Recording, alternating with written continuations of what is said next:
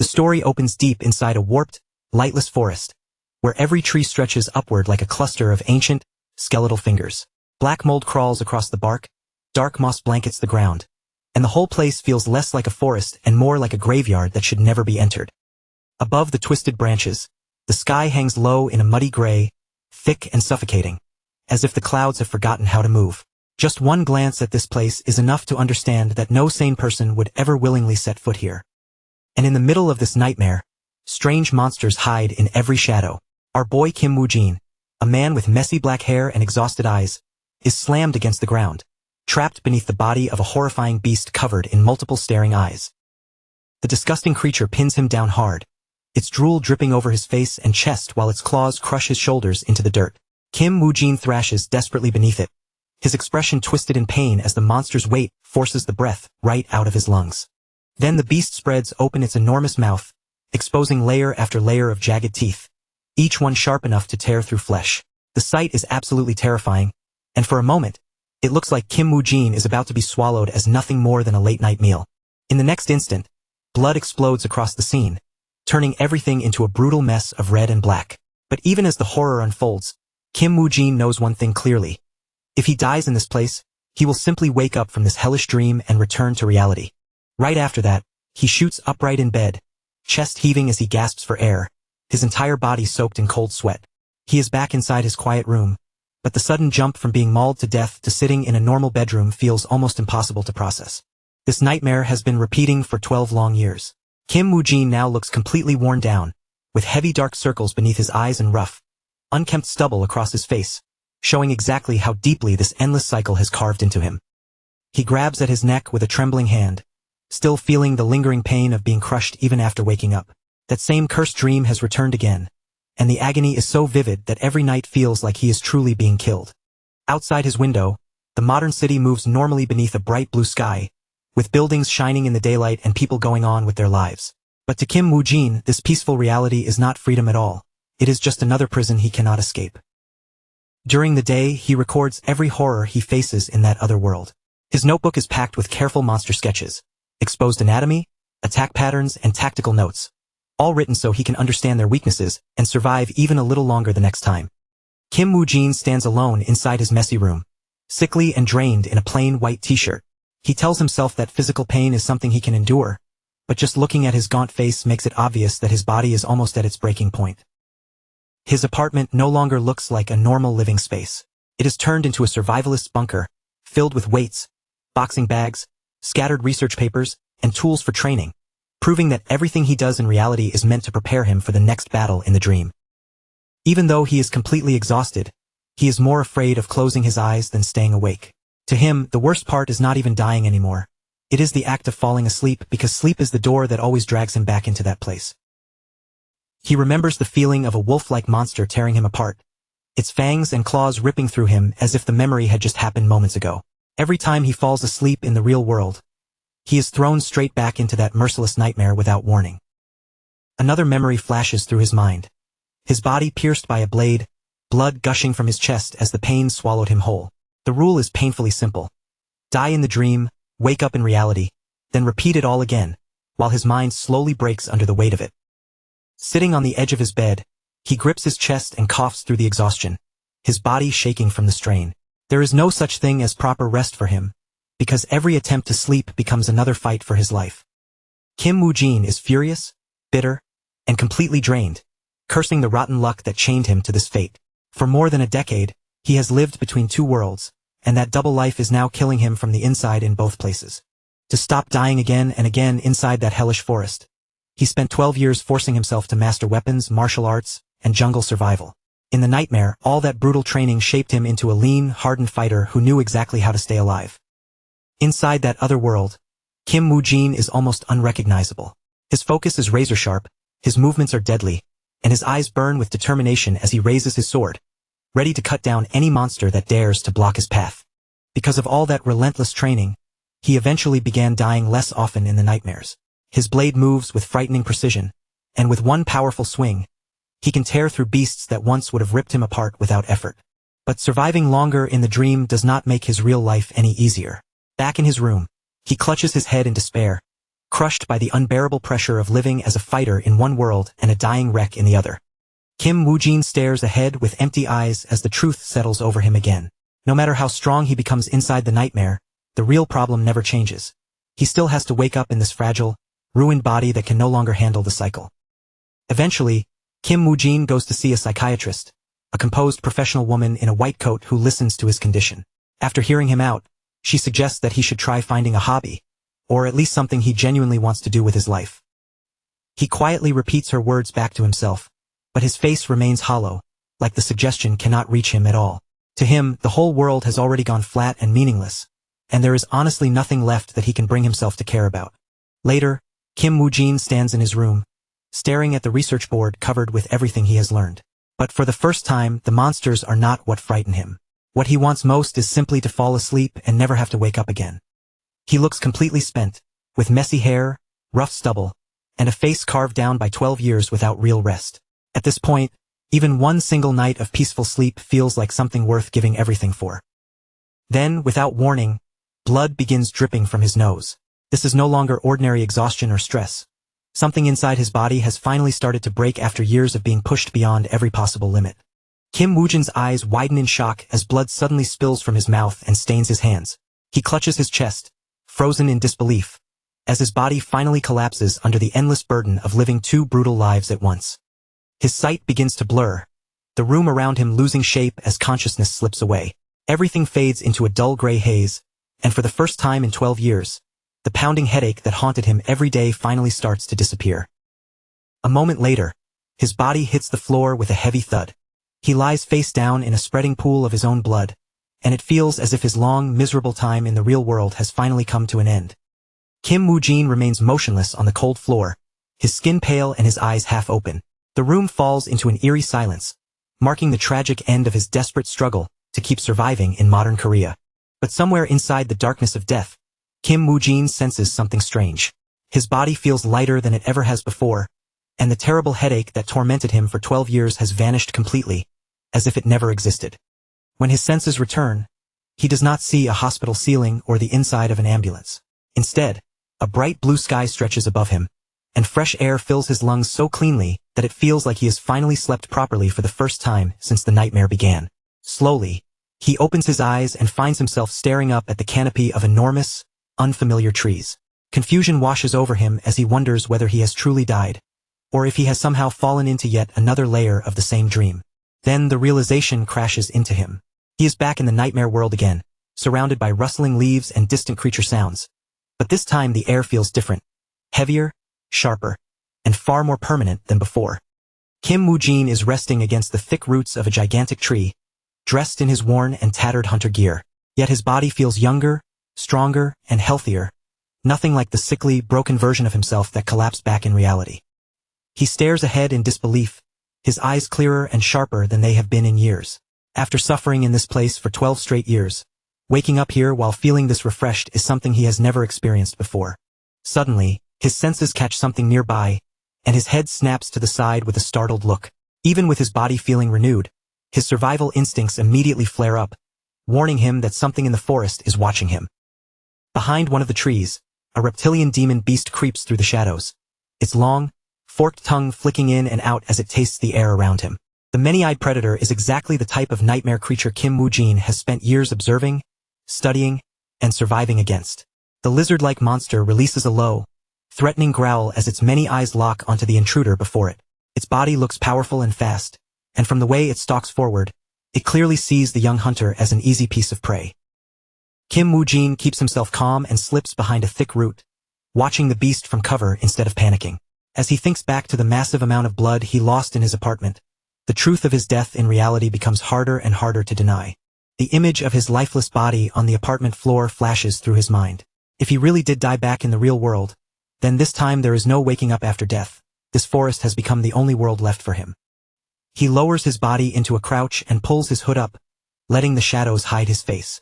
If this nightmare realm is his new home, then he cannot afford to move recklessly, and every piece of knowledge he gathered over 12 years has to be used perfectly. Kim Woo-jin slowly rises to his feet, his hooded cloak shifting in the wind around him. He understands the stakes now. If he dies here from this moment on, there will be no warm bed, no sudden awakening, and no second chance waiting for him. His expression turns cold, steady, and filled with resolve. From now on, he is no longer just a helpless victim trapped inside a nightmare. This world is his reality, and he intends to survive by becoming the hunter instead of the prey. The reptilian demon beast lowers itself, preparing to spring forward, completely unaware that its target already understands the way it hunts.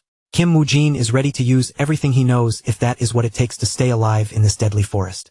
He narrows his eyes and studies the situation with calm, almost surgical focus. Instead of rushing into a direct fight, he decides that the smarter move is to draw the monster toward a place where it will be at a disadvantage. A faint smirk forms on Kim Woo-jin's face as he feels a spark of life return after years of endless training and suffering. The danger around him is insane, and death is finally permanent. But for the first time, he feels truly ready to face whatever is waiting in the shadows. Kim Woo-jin reaches for his dagger, and the moment his fingers close around the handle, a sharp, electric sensation seems to run through the metal.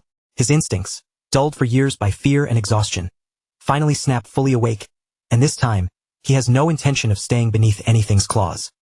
With a sudden burst of speed, Kim Woo-jin charges straight toward the reptilian beast, his blade cutting through the air in a deadly arc. After 12 years of running, dying, and waking up in terror, he is done being hunted. Now this forest is going to learn what it feels like to be his hunting ground. He plants his feet firmly against the dirt, surprised by how light and steady his body feels. For a brief second, he wonders whether it is because he finally managed to sleep properly, or because this younger body is simply far stronger than the sick, crumbling one he left behind. The reptile demon beast launches itself forward with terrifying speed, its huge claws tearing into the ground as its jaws snap open. Its body is a wall of muscle, scales, and raw killing intent, but Kim Woo-jin does not even flinch as it comes crashing toward him. A thunderous roar bursts from the monster's throat, powerful enough to make the surrounding trees tremble. Its many eyes burn with savage hunger, all of them locked on Kim Woo-jin, as if the only thing left in the world is tearing him apart. Kim Woo-jin tightens his grip around the sword hilt until his knuckles turn pale. Every nerve in his body is screaming at him, not to run, not to hide, but to stop defending himself and let his survival instincts take over completely. His eyes sharpen, and a faint red glimmer flickers through his gaze like a warning sign. The exhausted man who used to drag himself through reality is gone now. Standing here is someone who has spent 12 years preparing to become the predator. Then he strikes with terrifying precision, slicing straight through the monster's thick hide before it can react. Blood bursts into the air in a violent spray as his blade carves deep across the creature's massive neck, cutting through muscle with brutal force. Kim Woo-jin stands there without blinking, blood splashing across the forest behind him, as if the entire scene has turned into a battlefield. His expression stays cold and focused, because he is not satisfied with simply wounding the beast. He needs to make sure it never gets back up. The enormous body of the reptile demon beast finally crashes onto the forest floor with a heavy thud. Dust, leaves, and broken debris kick up around the corpse, and that deep impact rings through the woods like the sound of Kim Woo-jin's first real victory. Kim Woo-jin stands over the fallen monster, his clothes and skin splattered with its blood. Yet he looks more alive than he ever did back in the real world. Instead of collapsing from fear, he carries himself like someone who has finally remembered his own strength. Far beyond the dark trees, pale pillars of mysterious light rise up and pierce through the murky sky. The sight is strange, almost beautiful, and it hints that this world holds far more than rotting forests, hidden monsters, and endless death. But Kim Woo-jin does not walk away from the corpse just yet. He kneels beside the dead beast and drives his blade into its chest, cutting carefully because he knows these monsters carry something precious inside, something that might decide whether he survives what comes next. As he pulls back the flesh, a glowing blue core appears inside the monster's body, pulsing with strange energy like a small magical heart. For Kim Woo-jin, this is not just a trophy. It is the first reward from his first true hunt in a world where he can no longer wake up. He lifts the radiant core into his palm, his face still streaked with fresh blood. His eyes stay locked on the glowing object with a mix of fascination and grim focus, because he understands that this small piece of power may be vital for the road ahead. Kim Woo-jin studies the core with a cold, intense stare, feeling the energy radiating from it against his hand. From this moment forward, every monster he kills, every core he takes, and every risk he survives will become another step toward growing stronger. He brings the core closer, his mouth parting slightly as if he is tasting the meaning of the victory itself. This place is no longer just a nightmare he can escape from. This is his life now, and he is determined to claim control over it. After leaving the butchered carcass behind, Kim Woo-jin begins moving deeper into the forest. He does not waste time looking back at the world he lost, because from this point on, His only purpose is to survive in the world standing right in front of him. Blood stains his face, and his eyes shine with a fierce red light as he steps through the shadows. In this dark fantasy world filled with monsters and unknown dangers, Kim Woo-jin silently swears that he will survive, no matter what he has to become. The first thing he needs is a safer place where he can regroup and understand his situation. So he moves through the forest like a seasoned hunter, each step quiet, deliberate, and measured as he heads toward whatever lies ahead. Kim Woo-jin heads toward a brighter section of the forest, unaware that another pair of eyes is already following him. Hidden nearby, an unknown blonde hunter watches from the cover of the trees, his sharp gaze fixed on this mysterious new survivor. That blonde hunter is Han Segan, another man struggling to stay alive in this strange new world. Leaning against a tree, he has already been here for some time, slowly learning the rules of the forest while trying not to get himself killed.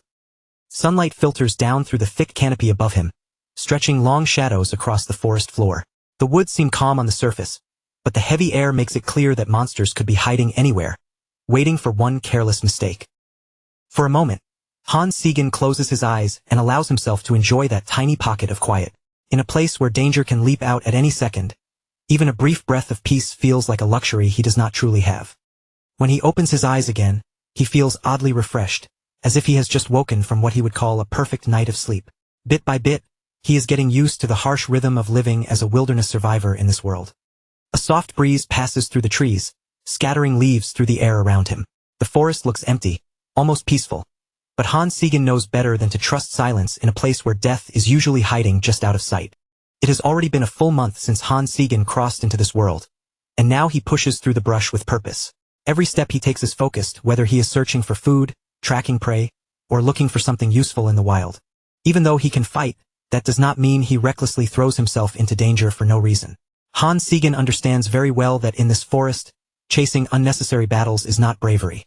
It is the fastest way to die.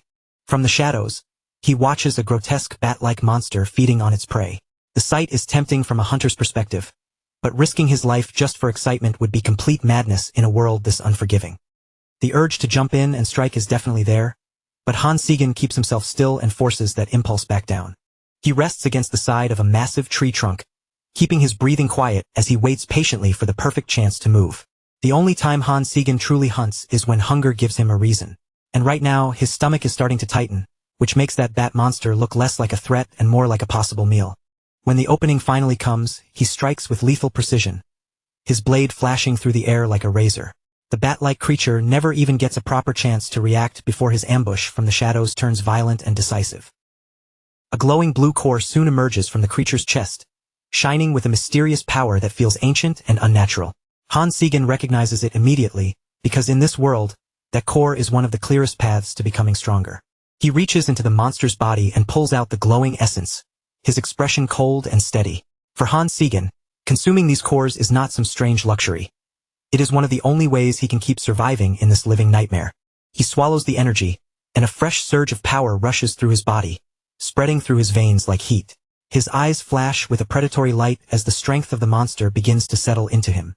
Ever since he started eating these cores, adapting to this brutal environment has become much easier. He sits back for a moment, letting the newly absorbed power sink into his tired muscles and steady his breathing. While taking that short rest, Han Segan notices something else among the belongings of the body he now occupies. Curious, he reaches into a leather pouch at his side, wondering what kind of clue might be hidden inside. He pulls out a bronze token, and the strange part is that he can actually read the writing carved into it. From what it says, the body he has taken over once belonged to a low-level, third-class mercenary in this world. The token is old, scratched, and worn from use, but the rank marked on it is still clear enough to understand. It may look like a small object, yet it gives Han Segan a major clue about the identity and status of this body. Han Segan stares down at the tag, his thoughts racing as the meaning sinks in. If this body belonged to a mercenary, then this forest is not just some random wilderness full of monsters. There must be an organized world beyond the trees. After all, if mercenaries exist here, then towns, clients, roads, and ordinary people must exist somewhere too. Han Segan looks around the forest with sharper eyes, his cautious survival instincts now clashing with a growing need to learn more. Suddenly, a beam of sunlight breaks through the branches and cuts across the forest like a guiding path. Han Segan lifts his gaze toward the brightness, squinting as if that ray of light might be pointing him toward a way out of the woods. But before he can move too far, something on the forest floor catches his eye and makes him freeze in place. His senses react instantly, stopping him just before he takes a step that could have ended very badly. He jumps back at once, realizing he had been only inches away from stepping into a deadly trap. His eyes lock onto the metal teeth hidden beneath the dirt, and his heart pounds hard as he understands how close he came to losing a leg. It is a huge bear trap, chained firmly into the ground and ready to snap shut with brutal force. Han Segan immediately understands that this was not placed here by a monster, which means someone else is hunting in these eerie woods. That discovery changes everything, because it means he is not the only predator moving through this forest. Han Segan becomes even more alert, scanning the trees and ground carefully as he searches for any sign of people or a nearby settlement. Then Han Segan spots a building in the distance and immediately thinks there may be people living nearby. Hoping to find answers in this strange new world, he starts moving toward the structure with cautious but urgent steps. He reaches the edge of the settlement area, his eyes fixed on what might be a safe place at last. The forest begins to open up, revealing a lonely house standing beneath the pale sky beyond the trees. Han Segan approaches the small rustic cabin tucked among the shadows of the giant trees. It looks surprisingly well cared for, and in a world this dangerous, that single detail is enough to make the place feel like a possible chance at survival. Han Segan stares ahead in genuine surprise, making sure his eyes are not fooling him. In the middle of this dangerous, monster-filled forest, there is actually a real house standing there, and finding even the slightest trace of civilization is the last thing he expected. He steps up to the door and knocks carefully, calling out to see if anyone is inside. When no answer comes back, he hesitates for a moment, then slowly pushes the door open, unsure whether the cabin is abandoned or whether someone is quietly waiting inside. The inside of the house is still and silent, with all kinds of supplies arranged throughout the room. But almost immediately, Han Segan's eyes are pulled toward one object in particular, a strange leather-bound book resting alone on the dusty wooden table. He slowly reaches toward it, his gloved hand pausing just above the old cover. Even before he touches it, the book gives off a peculiar feeling, as if the ornate leather binding is hiding something far more important than it first appears. Han Segan picks up the book and reads the title under his breath, barely believing what he has found. The words on the cover say Demonic Realm Chronicles, and in this moment, he can hardly accept that his luck has turned this good. But then his eyes suddenly widen as a cold, sharp presence brushes against his back. His whole body freezes on instinct, and the quiet room instantly becomes tense as he realizes he is definitely not alone anymore. Trying to understand what he has discovered, Han Segan begins flipping through the pages, and each one is packed with detailed records about this world's history. The more he reads, the clearer it becomes that the answers he desperately needs may all be written right here. For someone trying to survive in an unknown and deadly world, this book is not just useful, it is absolutely essential.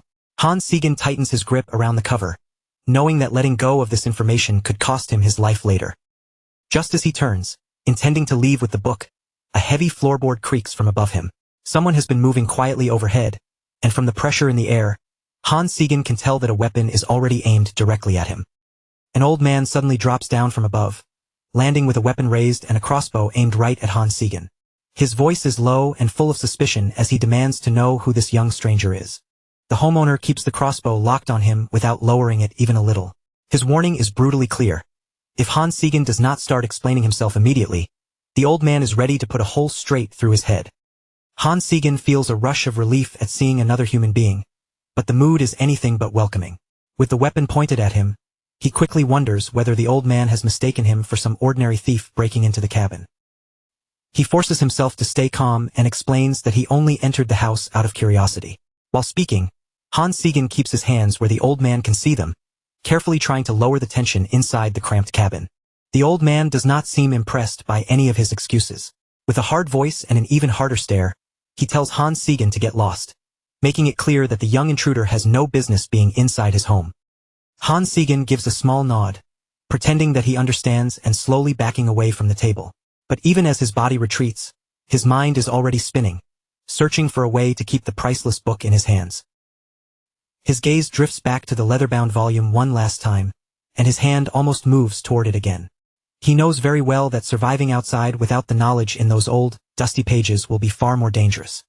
So Han Segan carefully asks whether he can at least borrow the book long enough to read it. To make the request sound fair, he even offers to pay whatever price the old man thinks the volume is worth. The stranger's expression stays cold and unyielding as he stares down at him. Instead of accepting the offer, he bluntly asks what Han Segan plans to do if he simply refuses to hand the book over. At that moment, Han Segan's eyes darken as the reality of this world presses down on him. In a place where survival comes first, soft choices are not always possible, and he knows he cannot afford to leave this cabin without that book. His hand drops toward his waist in one sharp motion, fingers reaching for the hilt of his weapon. The fragile layer of politeness between them shatters instantly, and for Han Segan, negotiation has officially reached its limit. Han Segan makes his answer clear without needing many words. If the old man refuses to give him the book, then he is willing to become the villain in this situation. The strange red glow rising in his eyes makes it obvious that trouble is about to erupt. He draws his blade, and Hector immediately raises his crossbow in response, aiming with deadly precision. The air inside the cabin turns dangerously heavy as both men lock onto each other, neither one willing to blink first. Hector studies him with intense, narrowed eyes, his finger hovering near the crossbow's trigger. He is trying to decide whether this young intruder is truly a dangerous enemy, or just a desperate lost soul who wandered too far into the forest. Han Segan watches the old man just as carefully, his own eyes glowing faintly with that predatory red light. Even facing a seasoned fighter like Hector, he does not seem frightened, because his confidence in his own strength has already started to rise. The silence between them becomes so sharp it almost feels like another weapon in the room. Neither man moves an inch, both waiting for the smallest twitch that might turn the standoff into a deadly fight. Then, unexpectedly, the old man lowers his weapon a little, admitting that a real robber would not be standing here rambling about borrowing books. He finally introduces himself as Hector, leaving Han Segan both relieved and caught off guard by the sudden shift. Han Segan quickly gives him a fake name, calling himself Kim Woo-jin to keep his real identity hidden. As he speaks, he notices Hector's posture loosen slightly, and the immediate threat of violence begins to fade from the cabin. Hector seems to find the name a little odd, but he chooses not to dig any deeper. Han Segan then asks to simply be called Jean, hoping that a shorter name will make the lie easier to carry for now. Even so, a nervous sweat breaks out on Han Segan's face as he realizes how awkward that lie might have sounded. Keeping up a false identity in this unfamiliar world may turn out to be much harder than he first imagined. Hector explains that the book is extremely precious to him, which means he has no intention of lending it out to a stranger. But instead of throwing Han Segan back into the forest, he offers to let him stay in the cabin and read it there. In return for a roof over his head and access to the knowledge he needs, Han Segan agrees to help with simple chores around the place. He lowers his head gratefully, truly moved by the unexpected kindness after such a dangerous first meeting. As night settles over the dark forest, Hector's lonely cabin stands quietly among the towering trees.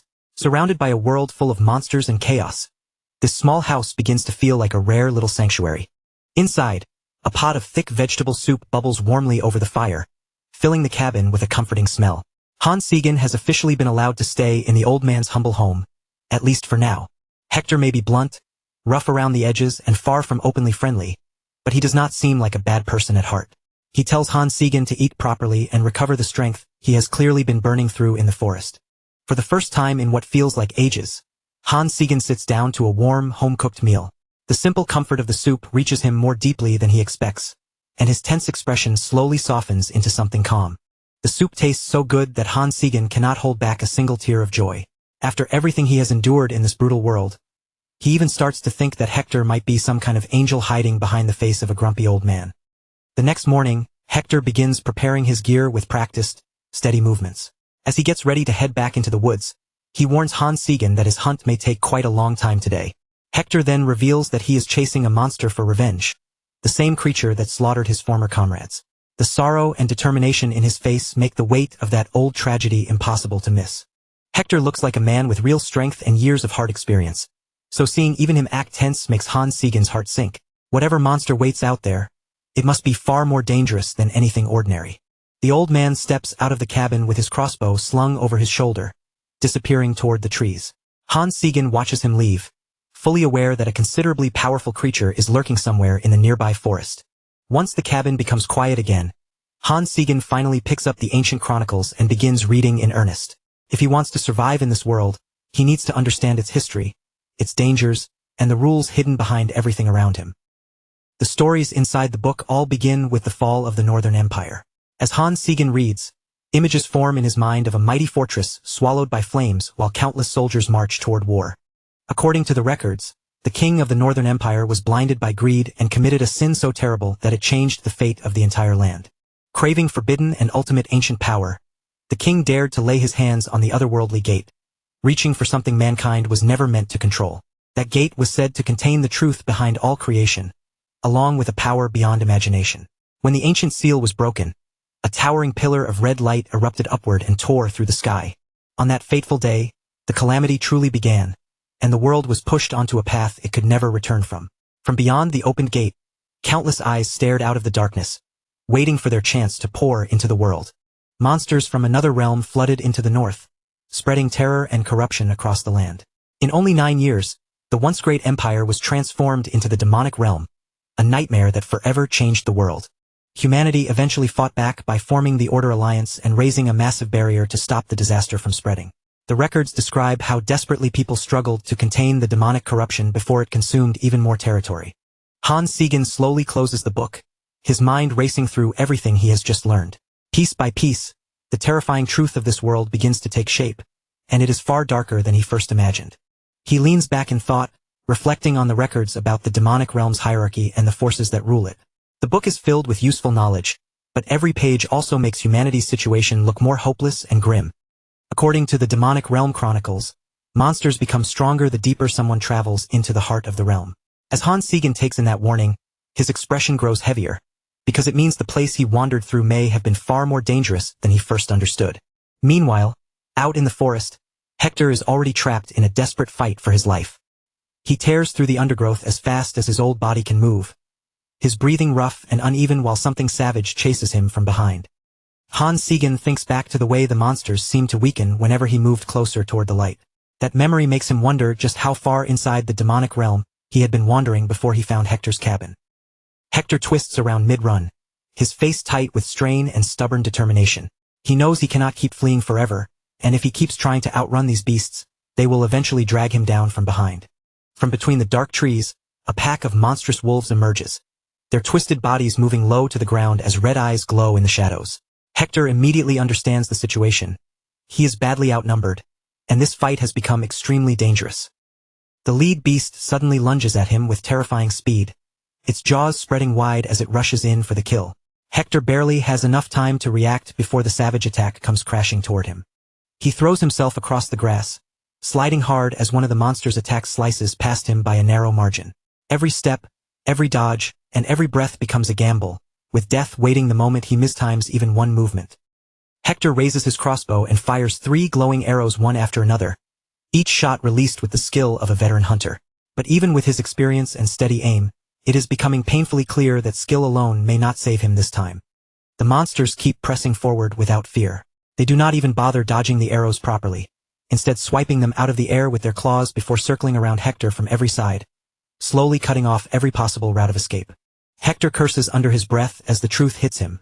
His attacks are not reducing their numbers at all. With every failed shot and every aching movement, he begins to feel the heavy burden of his age catching up to him in the middle of battle.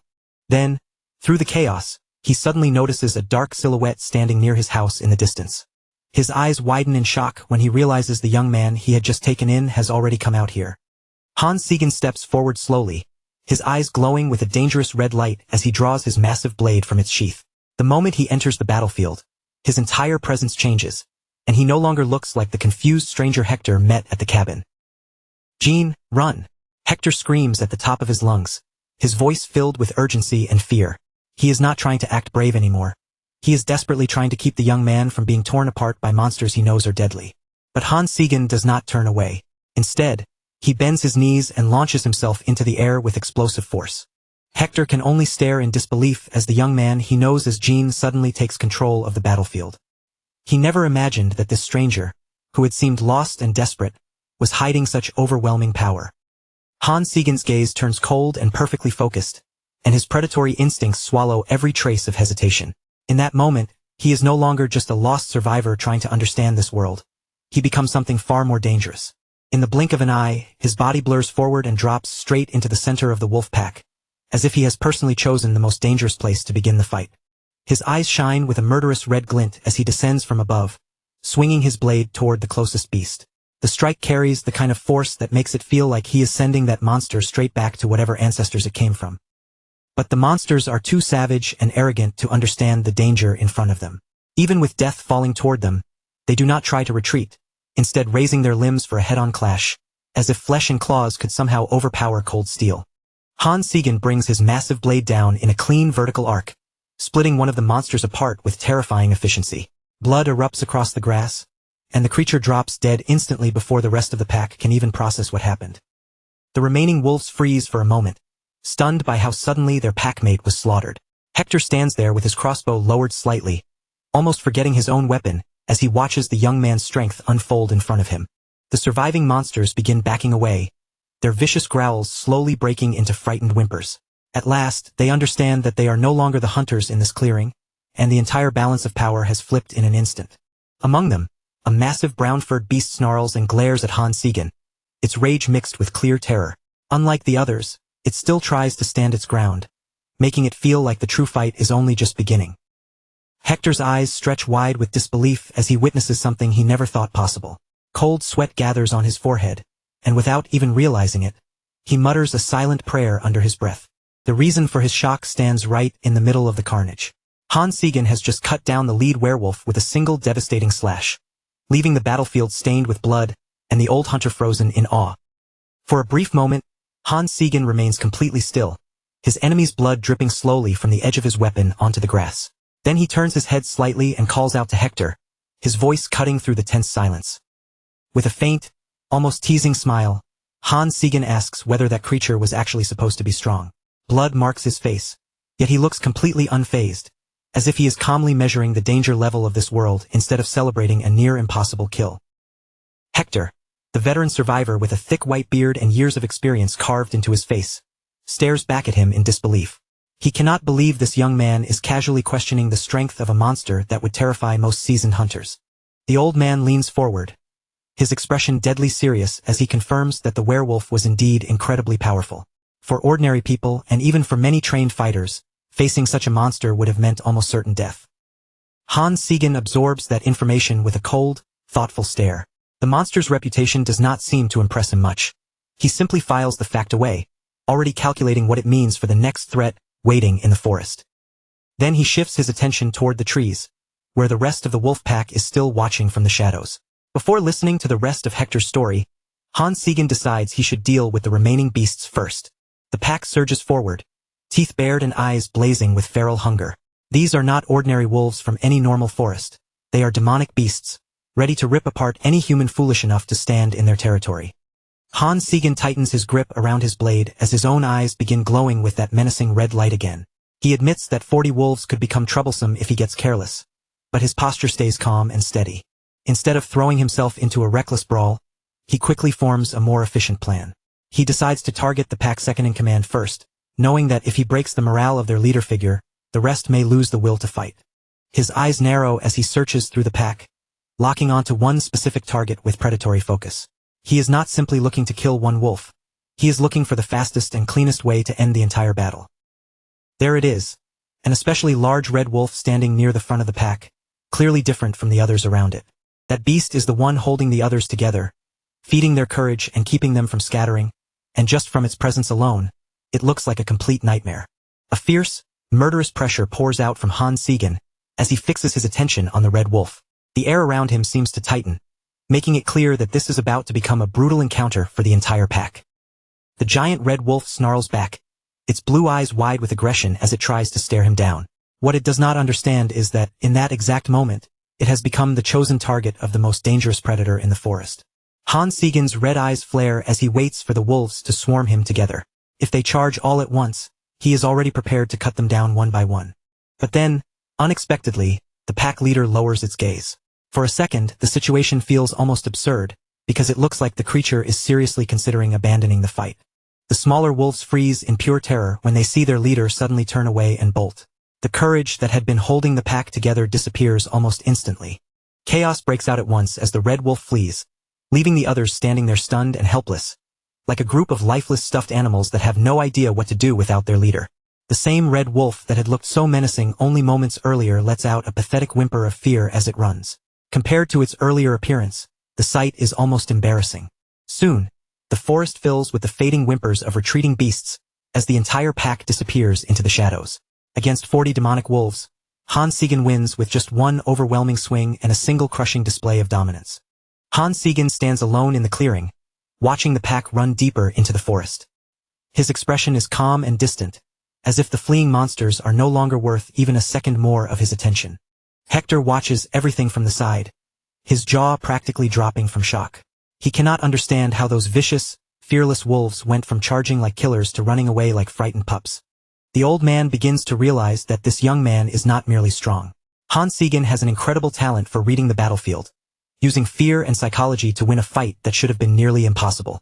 One final wolf scrambles away through the thick brush, vanishing into the shadows between the trees. With the threat gone, the forest slowly falls quiet again, leaving only Hector and Han Segan standing in the clearing. Later, the two of them return to a small but sturdy wooden cabin tucked deep in the wilderness. It looks like a safe haven from the outside, though in a world like this, safety is never something anyone can trust completely. Hector carefully spread the werewolf hideout in front of him, letting the full size of it show across the floor. Then he said it could easily bring in around 40 gold coins, and for someone barely scraping by in this brutal world, that kind of money was enough to completely flip his life around. Kim Woo-jin looked down at the pelt with a blank, uncertain stare, because the value meant nothing to him yet. He had no real sense of how money worked in this world, so he simply asked whether 40 gold coins was supposed to be a lot. Hector explained it in a way Woo-jin could finally understand. With 40 gold coins, a man could live comfortably, almost like a noble, for 7 whole years without working at all, making this dangerous world suddenly seem like a place overflowing with easy fortune. Woo-jin turned his gaze back toward the werewolf's corpse, still unable to hide his confusion. In his eyes, that monster had been nothing more than a weak opponent, so hearing that its head and hide carried such a huge reward felt completely out of balance. Then, as the meaning finally settled in, a faint smile slowly appeared on his face. If even a worthless creature like this could sell for that much, then his future in this world was starting to look far brighter than he expected. Woo-jin's mind was already moving toward his next payday. From now on, whenever his pockets started running dry, all he had to do was hunt down more of these ridiculously overpriced monsters and turn them into gold. Compared to the nightmare of his last 12 years of training, surviving here was beginning to feel strangely manageable. While Woo-jin thought it over, Hector started gathering supplies for him, packing jerky, silver coins, and a pioneer map. Hector handed over everything he had prepared, including the precious werewolf hide and a small bag filled with silver. For a hunter stepping out on his own, it was more than just charity. It was a proper starting kit. The old man then told him to head for Pioneer Village and look for a man named Jacob. According to Hector, Jacob would know the value of a hide this good and would pay Woo-jin a fair price for it. Woo-jin hesitated for a moment as he looked at the valuable hide and the supplies in his hands. Since it was worth so much, he asked if it was really all right for him to accept it, but Hector showed no attachment to the money at all. Hector made it clear that the hide was simply the payment Woo-jin deserved for killing the beast. That werewolf had been a personal enemy to him for a long time, and seeing it dead mattered more than any amount of gold. The veteran hunter then reached out with his rough, weathered hand, offering Woo-jin one last gesture of respect. In that simple movement, it was clear how deeply he appreciated the revenge Woo-jin had given him after all those years. With a calmer expression, Hector thanked Jin for avenging him, his voice carrying both relief and sincerity. He hoped they would meet again someday, though in a world like this, even tomorrow was never promised. The two men clasped hands firmly, sealing the end of their short but meaningful partnership. In a land crawling with beasts, deception, and death, that brief handshake felt like one of the rare moments where people could still trust each other. Woo-jin thanked the old hunter for everything he had done, then prepared to leave the cabin behind. With the map secured and his supplies ready, he was finally set to face whatever waited for him in Pioneer Village. The little cabin grew quiet in the forest clearing as the sunlight slowly began to fade. It had only sheltered Woo-jin for a short time, but in this massive and unfamiliar world, his real journey was only just beginning. With his gear strapped tightly to his back, Woo-jin gave Hector a respectful bow before stepping onto the path. Hector remained behind and watched him go, likely wondering whether that talented young hunter would ever return alive. Woo-jin soon vanished into the thick trees, following the route marked on the map he had just received. The road ahead was dangerous and unknown, but after everything he had endured, he was more than ready for whatever might crawl out of the darkness. As Woo-jin moved deeper into the forest, something watched him from far away. High on a rock, Mutt, the red wolf from before, stood in silence, its sharp eyes following every step he took through the trees. Mutt sat upright on the stone, its strange twin tails flicking through the air behind it. It made no move to attack, only letting out a low sound while keeping its gaze locked on the human walking below. Up close, the wolf's blue eyes shone with an eerie intelligence as a quiet snarl curled across its mouth. This was clearly no ordinary animal, and for some reason, it had taken a very specific interest in Kim Woo-jin. After surviving that brutal clash with the wolf pack, Kim Woo-jin, finally arrived near the outskirts of Pioneer Village. The settlement was surrounded by massive walls, built like a fortress to keep the nightmares of the outside world away. Woo-jin looked up at the towering wooden defenses and couldn't help feeling impressed. Since waking up in this terrifying new world, this was the first real sign of human civilization he had come across. Security at the gate was extremely strict. The guards stood ready with weapons in hand, watching every stranger with suspicion instead of welcome. But Woo-jin still managed to talk his way through and enter the village. As he walked along the muddy streets, Woo-jin noticed that the frontier town was better supplied than he expected. Still, something about the place felt wrong, with a heavy atmosphere full of suspicion and violence barely being held back. Everywhere he looked, people were staring at him. These were not harmless villagers or friendly neighbors, but hardened mercenaries and rough-looking thugs who seemed ready to cut someone down over even the smallest profit. Woo-jin kept his guard raised as he felt those eyes pressing in from every direction. He was a complete stranger here, and in a place this ruthless, being new was almost the same as walking around with a target on his back. He understood very well that in a world crawling with demonic beasts, there was still one danger worse than the monsters lurking in the forest. It was a lesson carved into him through painful experience. That danger was other people. Human greed, lies, and betrayal could be deadlier than any fang or claw, especially in a lawless place where the real monsters were not always the ones covered in fur. Following Hector's directions, Woo-jin eventually made his way to the local tavern. The sign above the entrance swayed worn and weathered in the air, but it was exactly the kind of place where he could find the man he needed. He pushed open the doors and stepped into a crowded room thick with the smell of cheap ale, sweat, and unwashed bodies.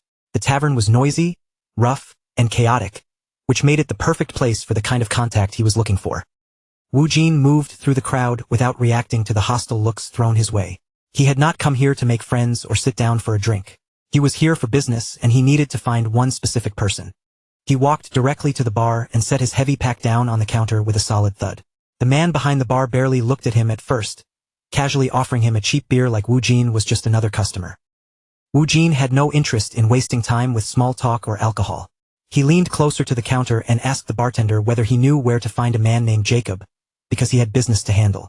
The bartender paused in the middle of his work, and his eyes shifted toward a nearby customer sitting close to Jean. Almost instantly, the people around them went quiet, as if everyone sensed that something entertaining was about to happen to this newcomer. As it turned out, the man casually eating fruit nearby was exactly the person Woo-jin had come to find. Jacob introduced himself with a slick, oily smile, and Woo-jin immediately judged him as the kind of professional scammer whose face gave away everything. Woo-jin told the suspicious-looking man that Hector had sent him.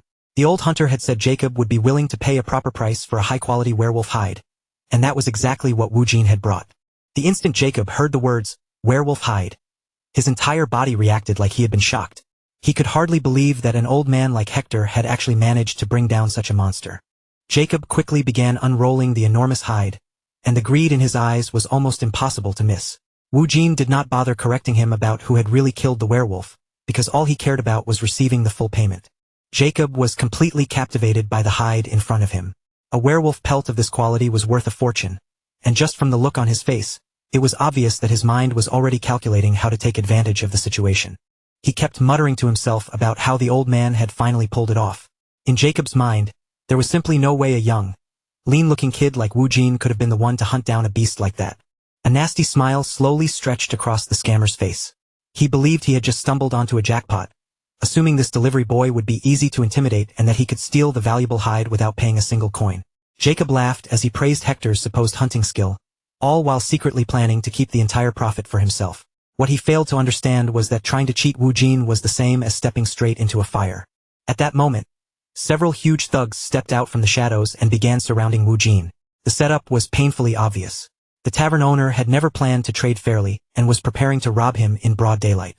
Woo-jin's expression instantly turned cold. After 12 years of hellish training, a few tavern thugs were nowhere near enough to scare him, so he stood his ground and calmly asked what they thought they were doing. Jacob threw the massive werewolf hide over his shoulders with a smug grin, acting as if it already belonged to him. Then he openly told Woo-jin to get lost unless he wanted to die, stealing the loot right in front of his face. Kim Woo-jin, realized at once that his first impression had been dead right. This man was a complete scammer, and although Hector had trusted him enough to send Woo-jin here, that trust had clearly been badly misplaced. Jacob only smirked and called his blatant theft a simple investment. He claimed that supplying Hector had caused him financial losses, so taking the werewolf hide now was merely his way of collecting what he was owed. The creep held the werewolf hide tightly, insisting that he needed it to make up for everything he had lost in the past. From the way he acted, he clearly believed Wu Jin was just a harmless errand boy who would never dare fight back. As Wu Jin watched the scammer cling to the hide, a dangerous red light flared in his eyes. For one brief moment, the thought crossed his mind that it might be easier to simply end Jacob right then and there. Wu Jin tightened his fist at his side, forcing himself to hold back the anger boiling under his skin. He was absolutely furious, but even then, a small part of him was still weighing whether a piece of fur was really enough reason to spill blood right here. Then, without even a moment of warning, Jacob hurled his beer straight into Wu Jin's face. The cheap drink splashed across his eyes and hair, and the message behind it was painfully clear. This was not just disrespect. Jacob was trying to humiliate him and end the conversation in the ugliest way possible. Jacob sneered at him, telling him not to try acting clever and to just disappear already. In his mind, he really believed he could throw beer in the kid's face, mock his pride, and still walk away with a fortune like nothing had happened. Wu Jin remained completely still, saying nothing as the thin ale ran down from his soaked hair and dripped off his face. He did not raise his voice or even move right away, but the air inside the tavern changed in an instant, sinking into something far colder and far more dangerous. Slowly, he rose from the stool with his back still turned toward the scammer. Jacob was too busy basking in his own arrogance to notice it, but by crossing that final line, he had already marked himself for death. Around him, the tavern thugs began closing the distance one by one, their weapons already pulled out and their eyes fixed on Wu Jin like he was easy prey. They were expecting a quick robbery, the kind where one kid gets surrounded, beaten down, and stripped of everything valuable. But instead, Wu Jin simply stood up and walked straight toward the door, leaving every thug in the room frozen in confusion. Jacob saw him moving and immediately assumed the kid had finally lost his nerve. A grin spread across his face as he called it a smart choice, fully convinced that the sight of his armed men was enough to make anyone lower their head and back away. But after a second, Jacob's confidence started to crack. Something about Wu Jin's expression was wrong. There was no fear in his eyes at all, only a cold, sharpened calm that made the tavern owner's smug smile slowly collapse. Then, with a sudden burst of raw strength, Wu Jin lifted a massive cabinet as if it weighed nothing and slammed it directly in front of the exit. The huge crash thundered through the tavern, sealing the way out and turning the room into a battlefield. Wu Jin turned his head just slightly, enough to cast one last look back at Jacob. When he spoke, his voice was terrifyingly calm, and that quiet tone made the entire room feel even heavier than if he had shouted. He did not even flinch after everything Jacob had done. Instead, Wu Jin coldly told him that if he was truly planning to scam someone, he should have aimed straight for the neck, rather than hiding behind a coward's cheap backstab. Jacob stared at him, stunned by the sheer nerve of this kid standing in the middle of his own trap. Then his face twisted in anger, and he barked at his thugs to attack, saying the brat clearly did not value his life enough to keep his mouth shut. The tavern thugs rushed him all at once, roaring as they charged across the floor. Weapons came swinging from every direction, each one aimed to crush Wu Jin before he could take another step. One of the thugs lunged first with a wild, clumsy swing, but Wu Jin only watched him with a bored, almost empty look. In that moment, he understood there would be no guilt in cutting down trash like this. In the next instant, his hand moved like a blur, and his blade flashed free. Since these men were so eager to gamble with their lives, Wu Jin decided he would gladly teach them exactly what that choice meant. Clang. With one sharp flick of his blade, Wu Jin knocked aside a strike that should have been fatal. The movement was so quick and effortless that it looked almost casual, as if stopping a killing blow was nothing more than swatting away a fly. One of the thugs stiffened in shock, finally realizing far too late that the kid in front of them was not on their level at all. He barely had enough time to shout about how strong Wu Jin was before the fight moved past him. Wu Jin's gaze locked onto his next target, his eyes burning with a dangerous red intent. At that point, he was no longer simply protecting himself. He was tearing through everyone in the room with ruthless, calculated efficiency. Blood splashed across the floor as Wu Jin delivered a vicious slash. He moved so fast that the thug only had a single heartbeat to process what was happening. By the time he realized Wu Jin was not just powerful but terrifyingly quick, his body had already been cut down. A hulking thug stepped in next, swinging a heavy axe straight toward Wu Jin's head. To the rest of the gang, it looked like the perfect finishing blow, a guaranteed kill with a valuable prize waiting after it. The axe smashed into the floorboards and shattered the wood beneath it, but Wu Jin was no longer there. He had already slipped away and reappeared behind the thugs, steadying his footing as if preparing to end this entire tavern scam once and for all. There were still too many of them trying to swarm him at once. Before cutting them down one by one, Wu Jin needed to break their rhythm and ruin their momentum, so he reached for whatever else in the room could be used as a weapon. With a powerful heave, Wu Jin flipped a heavy table straight into one of the attackers. The wooden frame slammed into him with a brutal crack, splintering on impact and sending the man flying backward. One of Jacob's lackeys could only stare in open horror as the table came crashing toward him. His eyes widened, his body froze, and all he managed to force out was a panicked curse before it hit. While the man struggled under the gift Wu Jin had just thrown at him, he looked up in terror. The next thing he saw was the cold flash of steel hanging right above his head. Wu Jin did not hesitate for even a fraction of a second. His blade cut through his enemies with chilling precision, sending blood spraying through the wrecked tavern as he dealt with these thugs the same way he had dealt with the wolves before. His eyes glowed with a frightening red light, sharp and merciless in the chaos. In that moment, Wu Jin no longer looked like someone merely trying to survive. He looked like the predator standing at the very top of the hunt. Jacob was starting to completely lose his mind. Sweat poured down his face in thick streams as he watched his men get torn apart right in front of him. The tavern had turned into a disaster zone of broken furniture, spilled alcohol, and fallen bodies. Jacob screamed that no one could possibly take on the mafia alone, but Wu Jin barely seemed to care as he continued dropping the remaining thugs with frightening ease. Only then did Jacob finally understand that they had picked a fight with the wrong man. His thoughts spiraled into pure panic as the fear of dying a meaningless death in this filthy tavern brawl swallowed him whole. Wu Jin avoided another sloppy attack with nothing more than a simple pivot of his body. After surviving 12 years of nightmare training, these men looked painfully slow to him, almost like they were moving through thick mud. He followed up with a heavy strike that sent another thug staggering backward. This was not just raw strength at work. Every movement carried the clean, brutal efficiency of someone who had learned survival through endless suffering. With another swift motion, Wu Jin cut down the next attacker before the man could recover. The room was quickly becoming a graveyard for Jacob's greed, his arrogance, and every poorly trained goon he had thrown forward. Standing among the bodies, Wu Jin looked completely untouched by the violence around him.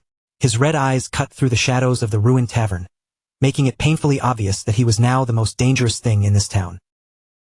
He stood in the middle of the wreckage with blood smeared across his face, yet his expression stayed perfectly cold. Anyone watching would understand one thing immediately. This was not the kind of person you ever tried to scam. After watching his entire crew get dismantled in only moments, Jacob finally broke. His voice cracked as he screamed for everyone to run, realizing far too late that his little investment had turned into a death trap. Jacob and the few thugs still standing scrambled toward the exit in pure desperation. The werewolf hide no longer mattered to them at all. The only thing left in their minds was escaping the monster they had foolishly provoked. They smashed through doors and windows, fleeing however they could.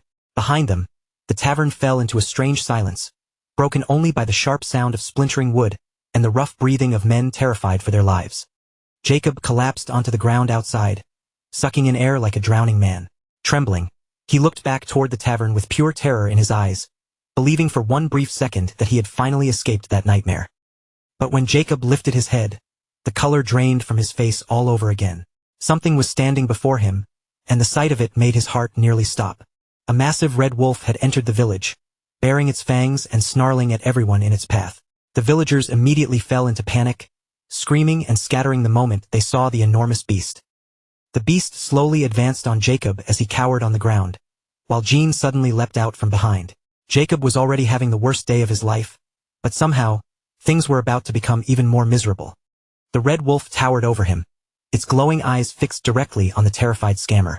Wu Jin stepped out from the ruined tavern a moment later, watching the unexpected scene unfold with a look of quiet curiosity.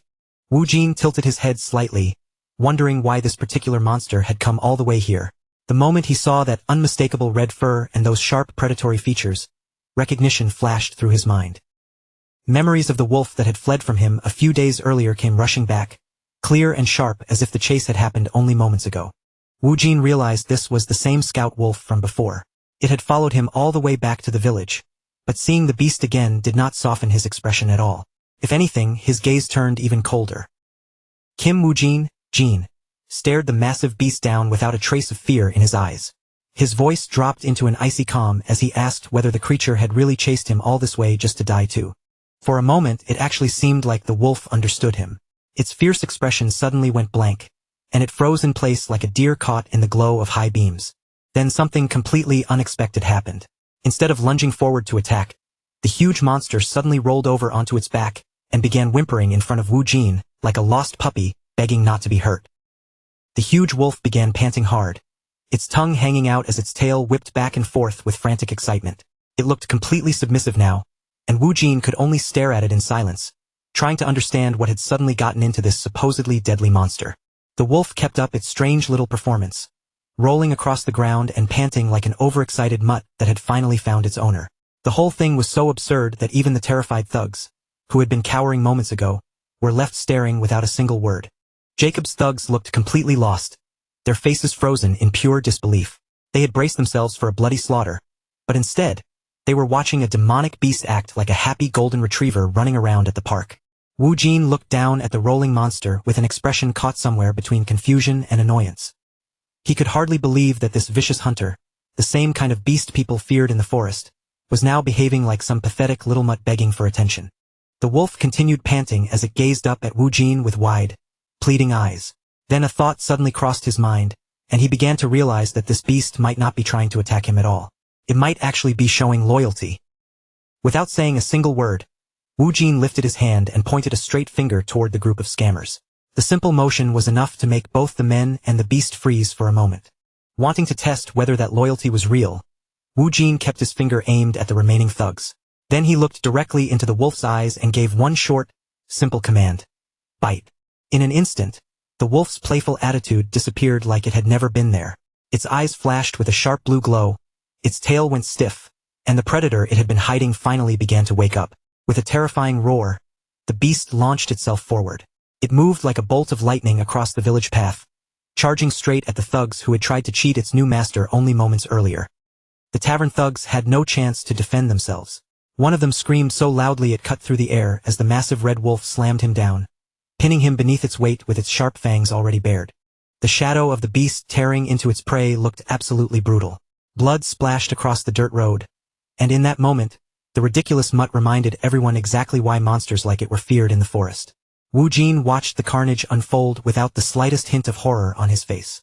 Instead, a faint satisfied smirk tugged at his lips, as if he found the whole display surprisingly useful.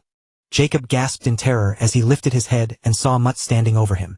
The beast's massive body cast a dark shadow across his trembling figure, making it painfully clear that the man who tried to fool Jin was staring straight at his doom. Mutt did not hesitate for even a second. It tore through Jacob's lackeys with savage efficiency, spraying blood across the dirt as it cleaned up the trash that thought they could corner Wu Jin and walk away alive. Covered in sweat and shaking from head to toe, Jacob finally realized he was the only one left. Panic swallowed him whole as his mind raced, desperately searching for any excuse, trick, or lie that might get him out of this nightmare. Kim Wu Jin stared down at him with cold, unforgiving eyes. He was no longer the helpless pushover from his past life, and the look on his face made it clear that he had no intention of playing nice anymore. Jacob immediately threw himself to the ground, pressing his body low as he begged for mercy. But deep inside, he was still mocking Jin as an idiot, convinced that a few fake tears and a humble apology would be enough to save his life. The creep gritted his teeth while hiding his real thoughts behind a mask of regret. As long as he survived this one moment, he believed he could wait for the right chance and take his revenge when Jin let his guard down. Suddenly, a heavy sword slammed into the ground right in front of Jacob's face. The impact shook the dirt beneath him, and the terrified scammer jolted so hard he nearly jumped out of his own skin. Jin leaned closer, his shadow falling over the pathetic man curled up on the ground. The air around him grew heavy with killing intent as his hand tightened around his weapon, ready to end this farce once and for all. Jin looked completely disgusted by the man's performance. He could see straight through the lies, and it reminded him of all the times back in Korea when people just like this had taken advantage of him. A dark red light flickered in Jin's eyes as a cold smirk appeared on his face. He knew exactly what this man was thinking, and this time he had no intention of letting anyone treat him like an easy target again. Then his mind drifted back to a memory from his past life. Inside an ordinary office, Jin sat across from his boss, lowering his head and apologizing for problems that had never even been his fault, all just so he could keep surviving. His factory manager sat there as if nothing was wrong, casually brushing aside Jin's concerns about his missing salary. The man even had the nerve to ask whether Jin understood how difficult things were for the company, all while ignoring the workers who were struggling because of him. Back then, Jin had been far too soft-hearted for his own good. He simply smiled, swallowed his frustration, and accepted the situation, believing that if he stayed patient and worked hard, he would eventually get the money he had earned. But that kindness turned into a huge mistake. The pages of the calendar kept flipping by, and what started as a 1-week delay stretched into months of waiting, while Jean fought just to keep food on his table. One day, Jean went back into the office to ask about his unpaid wages again. But when he stepped inside, he found the factory manager casually practicing his golf swing, completely unbothered by the fact that his own employees were barely getting by. The manager glanced at him with clear irritation, calling him a punk for interrupting his practice. That one look made it obvious how little respect he had for the person doing the actual work. Then the jerk started twisting the situation around, saying everyone needed to stick together during hard times. He made Jean sound selfish just for asking for the salary he had earned, treating him like someone who could be pushed around forever. Back in the present, Jean stood over the scammer as those bitter memories pressed down on him. Living month to month like that had been miserable, humiliating, and exhausting, and he swore to himself he would never return to that kind of life. Jean turned his back on the creep and said he had learned one valuable lesson from the past. At that moment, the scammer's eyes widened, mistaking the opening for weakness as his hand quietly reached toward a hidden weapon. The man's face twisted into a murderous glare. The fake tears and trembling apology vanished, replaced by the cold resolve to kill the person who had just seemed to offer him a moment of mercy. A sinister grin spread across Jacob's face as he convinced himself he had finally gained the upper hand. Like the coward he was, he believed Jean was just another naive kid who had made the mistake of relaxing at the worst possible moment. With a sudden burst of speed, the scammer lunged forward and pulled out a hidden dagger.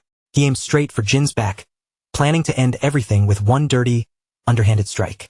The man screamed wildly as he attacked, certain that his sneak attack was about to land. What he did not realize was that Jean had been waiting for this exact moment, using it to prove the resolve he had just chosen. Jin's eyes flashed red as he slipped away from the strike with effortless ease. He did not look surprised at all, because he had already predicted every filthy move this piece of trash was going to make. Catching the man in the middle of his swing, Jean looked at him with pure contempt. In a cold voice, he remarked that scammers always act like victims right before they try to stab someone in the back. Kim Woojin's gaze turned icy as he prepared to deliver the final blow. There was no hesitation left in him now, and he made it clear that he had no space left in his heart for mercy or remorse. The unknown scammer's face twisted with pure terror as he finally understood the truth. His pathetic tricks, fake tears, and manipulative little games had all run out of time and luck. Blood sprayed across the grass as Wu Jin struck with lethal precision. The coward did not even get another chance to beg before the threat was cut down for good. It was a grisly sight. The man who had tried to play Jean for a fool was now nothing more than another bloody carcass left behind in the woods. Jean looked down at the carnage beneath him, his eyes glowing with a dangerous red light. In that quiet, brutal moment, he made a solemn promise deep within himself.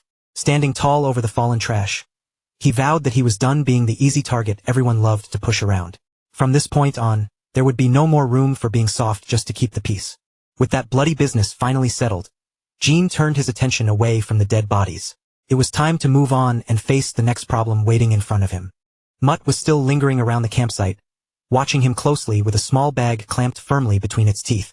Jean looked at the beast and wondered what it wanted from him now.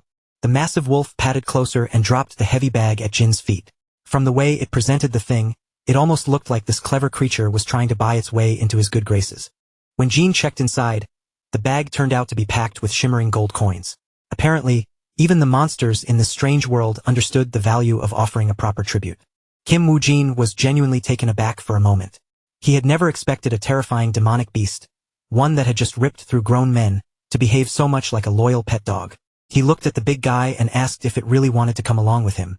The moment Mutt reacted with obvious excitement, Woo-jin got all the answer he needed. The giant wolf happily nuzzled against him, pressing in like an overgrown puppy looking for affection. It was almost hard to believe this cheerful creature was the same terrifying predator that had just finished killing a group of men. Jean looked at the massive beast that had somehow become his new companion, and for the first time, his expression softened just a little. After everything that had happened, having a powerful monster watching his back might not be such a terrible idea after all. He slowly reached out and placed his hand on the clever beast's head. With that simple, gentle pat, Jean accepted both the tribute and the wolf's complete loyalty, turning what should have been an enemy into something closer to an ally. Jean told Mutt that from now on they should try to get along. Just like that, the strangest partnership imaginable was officially born, with one ruthless survivor and one terrifyingly loyal beast ready to continue down the road ahead. As the chapter title appeared, the bloody forest faded from view, and the focus shifted toward the wide rooftops and stone structures of a nearby pioneer city waiting beyond the wilderness. Time passed in the blink of an eye. Soon, the clouds began to brighten, and the morning sun slowly pushed its light across the sky, marking the beginning of a brand new day for Jean. For the first time in what felt like ages, Jean opened his eyes in an actual bed instead of on hard ground. Nearby, Mutt was already awake, stretched out comfortably across the floor as if it had always belonged there. Jean could not help but let out a small smirk. That single night of rest was easily the deepest, most comfortable sleep he had experienced since being thrown into this terrifying nightmare world years ago. He stretched out his stiff, exhausted muscles while Mutt yawned loudly beside him. The morning air felt so fresh and light that, for a brief moment, Jean almost felt like he could spread his wings and fly. Later, by the stream outside, Jean began the unpleasant job of cleaning himself up. He scrubbed the stubborn blood and dirt from his torn, travel-worn clothes, rinsing them again and again in the cold running water. He wiped the water from his eyes and lifted his face, revealing a body marked with deep scars. Every wound carved across his skin was proof of the 12 long years he had spent surviving non-stop in the demonic world. As he washed the blood from his sleeves, Kim Woo-jin quietly realized that he had crossed an important line. Those men had been real humans, and this had been his first time killing people since arriving in this brutal world. But when he stared down at his hands, there was not even a trace of guilt inside him. To Woo-jin, those lowlifes had felt no different from the monsters he had been hunting in the wild all this time. Kim Woo-jin looked at his reflection trembling on the surface of the stream, silently questioning the emptiness inside him. He wondered whether he felt nothing simply because those men had been scum, or because something inside him had already changed.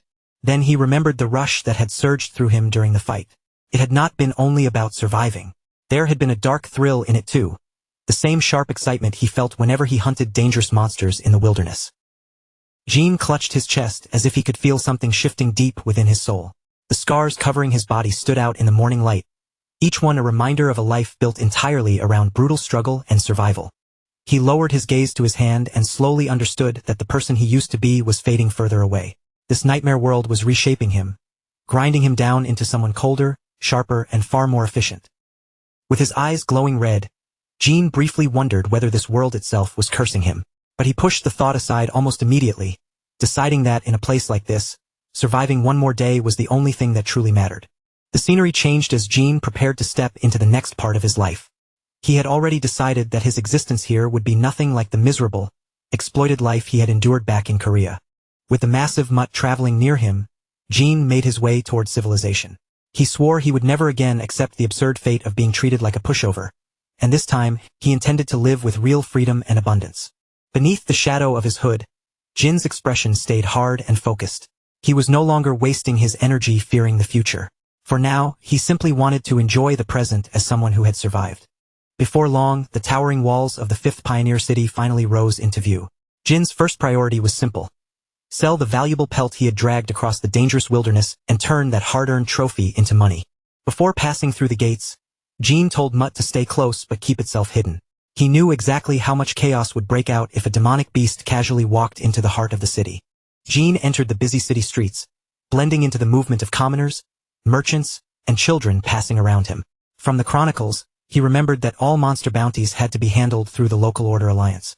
As he headed toward the alliance building, Jean found himself wondering whether Mutt was a little too mean of a name for his new companion.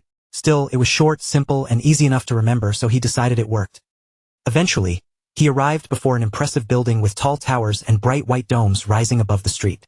This was the Order Alliance headquarters, where hunters brought their hard-won trophies and traded danger for cold, hard cash. Inside the headquarters, an Order Alliance clerk was clearly having a painfully slow day. He yawned and stretched lazily at his desk, completely unaware that a legendary hunt was about to land right in front of him. Jean approached the counter while carrying his huge, heavy bundle. The bored clerk lifted his eyes and, in a tired voice, asked the traveler what business had brought him to the alliance today. Jean did not bother with a long explanation. He simply dropped the enormous pelt onto the counter, and the heavy impact made the wooden surface groan, finally forcing the sleepy young clerk to pay attention. Jean stated his purpose plainly, telling the official that he had come to collect a monster bounty. He stood there calm and steady, carrying the quiet confidence of someone who had already survived far worse than a desk clerk's attitude. At first, the clerk barely even inspected the trophy before dismissing it as ordinary dogskin. With an irritated look, He warned Jean that the Alliance was not a place to play stupid pranks on hardworking staff. But when the clerk leaned in and took a closer look, his eyes suddenly widened. His words died halfway out of his mouth as he realized the fur's texture and quality were nothing like any common animal hide. The young clerk practically scrambled over the counter, his heart suddenly pounding as the truth sank in. In complete disbelief, he shouted that this massive hide was actually a rare and incredibly valuable werewolf pelt. Beads of sweat formed on the clerk's forehead as he looked back at Jean with a completely different kind of respect. Stammering, he asked whether this random traveler had really managed to capture such a dangerous beast by himself. Jean stayed perfectly composed and gave him a simple answer. He had caught the monster earlier, and now that the job was done, he only wanted to receive the payment he was owed. Once the first wave of shock passed, Jean was guided into a grand private room to wait. He sat at a massive table surrounded by expensive-looking decor, appearing strangely out of place in such polished surroundings. After a while, a guild official finally entered with a heavy bag in hand, apologizing for making him wait. As it turned out, verifying a werewolf pelt took some time precisely because something that valuable could not be handled carelessly. The official set the pouch down on the table with a solid thud. Inside was a heavy stack of gold coins, the massive reward for Woojin's first major hunt in this dangerous new world. Kim Woojin stared at the weighty bag of gold sitting before him. After a quick calculation, he realized that this amount of wealth would be enough for someone to live comfortably and lazily for at least 6 or 7 years. When he opened the pouch and looked inside, the glittering coins stirred a strange sensation in him. It was a physical tremble, but it felt nothing like the sharp rush of adrenaline he got during a hunt. Woojin let several gold coins slide through his fingers, their shine catching the light as a faint smirk appeared on his lips. At that moment, he fully understood that having a lot of money in this world was definitely a wonderful thing. Just as Woojin was enjoying the feeling of his first real payout, the Order Alliance official spoke up again in a nervous tone. Woojin lifted his gaze, curious about what this man could possibly want from him now. The official leaned forward carefully and asked whether the traveler might be willing to accept another special request. He admitted that there was a serious favor he wanted to ask from such a capable monster hunter. Woojin's eyes narrowed slightly as he repeated the man's words back to him. The idea of earning even more gold immediately caught his attention, and it was not something he planned to reject without hearing the details. The official let out a tired sigh before explaining that a dangerous monster had recently appeared near a quarry. Its presence was creating a serious problem for both the city administration and the local workers who depended on that place. Because of that beast, the workers were now too frightened to enter the quarry at all. Without them mining bloodstone, money could not circulate properly, and the entire pioneer city was beginning to feel the pressure. The official painted the situation as grim, saying the city was already being pushed toward ruin. According to the rumors, this particular monster was far stronger and more dangerous than an ordinary forest werewolf. Even with that danger hanging over them, the official looked at Woojin with a flicker of hope in his eyes. He said he truly believed that a warrior with Woojin's skill might be able to handle the terrifying beast alone. Woojin remained calm and asked for the exact details of the problem. Before agreeing to step into another deadly job, he wanted to know precisely what kind of monster he would be facing. The official revealed that the creature was known as the Mad Skull. He explained that the Alliance had placed a staggering bounty of 70 gold coins on the head of that vicious, bone-masked demonic beast. The moment Woojin heard the name, his body froze for a split second. He recognized the Mad Skull immediately, because he had read about its legendary ferocity and almost impenetrable defense in the ancient survival chronicles he had found. A sharp memory suddenly flashed through Woojin's mind, dragging him back to a previous encounter with that beast. This was not some unknown monster to him. During his long, agonizing 12 years of surviving in that nightmare world, he had already faced the Mad Skull before. He remembered its most terrifying feature clearly. A massive skull so hard it worked like a natural shield. That white, mask-like bone structure could take direct hits, and with an ordinary iron weapon, cracking through it was almost impossible. And its defense was not the only problem. The Mad Skull was violently aggressive, with raw physical strength and toughness on a level no ordinary werewolf could ever compare to. In a head-on fight, it was a completely different kind of threat. Woojin immediately understood why the local hunters were having such a hard time with it. Back then, it had taken him an entire month of brutal combat to bring down his first Mad Skull, mostly because he had died 28 times in the process. The official watched Woojin's reaction closely, his own voice trembling as he finally asked the question that mattered most. He needed to know whether Jean truly believed he could subdue such a famous and lethal creature. Jean stayed silent for a long moment, letting the weight of the request settle between them.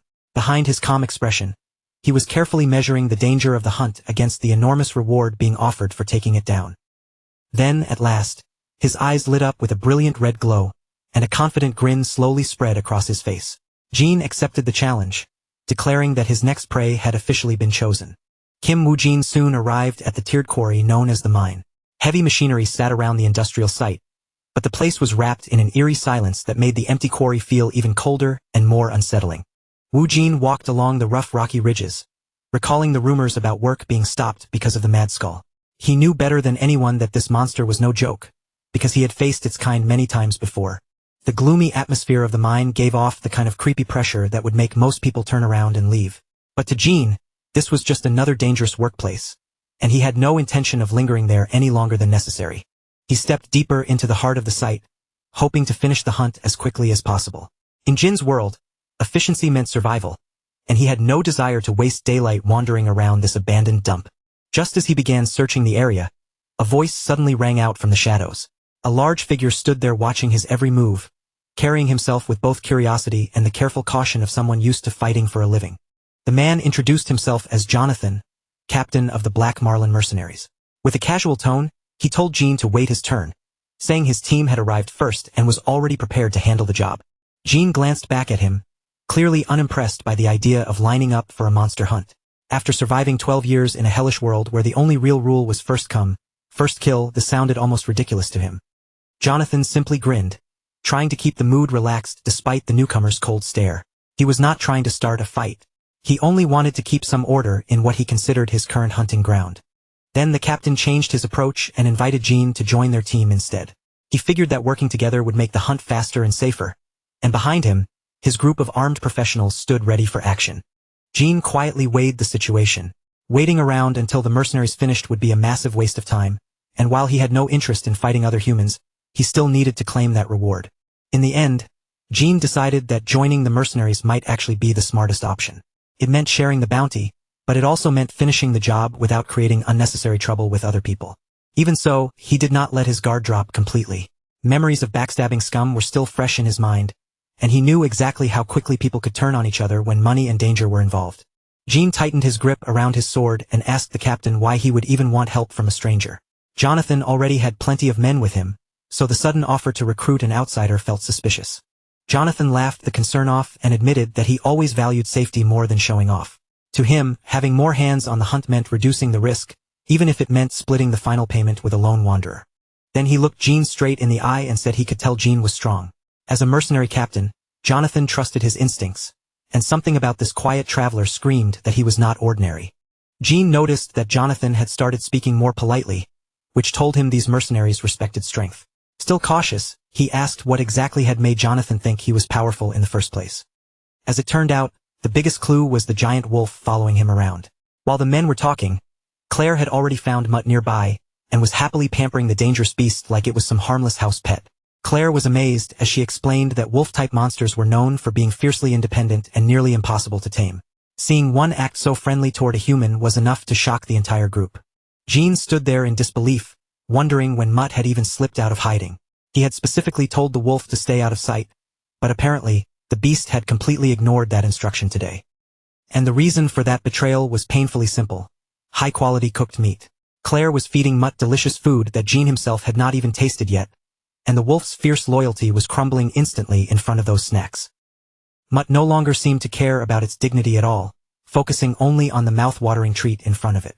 But the moment Jin shot it one sharp look, the giant wolf stiffened, breaking into a cold sweat. At last, the bond between master and pet seemed to win over the wolf's immediate craving. Mutt dropped the meat without hesitation and straightened up, acting as obediently as a loyal puppy waiting for praise. The giant wolf turned back toward Jin with eyes full of submission and loyalty. The sudden change in its behavior left the entire mercenary group stunned, as if they could not believe this monster was really obeying him. Jin was speechless for a moment. This clueless creature actually seemed to think they were on the same level, trying to share that piece of food with him as if they were equals. But after all those long days of wandering through the wild, sleeping under the open sky, and surviving on whatever scraps he could find, that piece of meat in front of Jin began to shine like a feast fit for a king.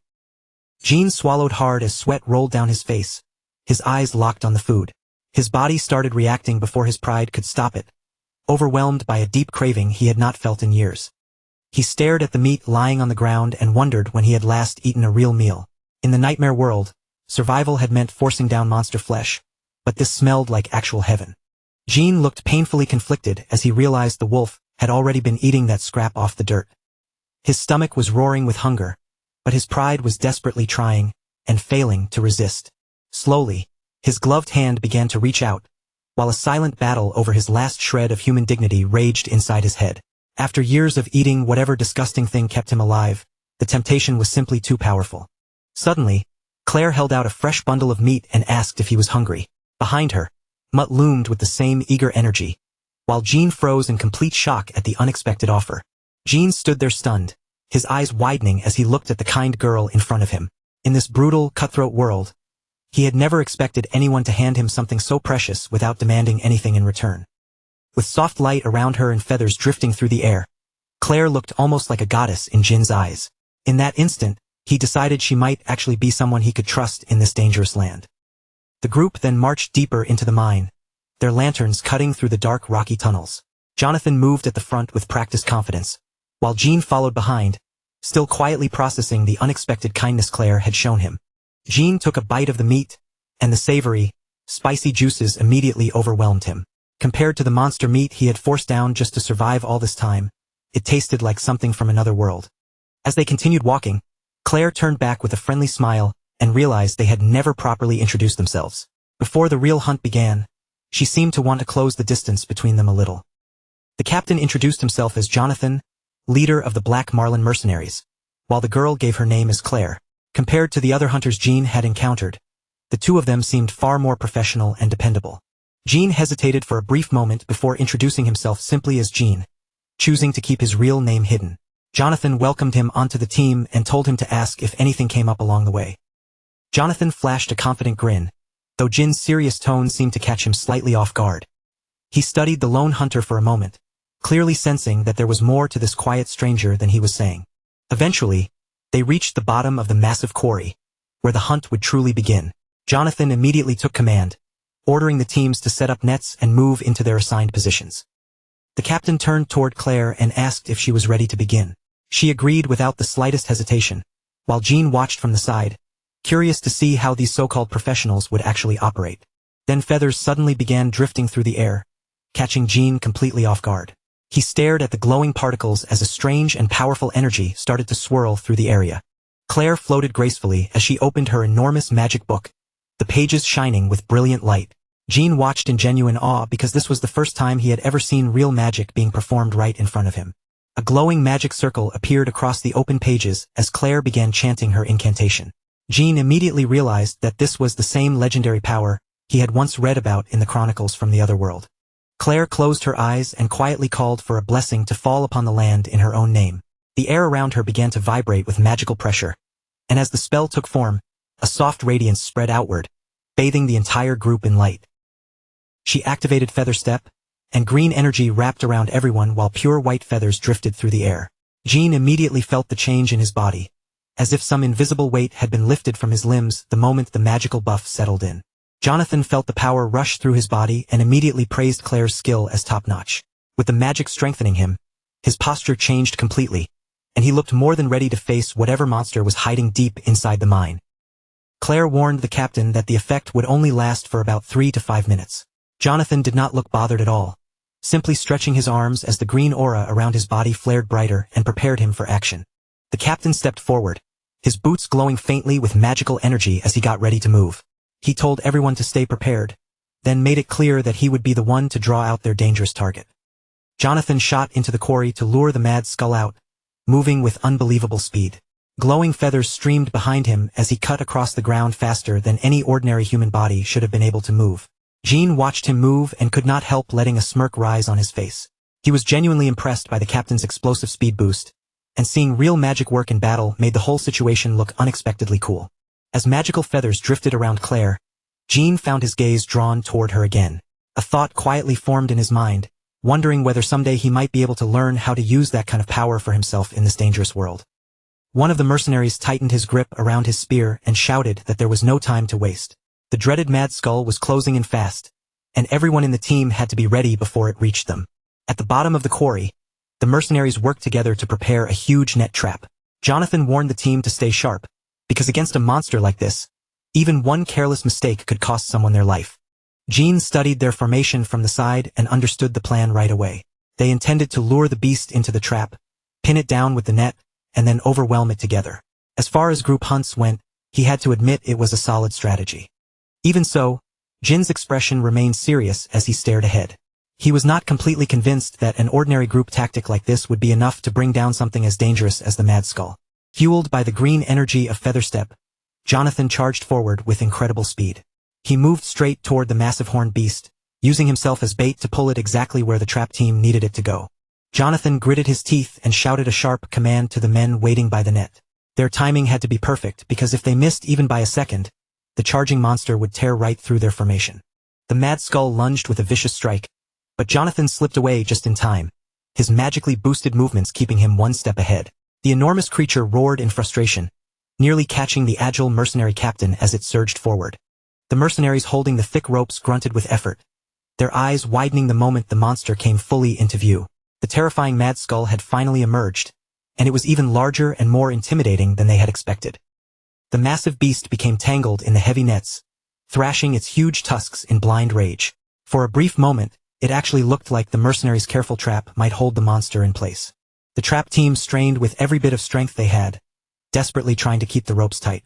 They shouted for everyone to pull harder, hoping they could keep the wildly thrashing monster pinned to the ground long enough to finish it. With the target restrained for the moment, Jonathan immediately gave the signal for the spear team to move in. He knew they had only a short window to strike before the beast found a way to tear free. The hunters lowered their sharp spears and prepared to drive their combined force into the trapped monster. Moving with professional coordination, they spread out around the beast from every side at the bottom of the quarry. The men lunged forward together, thrusting their weapons into the Mad Skull's thick hide. They were hoping to end the battle quickly while the enormous creature was still caught inside the net. The Mad Skull released a deafening roar of pain and fury as the spears struck its body. Its red eyes burned with vicious malice while it twisted and fought against the ropes holding it down. Then, without warning, the ground shook as the beast surged with terrifying strength. The mercenaries gripping the ropes were almost yanked off their feet, and in that instant, they realized their plan was beginning to collapse. With a violent burst of raw power, the Mad Skull started ripping through the heavy nets. Its strength was far beyond what the mercenaries' equipment had been built to handle, and the trap began failing right in front of them. Jean watched everything from a distance, his eyes narrowing as the situation turned ugly. The moment he saw the net beginning to give way, he quietly muttered that things were definitely not going according to plan. The massive creature overpowered the entire team with ease, sending mercenaries flying as it broke loose from the net.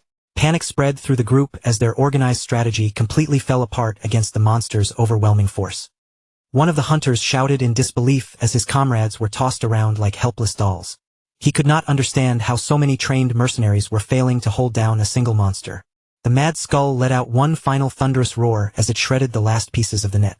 Its eyes glowed a fierce red, and the moment it was free, it prepared to retaliate against everyone who had attacked it.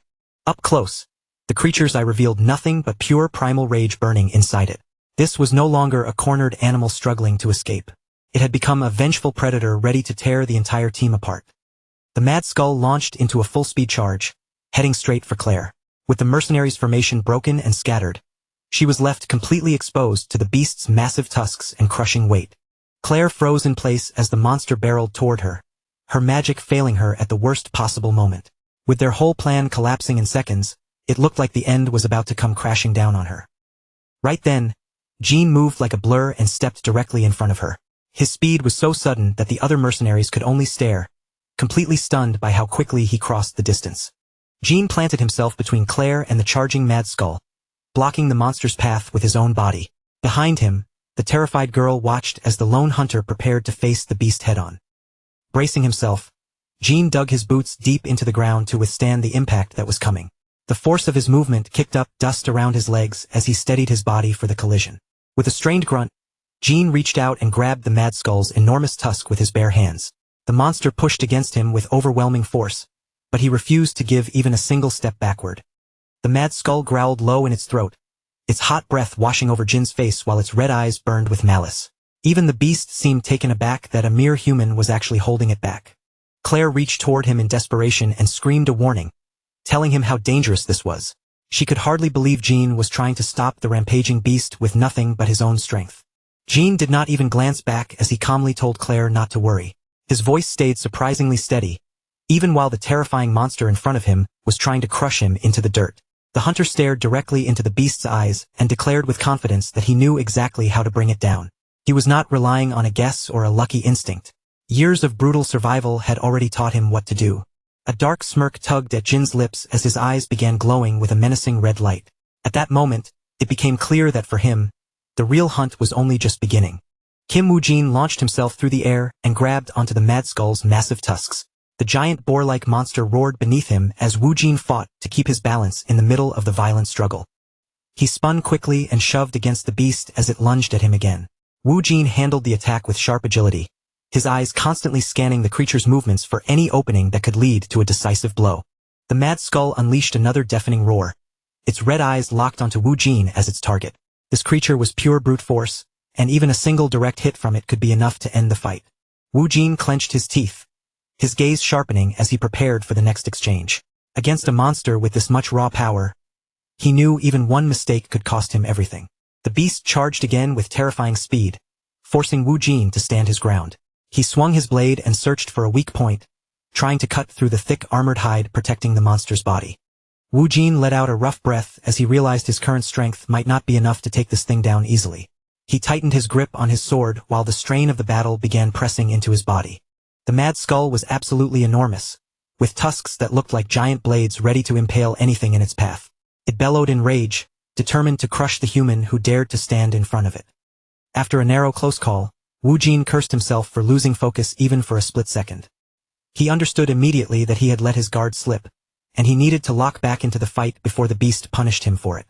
Suddenly, glowing white feathers began swirling around Woo-jin, making him look around in confusion. Something was changing, and he could feel a strange new energy flowing over his entire body. Claire had decided to step in from the sidelines and support him. She cast a powerful spell, sending a wave of mana toward Woo-jin, as if trying to shift the momentum of the battle back in their favor.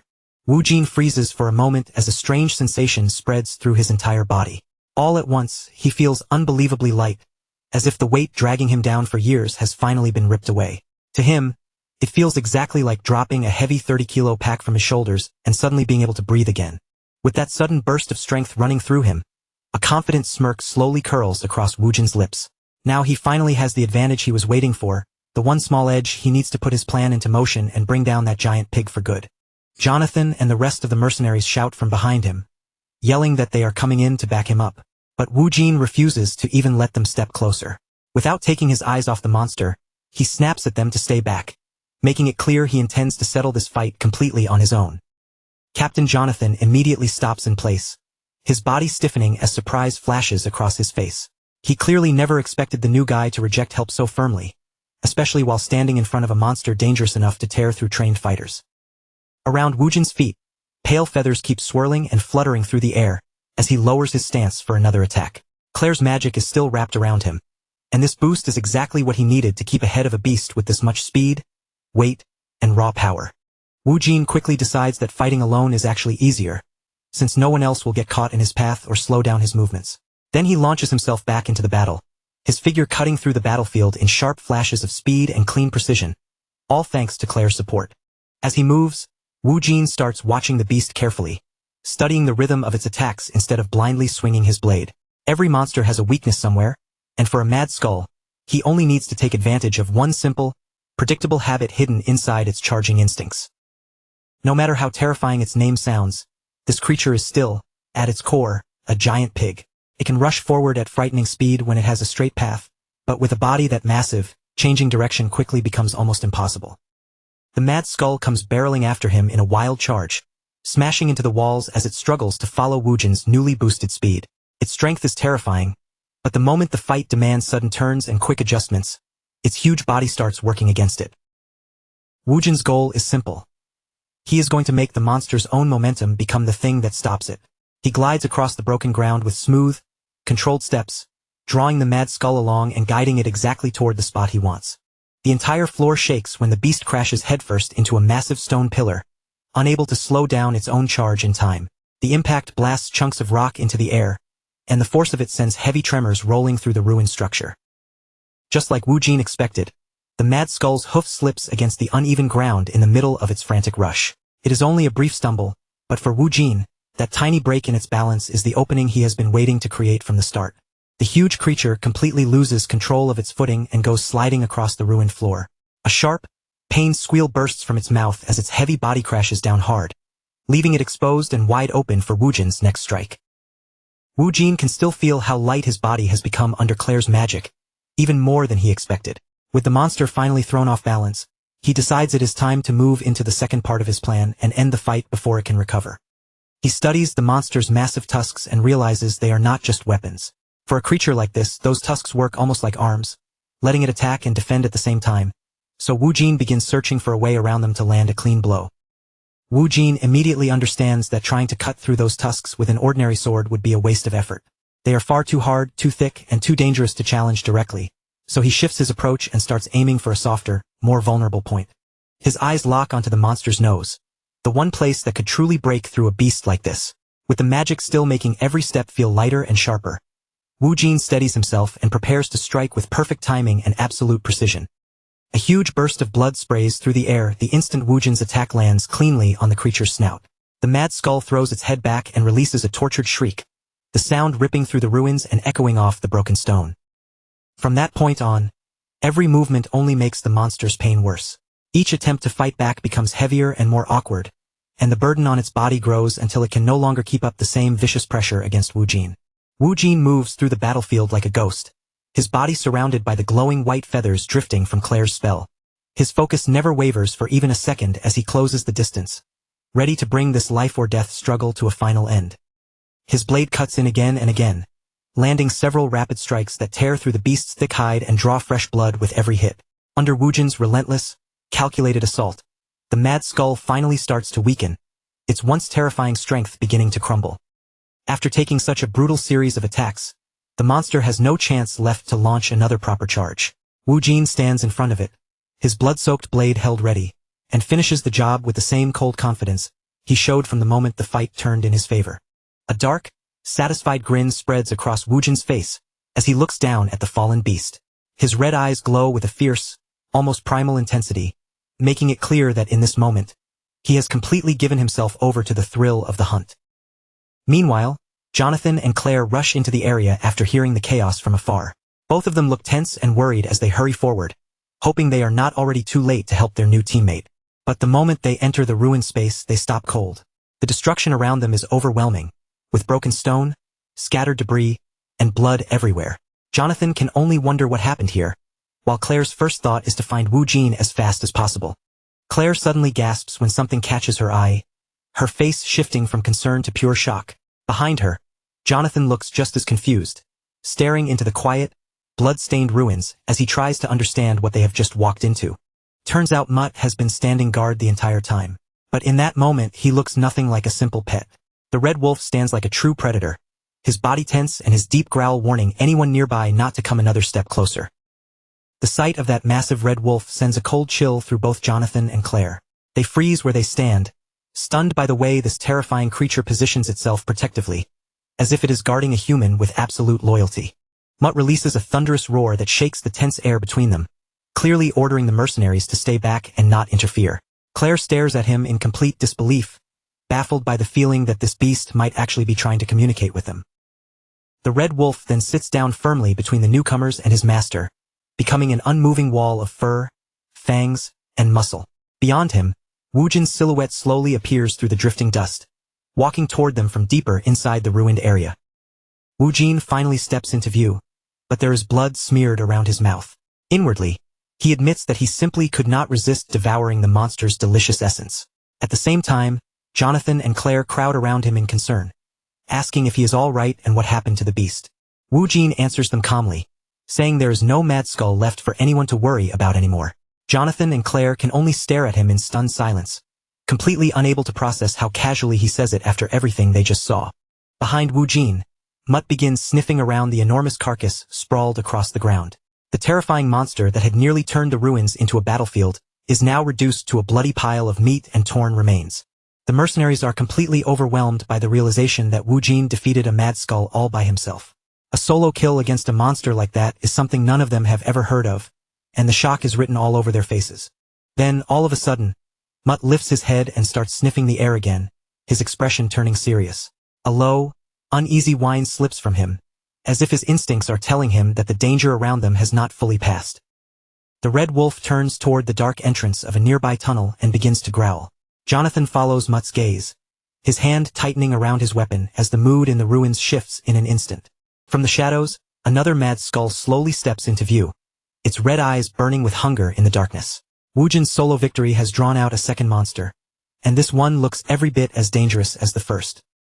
The new beast snarls viciously, bearing rows of razor-sharp teeth beneath its enormous, deadly tusks. Its whole body radiates aggression, as if it is ready to tear into them and avenge the fallen creature lying behind Woojin. Jonathan finally snaps out of his shock and shouts for everyone to prepare for battle. Another one had been lurking in the shadows all along, and now the group is suddenly facing a second round against the same terrifying monster. But then Claire notices something strange and quickly tells everyone to hold their fire. Her eyes stay fixed on the beast, and the longer she looks, the more certain she becomes that this mad skull is different from the one they just killed. A second mad skull has appeared, but it is not alone. Two tiny piglets stand close beside it, and the entire group is stunned as they realize they are not just facing another monster, but a mother with her young. The little piglets let out soft squeals as they press near their mother's side. Compared to the massive beast Woojin brought down only moments ago, they look unexpectedly harmless, almost out of place in the middle of the blood-stained ruins. The mother mad skull growls low in her throat, her red eyes locked on the intruders in front of her. She is clearly nervous and defensive, ready to protect her young with everything she has if anyone dares to make the first move. Woojin stands quietly with Mutt at his side, watching the situation play out without rushing forward. He shows no desire to attack, as if he already understands that there is no reason to spill any more blood here. After a tense moment, the mother beast begins turning away with her piglets, leading them deeper into the ruins. From the way they retreat, it becomes clear they were only searching for a safe place to raise their young. The mercenaries watch in disbelief as the monster family leaves without a fight. Jonathan and Claire are both surprised that Woojin simply lets them go, making no move at all to chase them down or finish them off. Jonathan quietly says the beast was probably only trying to protect and raise its young in this place. Claire's expression softens a little as the tension fades, and she seems to feel a trace of sympathy for the creatures now that the threat has passed. Woojin turns his gaze away and admits that he is glad things ended without any more killing. His shoulders seem a bit more relaxed now, as the immediate danger finally disappears and the ruins fall calm again. Later, the group eventually reaches the fifth pioneer city beneath the glow of the full moon. Compared to the dark, ruined battlefield they left behind, the city feels enormous and alive, a medieval town filled with warm lights, movement, and noise. They make their way straight to a local tavern to celebrate the success of the mission. Golden light spills from the windows into the night, promising food, rest, and a well-earned break after a long day of intense monster hunting. Inside the tavern, Jonathan lifts his voice over the noise and proudly congratulates everyone for surviving the mission in one piece. His face is bright with relief, because taking down a monster as dangerous as a mad skull without anyone suffering a serious injury is something worth celebrating. Then the captain grins and announces that it is finally time to settle the payment, the moment every hunter secretly looks forward to most after a hard job. Jonathan is clearly in a fantastic mood, practically glowing as he prepares to divide up the reward money. The rest of the mercenary crew erupts into loud cheers, their voices filling the tavern as they reach for food and drinks. From the way they laugh, shout, and crowd around the table, it is obvious this group has been through many dangers together and knows exactly how to enjoy a victory. Claire blinks in confusion when she sees the piles of gold coins spread across the table. She remembers the original reward being nowhere near this large, so the amount Jonathan is showing them now immediately feels strange. Jonathan bursts into laughter and proudly explains that the extra gold came from him making a huge scene with the client. He clearly has no shame about it either, looking more than pleased with himself for squeezing out a better payout. He reveals that he bent the truth a little, claiming they had to deal with two mad skulls and even piglets on top of that. By making the mission sound far more dangerous than expected, he managed to demand a much larger reward in coins. In the end, the total payout reached an unbelievable 110 gold coins. The mercenaries immediately cheer for their captain, clearly impressed by how cleverly he turned a dangerous hunt into a much bigger payday. Woojin looks at him and asks how they still managed to receive that much money when they never actually fought the mother mad skull. Jonathan simply gives him a sly, knowing look, as if he has been waiting for the chance to explain his little trick. Jonathan casually admits that he told the client a harmless little lie to secure the reward. In his mind, as long as nobody catches you, that lie might as well become the truth. The mercenaries laugh right along with him, some even raising their thumbs in approval of the successful scam. None of them seem bothered by the dishonesty at all, especially since the extra money benefits the entire crew. Wu Jin quietly watches them from his seat, realizing that these people are more interesting than he first thought. After spending time with them, he is starting to see a side of the mercenaries he never expected when he first joined their hunt. Jonathan suddenly steps closer and claps a firm hand onto Wu Jin's shoulder, pulling his attention back to the table. The captain's expression makes it clear that he holds the newcomer's combat ability in very high regard after what happened in the ruins. Then Jonathan shocks everyone by offering to give Wu Jin half of the entire payout. He looks around at the rest of the crew and openly asks if anyone has a problem with such a huge split. Wu Jin stares down at the gold in front of him, completely caught off guard. He had honestly expected these mercenaries to cheat him or cut him short, but instead, they are being far more fair than he ever imagined. Jonathan refuses to back down and tells him plainly that without his help, every one of them would have been dead. To the captain, this reward is not charity at all, but a sign of respect that Wu Jin has fully earned. The captain explains that since the base reward has already increased so much, there is more than enough for everyone to receive a proper share. He insists that giving Wu Jin this amount is exactly what the crew wants for the teammate who saved them. The other mercenaries laugh warmly and give approving thumbs up, showing that they are completely fine with the arrangement. After watching Wu Jin face that massive beast alone, they have clearly grown much more comfortable treating him as one of their own. Wu Jin scratches his cheek, feeling a little awkward as he admits to himself that their buffs and traps really did help him more than he expected. For the first time, he begins to wonder if fighting with a team might not be such a bad thing after all. He lowers his gaze to the drink in front of him, quietly taking in the warmth of the moment. Maybe, just maybe, not everyone in this harsh world is trying to use him or stab him in the back, and that feeling is strangely refreshing. To show his gratitude, Wu Jin offers to cover everyone's drinks for the night. The moment those words leave his mouth, the entire tavern bursts into cheers, and the mercenaries instantly realize he knows exactly how to spend his hard-earned gold. Soon, everyone is raising mugs and gulping down ale like they have no intention of stopping anytime soon. After surviving such a dangerous mission together, the whole crew is fully prepared to drink until they forget every bit of stress from the hunt. In the middle of all the noise and laughter, Wu Jin notices Claire quietly standing up from the table. While everyone else is busy celebrating like there is no tomorrow, he can't help wondering where she is going by herself. Claire tells him she is only stepping outside to practice a bit of magic before turning in for the night. Even during a celebration, she seems unable to fully relax, always focused on sharpening her skills one step further. Wu Jin watches her leave, genuinely surprised that she still wants to train after such a long and exhausting hunt. That kind of dedication is not something he can ignore, and deep down he finds himself respecting it. Later that night, Claire sits quietly on a hill beneath the shining light of a huge full moon. A soft blue mana aura surrounds her body, wrapping the area around her in a calm, beautiful glow as she begins to meditate. Her eyes remain closed as she focuses on the energy flowing through her body from head to toe. Compared to the loud, drunken celebration back at the tavern, this place feels peaceful and almost sacred under the moonlight. Wu Jin watches from the shadows, thinking she must already be exhausted after the day they had. Even so, Claire continues training without complaint, and that stubborn effort leaves him genuinely impressed. His gaze lingers on the blue light gathering around her, and the word magic keeps echoing inside his head. Until now, he has mostly relied on physical strength, but seeing Claire use mana makes him realize how useful and flexible this kind of power could be. Wu Jin starts wondering if learning magic himself could make him an even more efficient hunter. After witnessing Claire's power during the fight, a new ambition quietly begins to stir inside him. Jin suddenly catches Claire off guard by asking her to teach him magic. To his surprise, she agrees almost immediately, and her eager expression is far more enthusiastic than he expected. Claire sets down a heavy crate and admits that she had already been looking for some way to thank him. Jin is slightly stunned by how smoothly everything is falling into place, as if his request worked faster than he planned. She remembers the terrifying moment when the mad skull came charging straight toward them. Anyone else might have hesitated or run, but Jin stepped in and saved her life, so sharing her knowledge with him feels like the least she can do. Jonathan steps in and warns Jin that magic is not something a person can master in just one night, no matter how talented they are. On top of that, the group is scheduled to leave the village in only 2 days, so the captain offers a simple solution and suggests that Jin should just travel with them. At the same time, he cannot help wondering why a hunter this powerful would even want to follow along with their mercenary group. Jonathan claps a hand onto Jin's shoulder and calls him a brave wolf, the kind of person who probably feels most comfortable moving alone. Even through the teasing tone, it is clear that the mercenaries deeply respect the strength he has shown. Jin looks at him with a flat, unimpressed expression, thinking Jonathan is making him seem far more dignified than he actually feels. In truth, he only wants the magic lessons, but for now, he decides to play along. Choosing to lie a little, Jean casually asks where the group is heading next.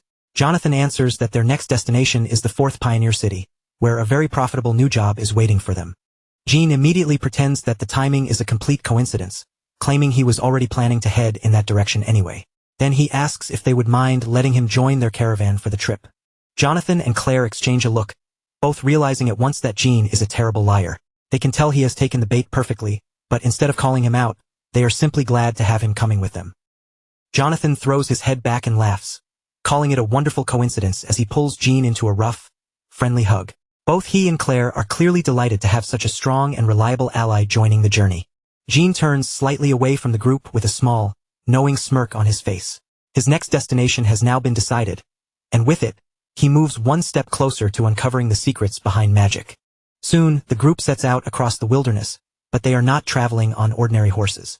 Instead, they ride atop a colossal armored creature so large that its body towers over the surrounding trees. This enormous beast is known as a Tarask, a monster bred specifically for transporting heavy loads. It is one of the rare magical creatures that humanity has actually managed to domesticate and use in daily life. Jean looks up at the giant porter, completely stunned by its overwhelming size. Seeing it in action makes him realize that in this world, monsters like this are the normal way to move heavy goods across long distances.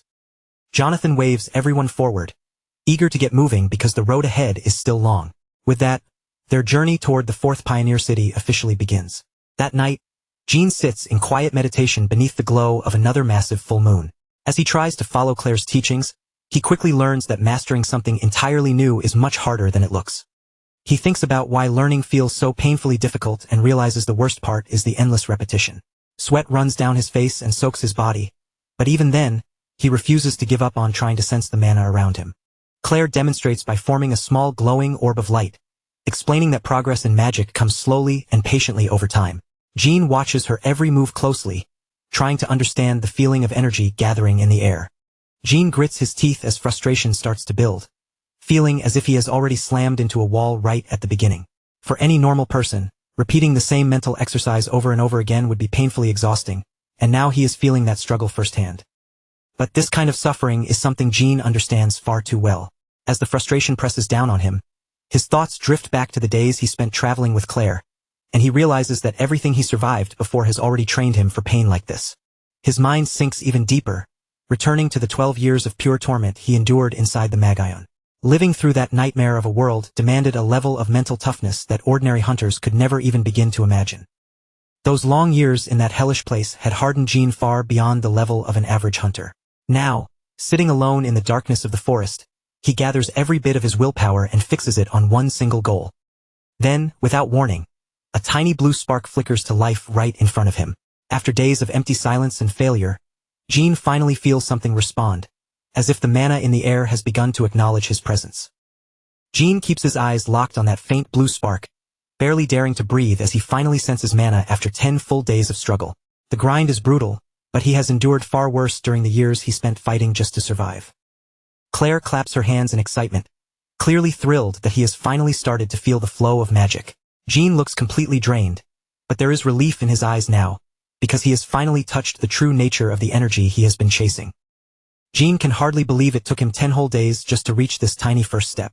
The realization hits him hard, reminding him that learning magic in this world is not a simple shortcut, but a long and punishing climb.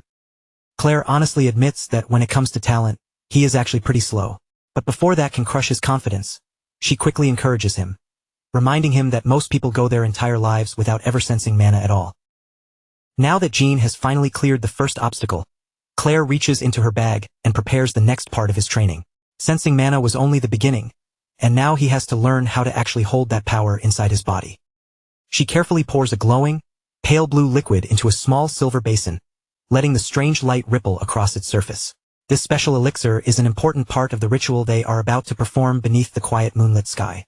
Then, with a completely serious expression, Claire tells Jean to take off his clothes. While she puts on her gloves and focuses on the preparation, she seems totally absorbed in the technical side of the magic infusion. Jean freezes on the spot, his eyes widening in pure shock and confusion. Out of everything he expected from his first real magic lesson in the forest, This was definitely not the kind of instruction he saw coming. Deep in the forest that night, the entire clearing is lit only by the enormous full moon hanging overhead. The air feels still and quiet, creating the perfect setting for a delicate ritual that could easily become dangerous if anything goes wrong. Claire dips her fingers into the cool, glowing liquid she prepared earlier, coating them in soft blue light.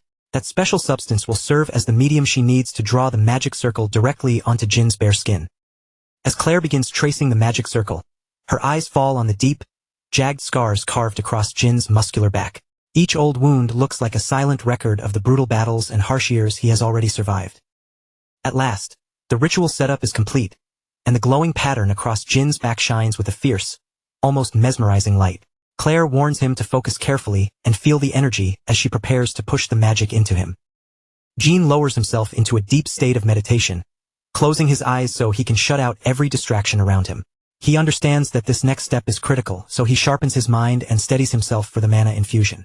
Claire moves her hand close to the magic circle, and the air around them begins to vibrate with power. The ritual finally begins in earnest, and the quiet forest suddenly grows heavy with an intense, invisible pressure. A brilliant blue light bursts outward as mana starts pouring into Jin's body through the prepared path. The raw power surges through him all at once, creating a sensation unlike anything he has ever experienced before. The entire campsite is swallowed in a radiant blue glow as the ritual rises toward its peak. Jin grits his teeth against the pressure, realizing that this power is far stronger and more overwhelming than he first imagined. Deep inside his body, Jin feels a thick, surging energy moving through him, heavy enough to feel even denser than blood. The mana is not just flowing through him anymore. It is carving out its own path inside his physical form. Claire asks if he can feel the mana moving through him, and Jin confirms that it is definitely there. The sensation is intense and almost suffocating, but he keeps himself together far better than most beginners ever could. Claire explains that he has now taken the very first true step toward becoming a mage. According to her, the basics of magic are built around 3 major stages that every beginner must eventually overcome. The first stage is sensing mana, but that was only the starting point. The real challenge is learning how to contain that energy within the body, and after that comes the final stage, actually using stored mana to create spells in the real world.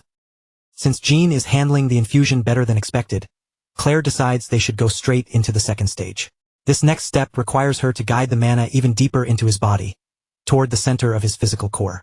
Her instructions are simple, but carrying them out is anything but easy.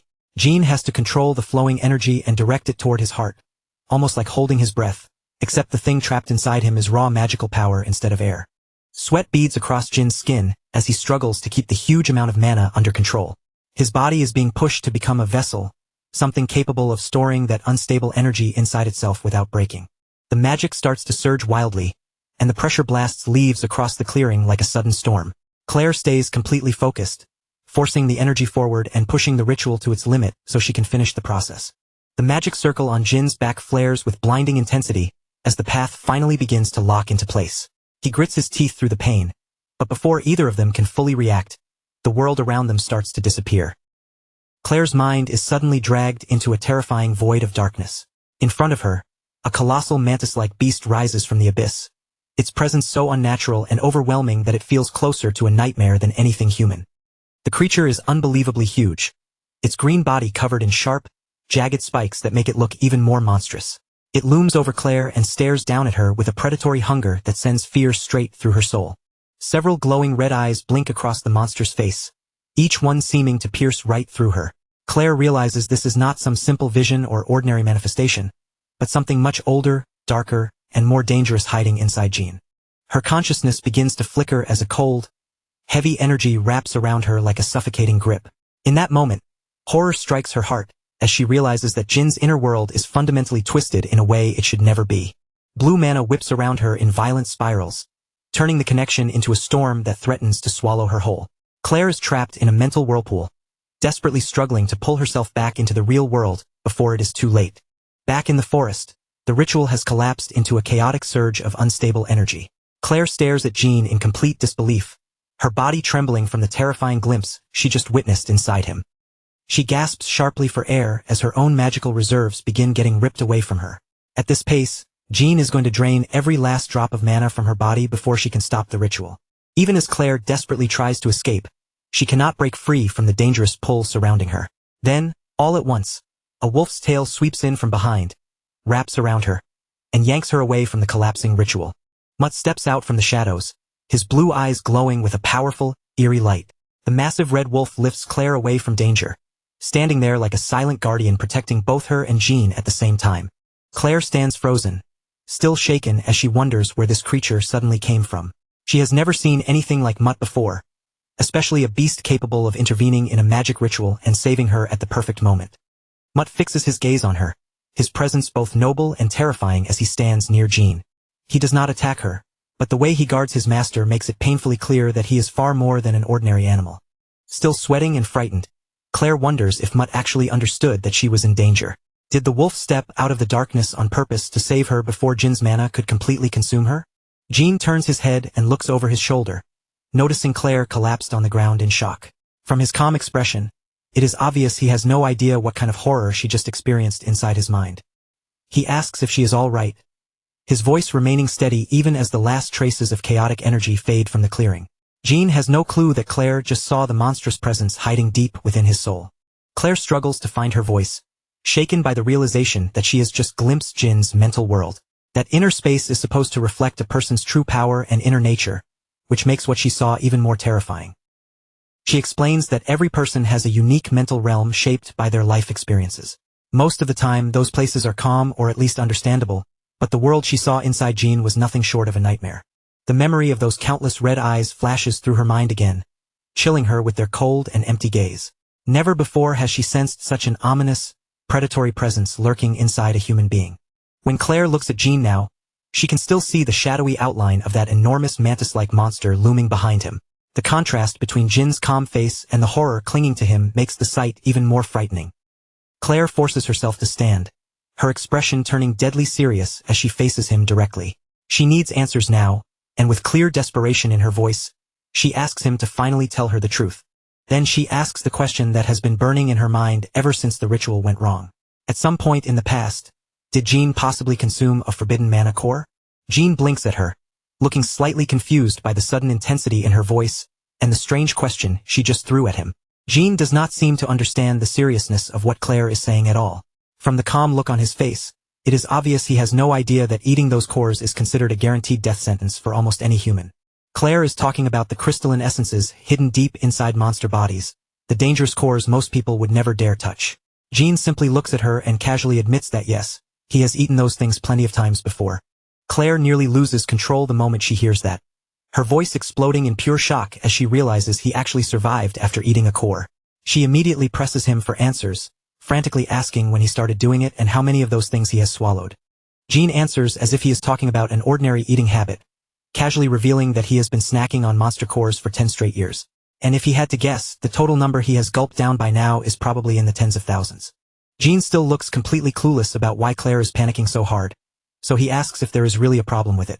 Claire immediately snaps back at him, practically shouting that calling it a problem does not even begin to describe how insane his situation is.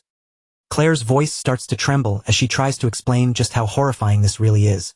In this world, when a human consumes even a single monster core, the consequences are supposed to be absolute and almost always irreversible. She stares at him with wide, terrified eyes and lays out the cruel truth like a death sentence. A normal person would either die instantly from the overwhelming power inside the core, or survive only long enough to mutate into a mindless monster that rampages without reason. Under the glowing full moon, Jean stands there with his posture calm and steady, while his eyes flash a sharp, predatory red. Claire is terrified for what might be happening to his soul, but Jin's attention remains fixed on the incredible power he has somehow managed to master. In the demonic realm, there exists a muddy and corrupt energy known as karma, also called retribution. This sinister power is the root source behind the horrifying mutations spreading throughout the world. Any living being that absorbs that energy is forced through a terrifying transformation. Their body changes, their nature twists, and they awaken strange, dangerous abilities that should never belong to normal creatures. At the very center of those mutations lies the monster core, a dense nucleus where accumulated karma gathers and hardens inside the beast. That core pulses with the dangerous power that created the monster in the first place. Jean and his companions continue making their way through the forest, moving along the rough path beneath the trees. But Claire walks in silence, clearly lost in thought, and still deeply disturbed by what Jean confessed to her. Her thoughts keep circling back to the Dark Priests, a fanatical group of mad believers who worship the very monsters that humans are supposed to hunt and destroy. Ever since the gate opened and karma began spreading across the world like a curse, those cultists have become another kind of plague. Wherever monsters brought terror, the dark priests followed with their own twisted faith. Those lunatics did not merely worship the beasts from afar. They treated monsters like divine angels, and some even started consuming monster cores themselves in the desperate hope of becoming like them. Their devotion became so warped that they even offered other humans as sacrifices to the monsters. In the end, they fully embraced the path of the demented, abandoning any trace of normal humanity. But what truly shakes Claire is not the cultists themselves. It is Jin's confession that he has eaten cores for 10 years, and according to his own casual estimate, the number has already reached the tens of thousands.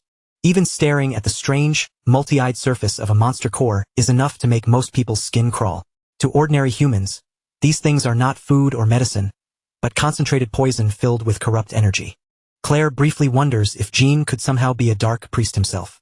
But she quickly throws that thought away, because no real cultist would speak so openly about it, and none of them would casually reveal their mental world to her like this. As Jin casually dismantles another monster in front of her, Claire wonders if he simply never understood how dangerous the cores were when he first started eating them. Maybe to him it had only been a survival habit from the beginning. Jin lifts a fresh monster core in his hand and looks at it with the same casual expression someone might have while holding a midday snack. Claire watches with a visibly pained expression as Jin starts chewing on it without hesitation. No matter how hard she tries, she cannot understand why any sane person would willingly eat something so disgusting and dangerous. Jin explains that he picked up the habit by watching other monsters do the same thing. To Claire, that answer only makes him even harder to understand, and with every bite, he becomes more of a mystery. Claire warns him that he has only survived this long because of some impossible stroke of luck. If he keeps eating monster cores, she insists that they will eventually either turn him into a monster or kill him outright. Jin keeps his thoughts hidden behind a calm expression. He knows his own existence completely contradicts everything Claire is telling him, and that makes him quietly question whether her information is truly accurate. Even so, he cannot ignore the strange side effects inside himself. After his recent kills, he felt almost nothing, and the urge to fight keeps growing stronger, becoming harder and harder to push down. For one brief moment, his eye flashes with a sinister red light.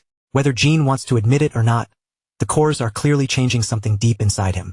When Jin gives her a vague, half-hearted answer and says he will try to stop, Claire refuses to accept it. She immediately demands that he quit right now, without excuses, delays, or loopholes. Then Claire delivers another shocking warning. If Jin continues eating monster cores, he will not only lose his life one day, but also lose the ability to use magic completely. For the first time, Jin actually looks worried, but not because she just mentioned death. Claire is completely floored when she realizes he is more concerned about losing magic than losing his own life. Claire lets out a tired sigh and explains that in his current condition, normal mana manifestation is probably already beyond his reach. But she quickly adds that not everything is hopeless. Even if ordinary magic may be difficult for him, he should still be able to use something called mana arts, which works a little differently. The moment Jin hears that term, his attention sharpens.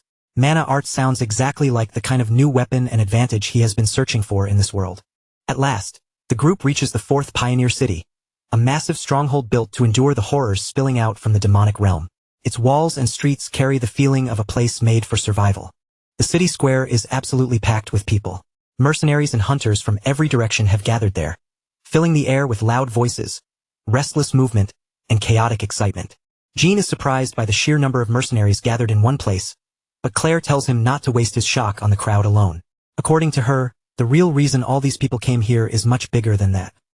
Then the crowd begins to part as a figure of authority walks into the square. This operation is not merely large in scale. It is important enough to be personally overseen by a holy knight. Holy Knight Raymond strides through the square with an overwhelming air of authority around him.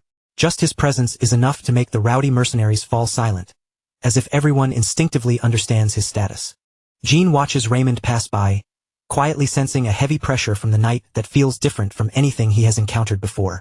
Raymond's aura is intense, sharp, and frighteningly refined, like a blade polished through countless battles.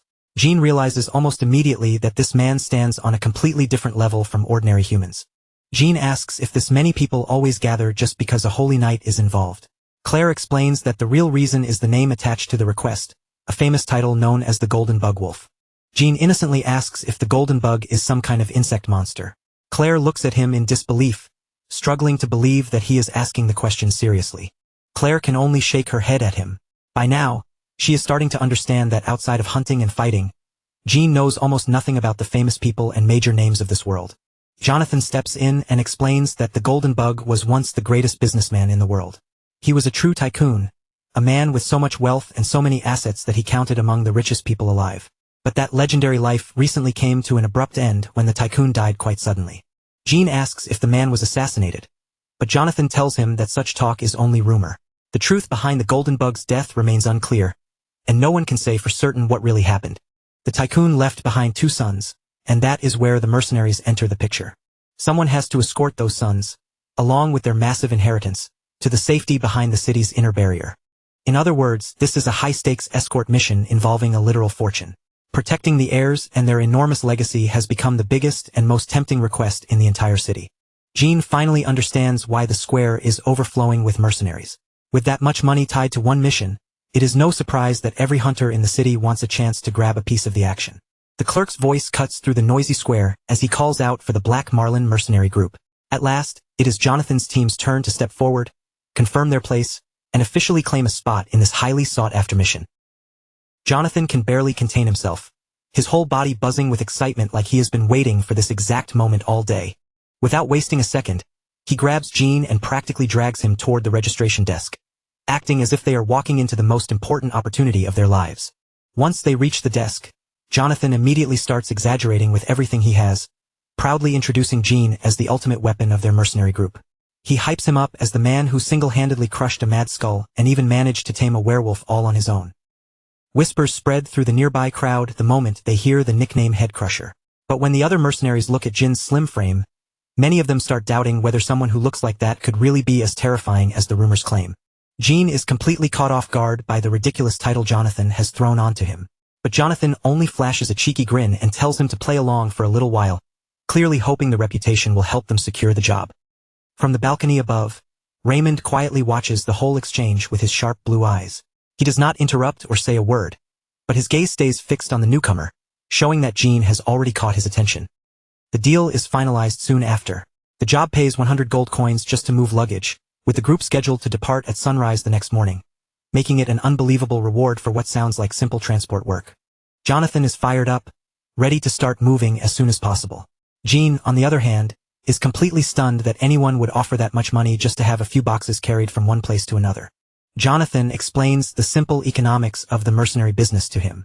In this line of work, half of the pay comes from the actual labor, while the other half comes from the reputation and name value a group brings with it. Jean still cannot move past the nickname, so he asks what Head Crusher is even supposed to mean.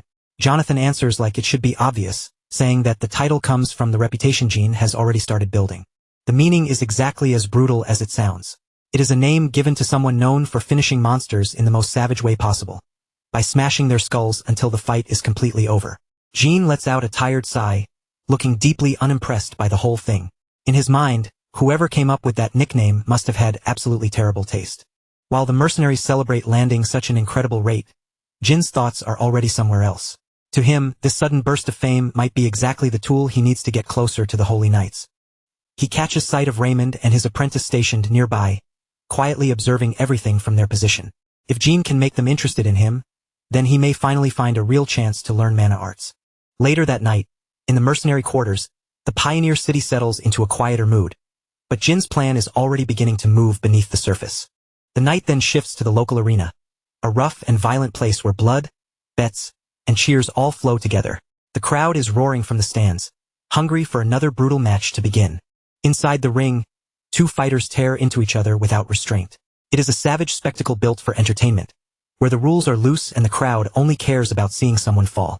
Backstage, Jean stands in silence, calmly and methodically wrapping his hands as if preparing for something he has already decided the outcome of.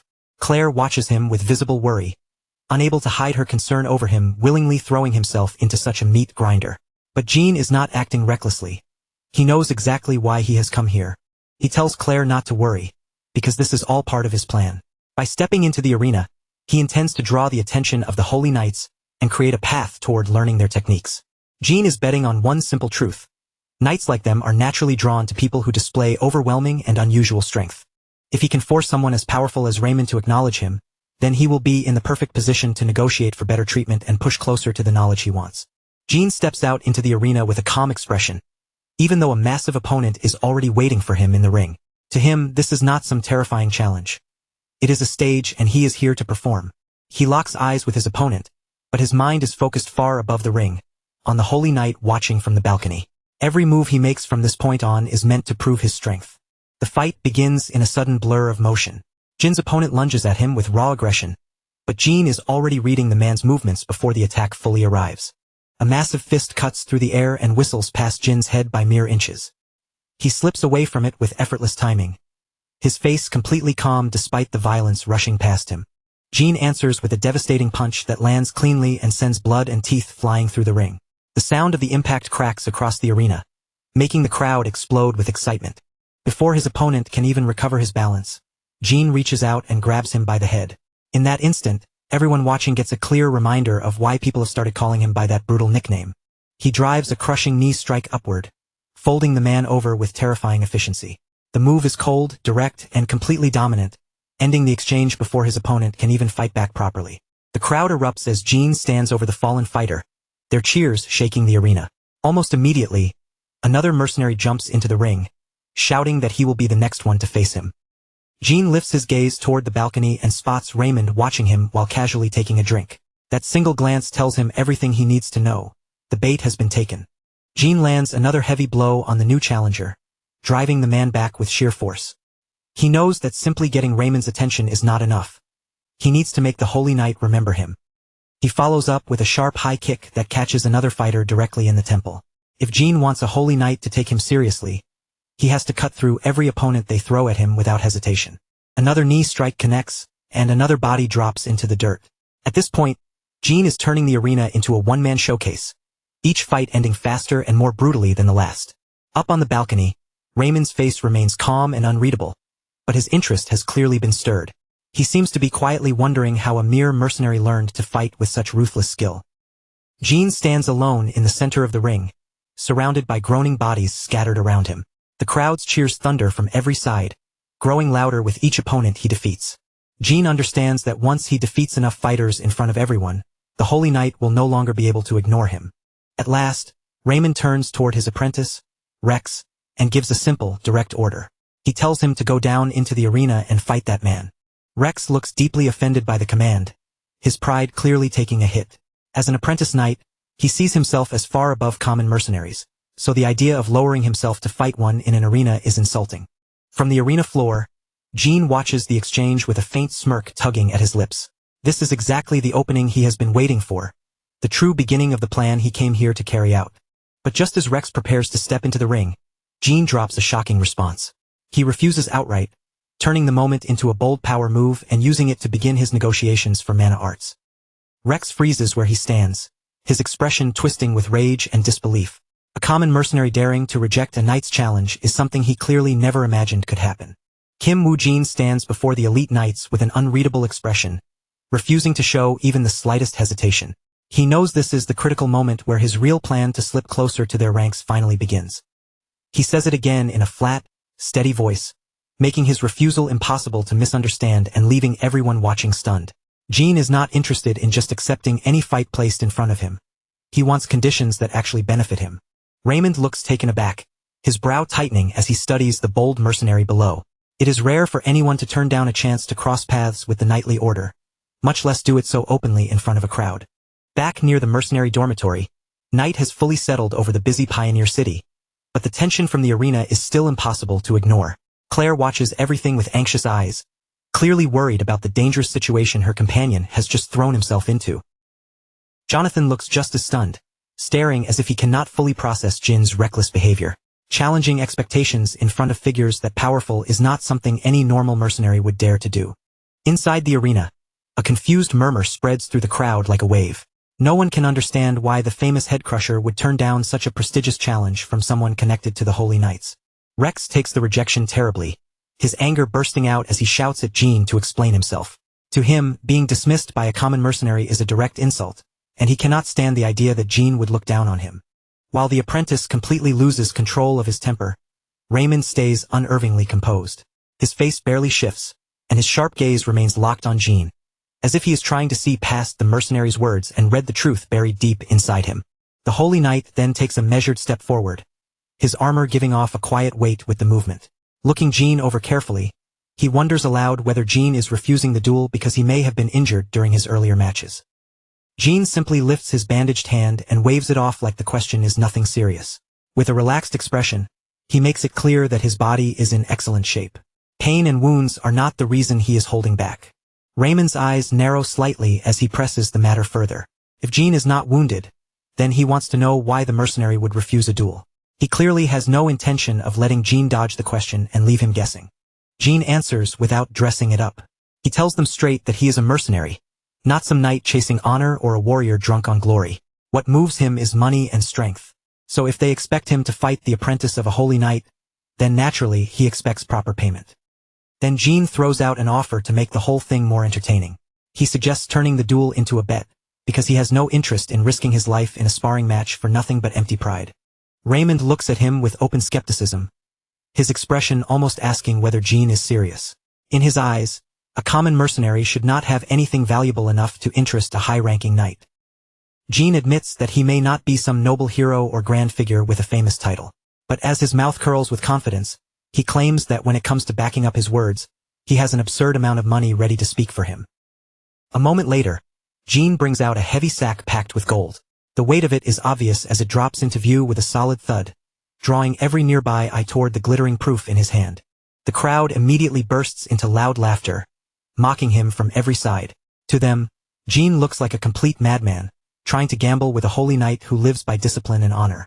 Everyone thinks the mercenary has no idea how far out of his depth he really is. Rex's face twists with anger as he takes Jin's attitude as a direct insult. His jaw tightens, his teeth grind together, and his glare burns into the mercenary who seems to think he can buy his way into this fight. Before Rex can snap, Raymond calmly places one hand on his apprentice's shoulder, stopping him in place. Then he turns his attention back to Jean and makes it clear that they have no need for his gold coins. But Raymond does not reject the idea of stakes entirely. Instead, the Holy Knight offers a different condition for the match, showing that he is willing to play Jin's game, just not by Jin's rules. Raymond proposes that both sides agree to give up any claim for damages or injuries suffered during the duel. No compensation afterward, no complaints, no legal consequences, only a bare, unforgiving contest of strength. In Raymond's eyes, this kind of agreement suits a fight between warriors far better than a pile of coins. If they are going to clash, then both sides should accept the danger with their own bodies. Inside, Jean is absolutely delighted by the offer. With liability removed, he no longer has to worry about holding back. He can beat the apprentice as much as he wants, and not a single coin will leave his pocket in compensation. A confident grin spreads across Jin's face as he accepts the terms without hesitation. He tells them that once the duel is over and Rex is lying on the ground, he will decide what price he wants. Soon after, the two fighters move into position inside the arena. The noise around them seems to tighten into a heavy silence, and the tension hanging in the air feels sharp enough to cut. Rex locks his stance, his eyes burning with cold, furious determination. To him, this is no longer just a duel. He is going to make this arrogant mercenary pay for every disrespectful word. Jean narrows his eyes and focuses every sense on the opponent in front of him.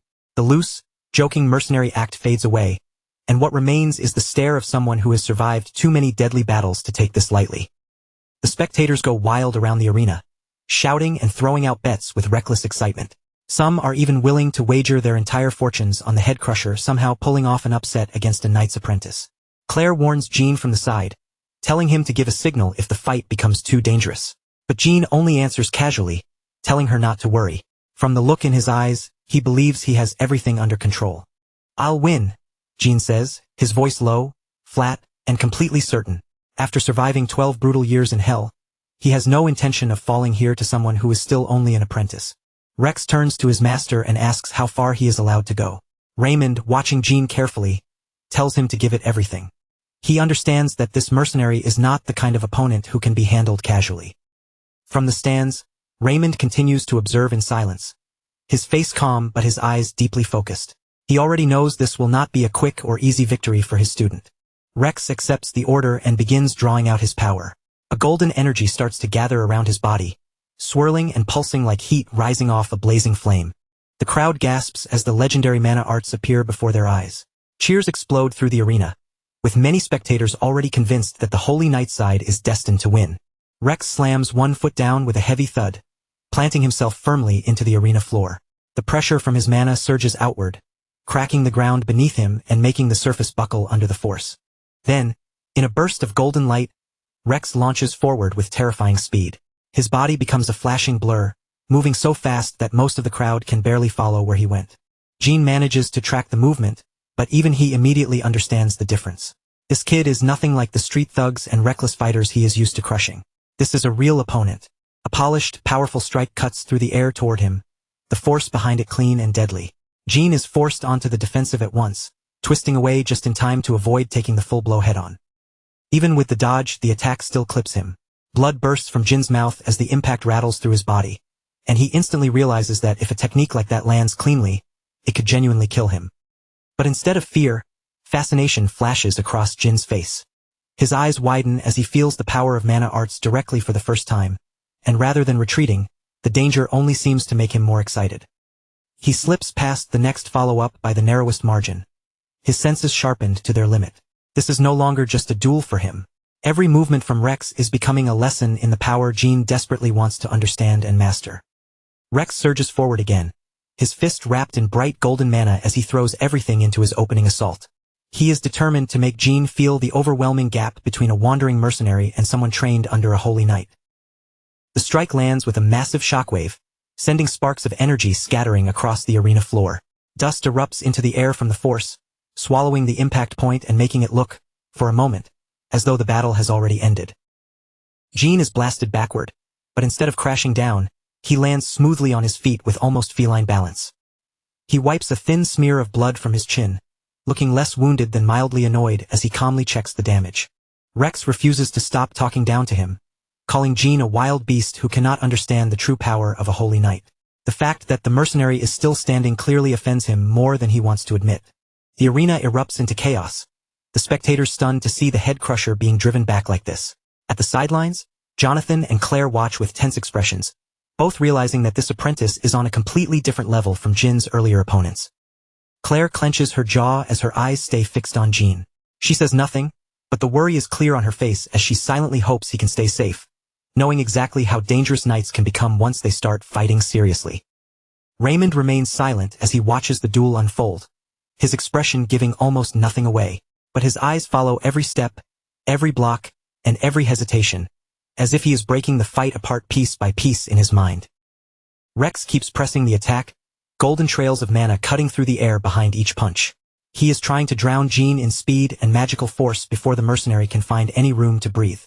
Jean lifts his bandaged arm and blocks a blow that could have shattered an ordinary man's ribs.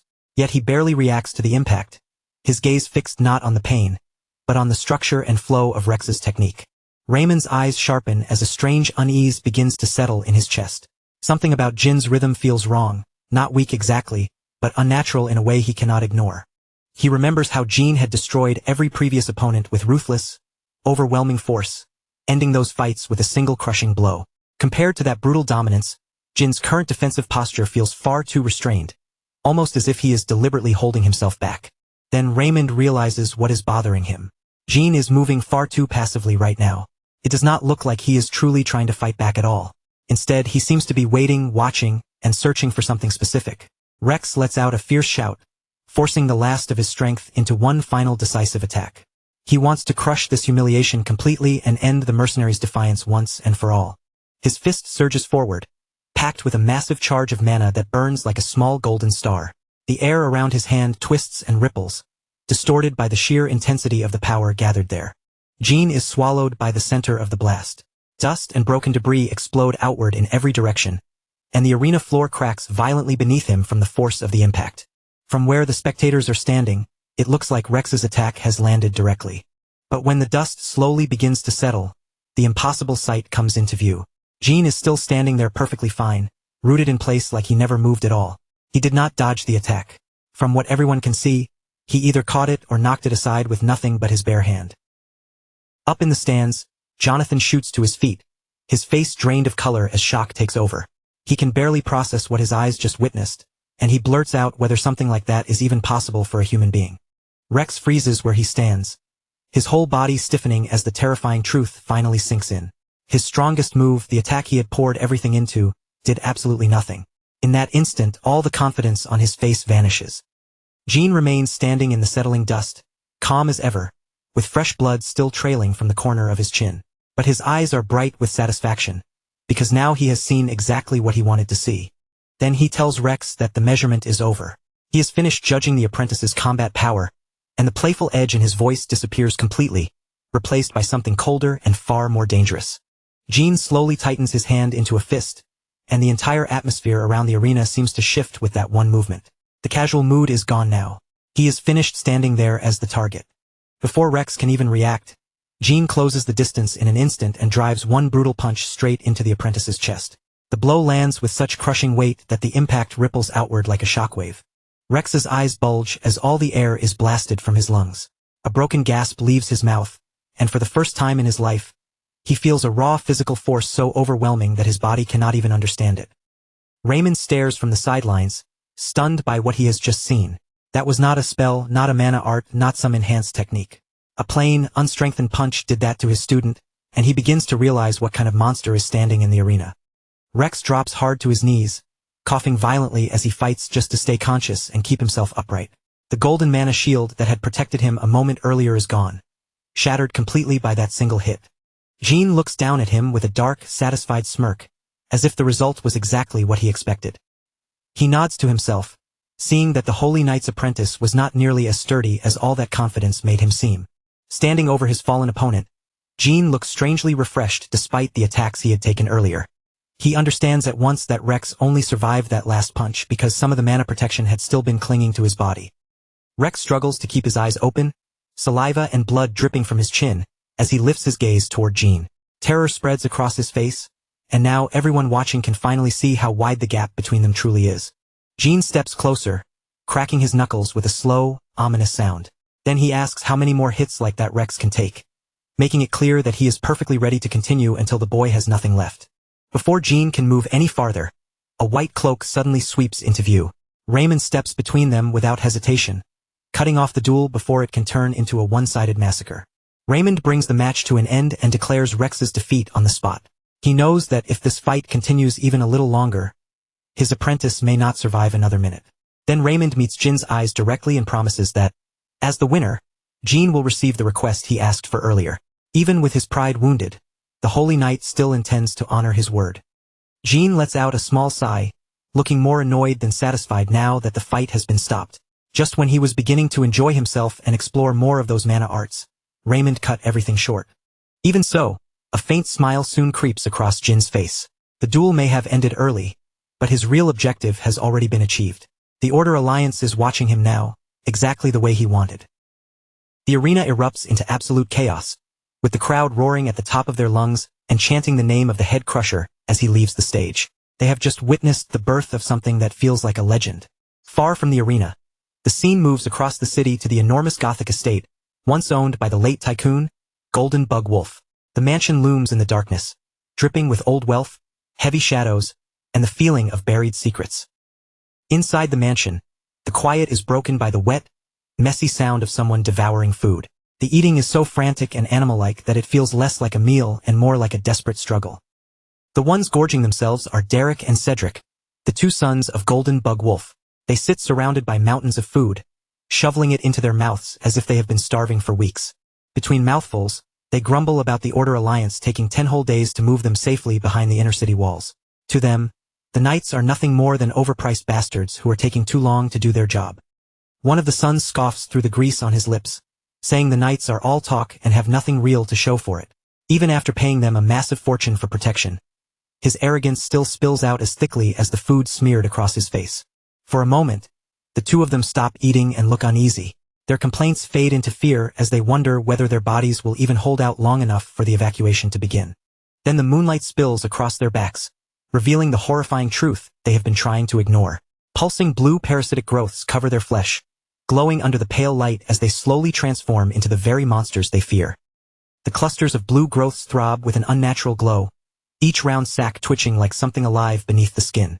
Dark, fibrous strands stretch between them, weaving through the flesh and fastening the parasites more deeply into their bodies.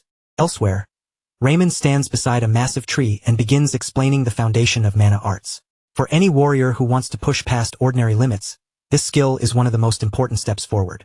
He explains that mana arts allow a person to handle mana as naturally as if it were another part of their own body. Once mastered, that power can greatly strengthen the body and raise physical ability to a completely different level. Raymond grips the handle of his blade, and a soft golden light begins to shine from his hand. The strength of the technique, he makes clear, depends entirely on how deeply the user has mastered the flow of that energy. With one smooth motion, the Holy Knight unleashes the Holy Flame Strike. A huge arc of golden fire tears through the air, blazing forward and burning everything in its path to ash. The force of that devastating strike echoes through the quiet morning air. Birds explode from the nearby trees in a frantic blur, scattering into the sky as the sound rolls across the area. Raymond slides his sword back into its sheath with effortless precision, his expression still perfectly calm. Then he turns back toward the others, as if that overwhelming display was nothing more than part of an ordinary lesson. Rex immediately breaks into enthusiastic applause, his face glowing with open admiration. The effortless power Raymond just displayed has completely captivated him, and he cannot hide how impressed he is. The red-haired apprentice knight is so excited that he blurts out how anyone could possibly be that perfect. The silver-haired knight simply gives a calm nod, then tells him that it is his turn to try. Rex rushes forward with a broad grin, eager to pour everything he has into the attempt. He is determined to prove that he can handle the basics and live up to his master's expectations. Watching all of this from a distance, Kim Woo-jin finds his thoughts drifting back to his own wolf. Seeing Rex's bright-eyed devotion, he quietly wonders if this is what a human looks like when they are truly and completely loyal. Jean looks toward the tree stumps that were sliced cleanly apart, studying the smooth cuts left behind by the mana arts. The technique is clearly far more refined than anything the apprentice managed during their duel. Even so, a trace of skepticism lingers in his mind. The technique is impressive and flashy, but he cannot help wondering whether a simple, sharp blade should be enough to accomplish the same result. Noticing that Jin's attention has started to wander, Raymond calls out to him and tells him to focus. Jin gives a small nod, steps forward, and takes his place to try the technique for himself. The instructor moves behind him and carefully guides his posture as Jin prepares to draw his own weapon. Raymond tells him to imagine the way his muscles tighten when he flexes, and to use that sensation as the starting point. With his eyes closed, Raymond explains the core of the method. The key is to hold the mana firmly inside the muscles, not simply let it drift around, but pull it inward and make the energy part of the body itself. Jin draws in a slow breath and thinks back to the basic mana control Claire once showed him. He searches inside himself for that same familiar sensation, trying to grasp the flow buried deep within his body. Then, all at once, he feels a strange spark. A faint blue flame flickers near his cheek, small but unmistakable, showing that the mana inside him is beginning to answer his call. A surge of mana suddenly swirls around his body, catching Jin completely off guard. He had not realized that such a large amount of energy had been stored inside him all this time. As he senses it more clearly, Jin realizes the calm, light feeling of that energy is exactly like Claire's mana. It must have remained in his body from the time she helped him recover. But the harder he focuses, the more the blue light begins to change. Its color darkens into something strange and ominous, while purple strands of energy start crawling upward around his torso. Raymond watches him closely and calmly coaches him to begin moving the mana through his limbs. He suggests starting with small motions, letting the body learn the sensation little by little. But the moment the aura fully reveals itself, Raymond's calm expression breaks. His eyes widen as he stares at the dark, swirling energy pouring from Jin's body, unable to hide his shock. Jin's entire body is swallowed by a violent purple flame, the dark energy whipping and twisting around his blade like it has a will of its own. Compared to the clean golden light Raymond had shown earlier, this aura feels completely different, rougher, heavier, and far more ominous. Raymond can hardly believe what he is seeing. The fact that Jin grasped the technique almost instantly is already shocking enough, but what truly unsettles him is the color of that mana, because it is nothing like the holy power he expected. Purple energy crackles along the sword's edge, crawling over the blade like living lightning. Instead of looking sacred or refined, it feels closer to a curse, carrying a strange pressure that makes the air around Jin seem heavier. Raymond remembers an old teaching passed down about mana arts. The form mana takes is shaped by the user's inner world, meaning every manifestation reflects the soul of the person who wields it. As he stares at Jin, Raymond's eyes narrow with a mixture of curiosity and quiet dread. He cannot help wondering what kind of darkness must be hidden deep inside a person for their mana to appear in such a terrifying form. Jin, however, does not seem to notice Raymond's concern at all. A faint smirk plays on his lips as he feels the raw strength flowing through him, and the sword in his hand suddenly feels almost weightless. He starts swinging the blade in quick succession, testing the feeling with every motion. The purple light trails behind each slash like a ghostly shadow, and every strike becomes sharper, faster, and more controlled than the one before. After a moment, Jean stops and studies the weapon in his grip, quietly judging the flow of power. Even after all that effort, it still feels a little inefficient, so he assumes his mastery of the technique must still be at a pretty low level. Even so, Jean cannot deny one thing. The glowing purple energy looks incredibly cool wrapped around his blade, and the more he looks at it, the more he wants to test it properly in a real fight. High above the road, the caravan's massive transport beasts continue lumbering forward along the winding path. From a distance, the world looks calm and peaceful, completely unaware of the strange power that has just awakened. Later, Claire catches up with Jean, her eyes still wide with amazement. She can hardly hide how impressed she is that he managed to learn the technique so quickly, as if it came to him almost naturally. Jean thanks her and admits that his quick progress was probably because some of her mana flowed into him before. Then his tone shifts slightly, and he asks if she is all right after everything that happened. Claire blinks in surprise, her expression softening as she realizes what he is talking about.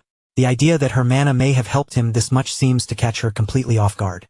Then she lets out a bright, cheerful laugh and tells him not to worry about it at all. To her, that energy transfer was simply a small gift, something she gave in return for him saving her life back then. Jean turns his gaze away, unable to accept it as casually as she does.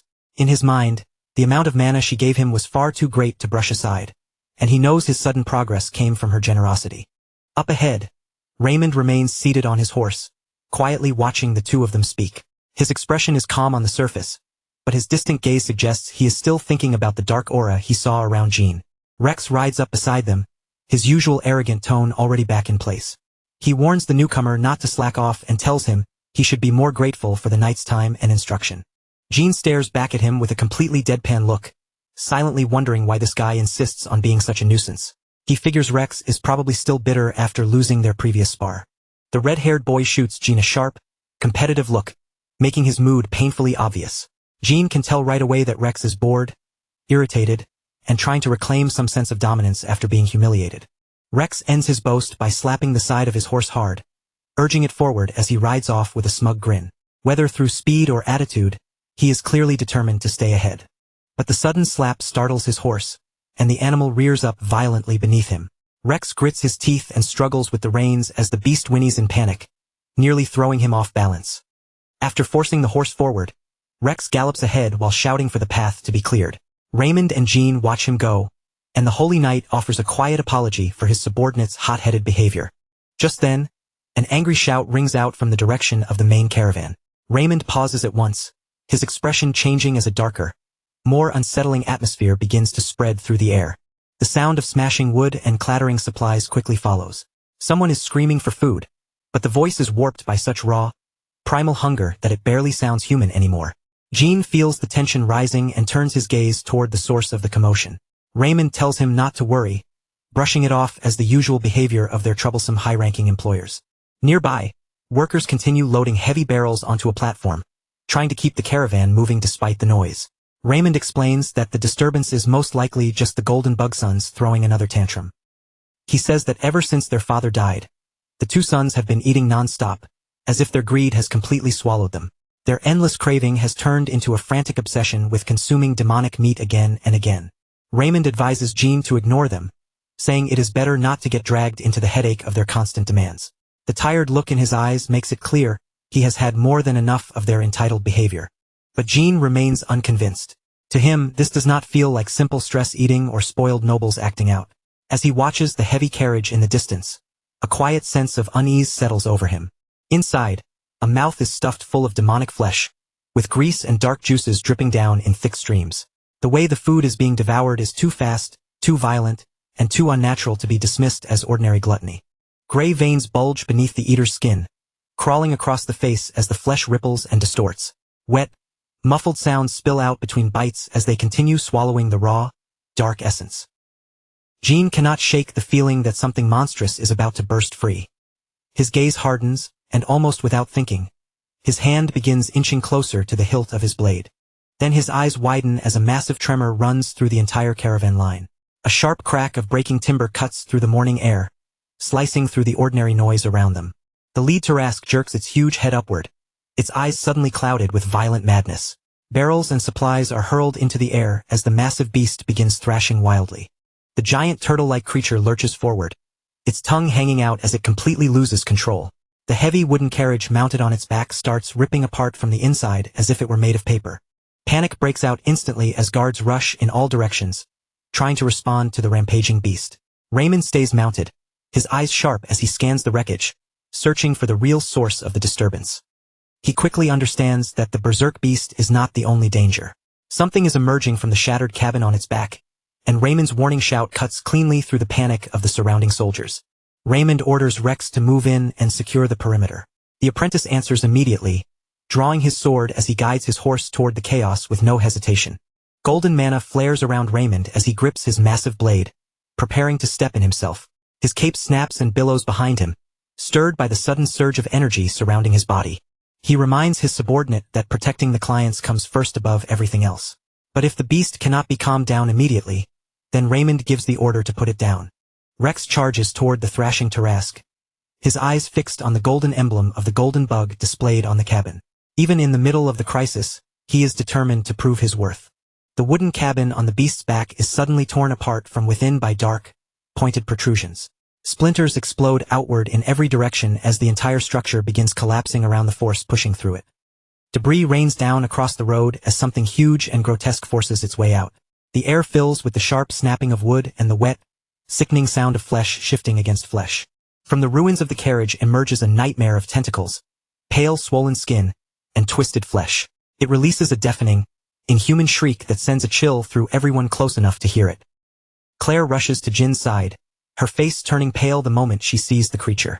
Her voice trembles as she identifies the horror in front of them, asking if that thing is a fiend. She explains that a fiend is a human who has been completely consumed by the karma of the demon realm.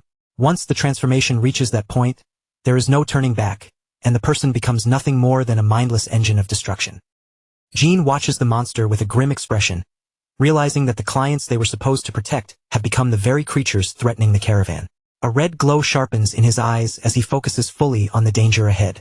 Raymond draws in a deep breath and gathers his holy mana for one decisive strike. He knows there is nothing left inside that thing that can still be saved. Then he launches himself from his horse, glowing sword raised high as he closes the distance in a blur. His target is the center of the writhing mass, where the creature's body pulses and twists. Holy flame strike. A massive pillar of golden light crashes down and cleaves through the monster's dense flesh, splitting straight through the main body with overwhelming force. The golden strike keeps driving downward, burning a blazing line through the air before carving deep into the ground itself. Blood and thick dark essence explode in every direction, and for a moment, the fiend looks as if it has been torn completely apart. But even after landing such a clean hit, Raymond does not relax for a second. His face stays tight, his eyes remain sharp, and he shouts Rex's name again, sensing that this fight is nowhere near finished. The red-haired apprentice answers with a fierce shout and rushes straight into the opening. His sword is already raised, his whole body leaning forward as he prepares to finish what his master started. Rex leaps toward one of the severed pieces with reckless confidence, eager to be the one who claims the final blow. In his mind, this is his chance to seize the glory of the kill. He swings his blade with every bit of strength he has, sending a sharp shockwave ripping through the air. The force of the impact cracks the ground beneath him, but the monster's flesh does not remain still for long. The huge chunks of severed flesh begin twitching across the grass instead of lying dead. Dark slime drips from the cut edges as the pieces shudder, vibrate, and slowly start dragging themselves back together. Then a giant mouth packed with jagged teeth opens in the middle of the regenerating flesh. Inside it is a black, swirling hollow, like a bottomless pit of hunger filled with ancient malice. Raymond's eyes widen in alarm as he realizes the creature's regeneration is far beyond what he expected. He screams at Rex to retreat immediately, desperate to pull him back before it is too late. Behind the boy, the monster reforms with terrifying speed, its many eyes glowing with hateful red light. Its massive mouth stretches open above him, looming like a trap about to snap shut.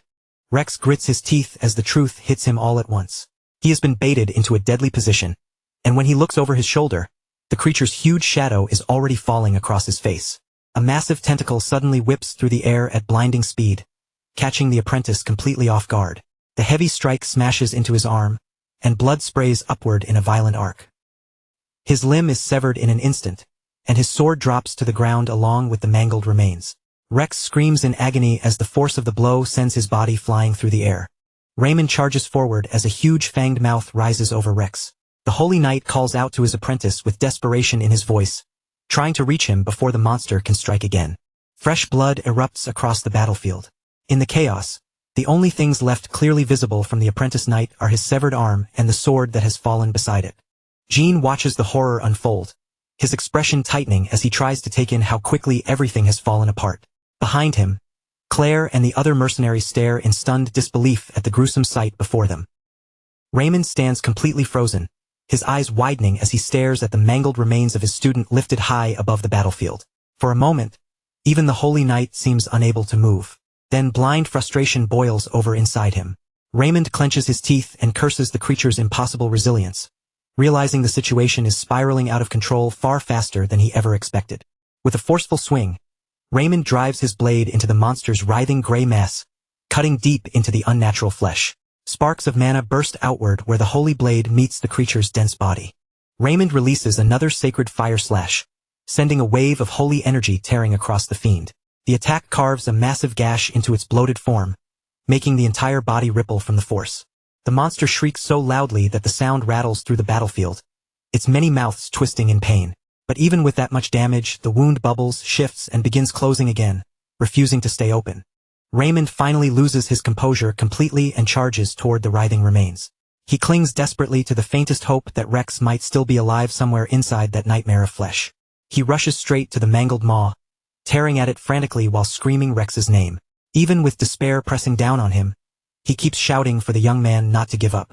Slender black tentacles burst from the ground like a cage of thorns, spreading around the battlefield, as if preparing to swallow everything nearby. The monster is turning the very ground into part of its rotting body. Jean watches the Holy Knight struggle, his eyes narrowing as he realizes that ordinary holy attacks are not enough to put this thing down. His jaw tightens, and he knows he cannot stay back for much longer. While Raymond remains lost in desperation, digging and tearing at the monster instead of defending himself, the fiend's tentacles suddenly lunge toward him from multiple directions. Jean moves in at once, grabbing the dazed Raymond and yanking him away from the lethal strike. His speed turns into a blur, catching even the Holy Knight completely off guard. The two of them skid across the dirt, barely escaping the reach of the monster's thrashing limbs.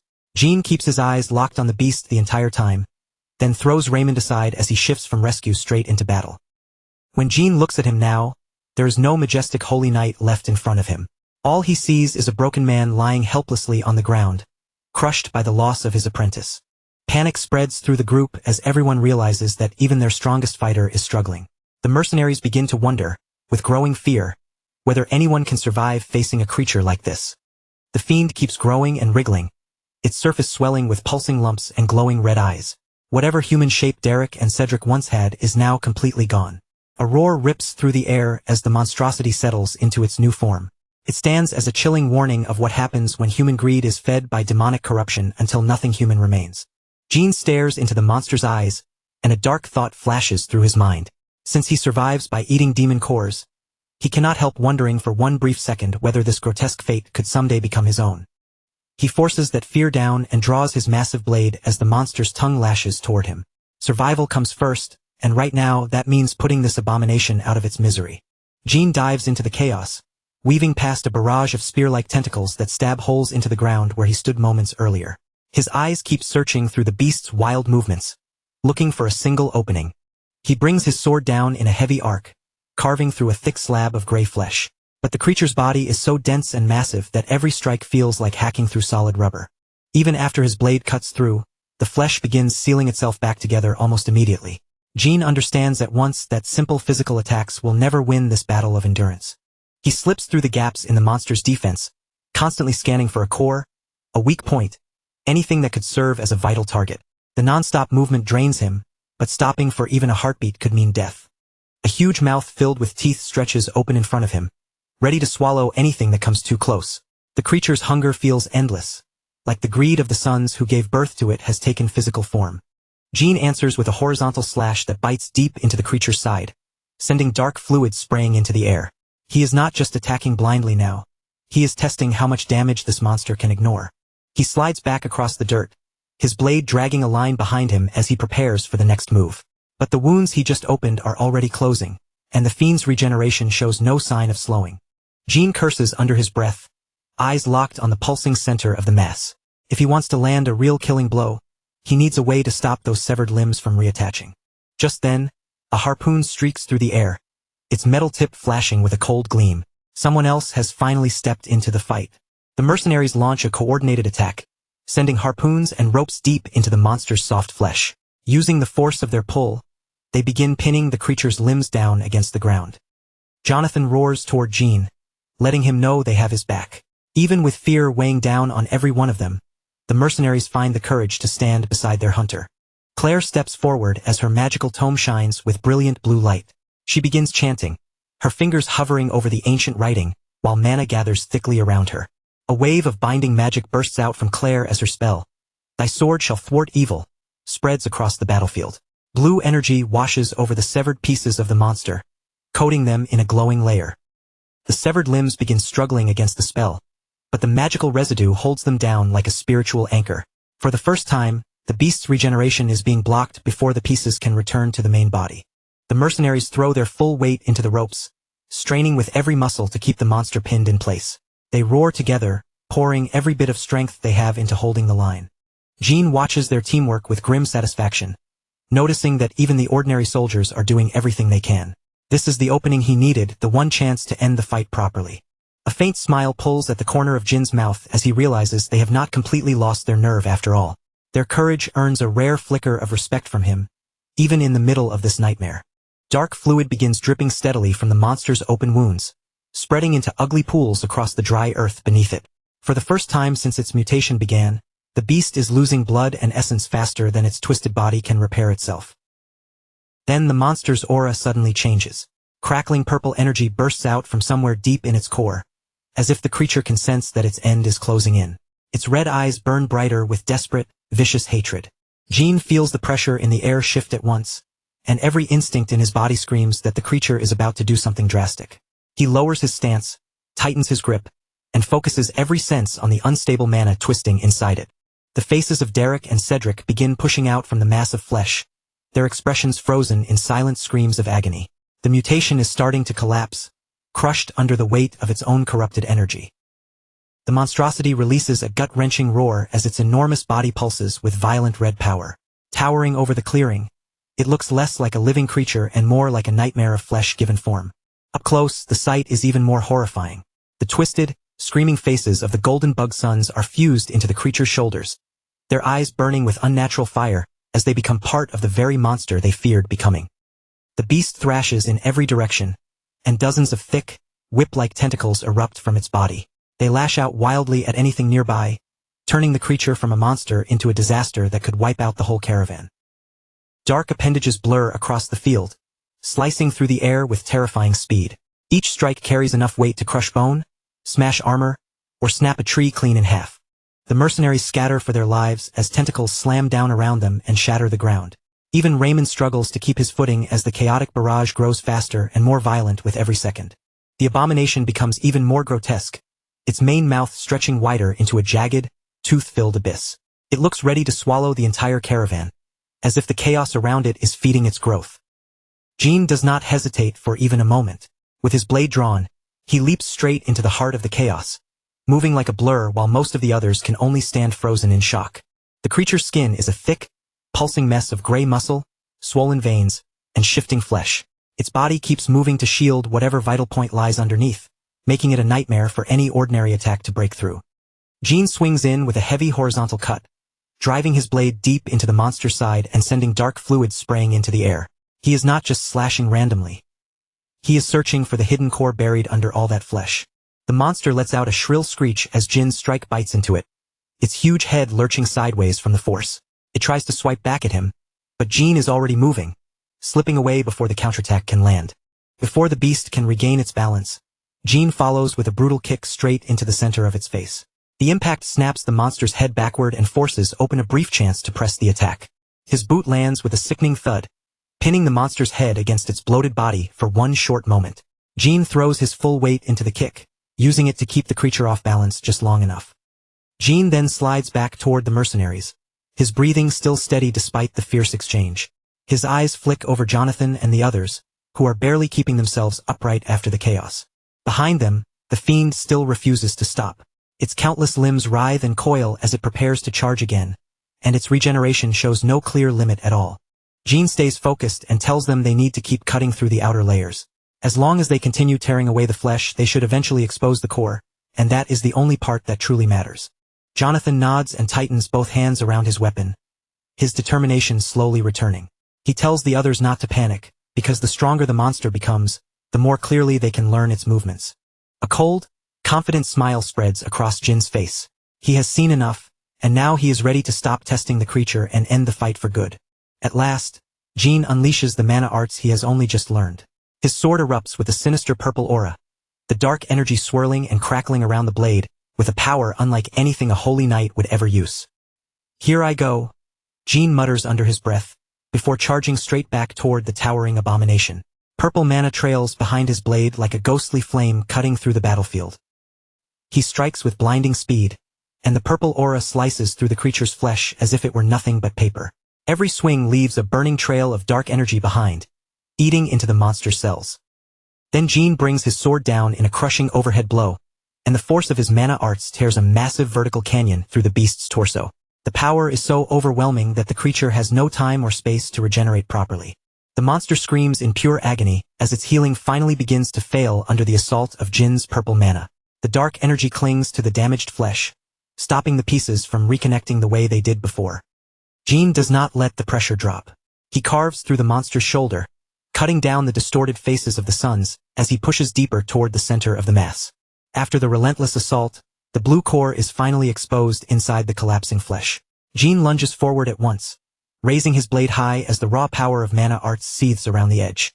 Jin's eyes glow with a piercing red light as he stares down the dying monster. His voice comes out cold and final as he mutters that it is over. With one decisive slash, Jin's blade tears straight through the monster's core and splits it in two. A massive torrent of blood and dark essence erupts behind the cut, marking the final end of the grotesque abomination. The mercenaries collapse to their knees one after another, panting hard as the adrenaline finally begins to fade. They are covered in soot, dirt, and blood, but at last, they are alive. Near the trees, Claire does everything she can to treat Raymond's heavy wounds. The holy knight looks exhausted, his armor battered from the fight and his spirit visibly shaken by everything that happened. As the monster's body begins dissolving, the two broken halves of the blue core fall onto the grass with a soft thud. Those fragments are all that remain of the nightmare they just fought. The core pieces roll across the dirt while the dark fluids around them continue to twitch and wriggle. Even after the beast's death, the sight remains deeply horrifying. The surviving soldiers finally break into cheers, raising their fists as they celebrate a victory they never truly believed they would reach. Some are already talking about how their reputations will soar after helping bring down such an abomination. In the middle of all that celebration, Jin stands by himself and looks over the carnage with a detached expression. He carried the hardest part of the battle, but he shows no interest in the glory. His face is streaked with grime and blood, yet his eyes remain sharp and alert. Instead of lingering on the victory, he already seems to be looking ahead to whatever comes next. One of the internal cores rests quietly on the ground, its blue glow reflecting off the damp soil around it. It is a dense mass of demonic essence, small but clearly valuable. One of the younger mercenaries laughs in relief and runs back toward his friends, happy just to be alive. He even throws a joke at Jin, calling him a rascal for surviving a mess like that. Hidden behind the ancient trees, a mysterious woman with long red hair and a black veil watches the scene in silence. She has been observing everything from the shadows, completely unnoticed by the caravan. She looks down at the remains of the monster with cold disdain. In her eyes, the golden bug sons were nothing more than incompetent failures, no different from their father. The woman closes her eyes for a moment and lets out a quiet sigh, calling them poor things. But there is no real pity in her voice, only a cold judgment of how worthless they were. Then her attention shifts as she notices Jin walking away with a core clutched in his hand. She watches him more carefully, wondering if he is the man who truly fought that abomination. Jin's gloved hand tightens around the glowing blue orb. Valuable resources like this are not something he intends to leave behind on the battlefield. The veiled woman keeps her gaze fixed on him, her curiosity now fully stirred. She silently wonders why he is taking the internal core, and just what kind of hunter this mysterious man really is.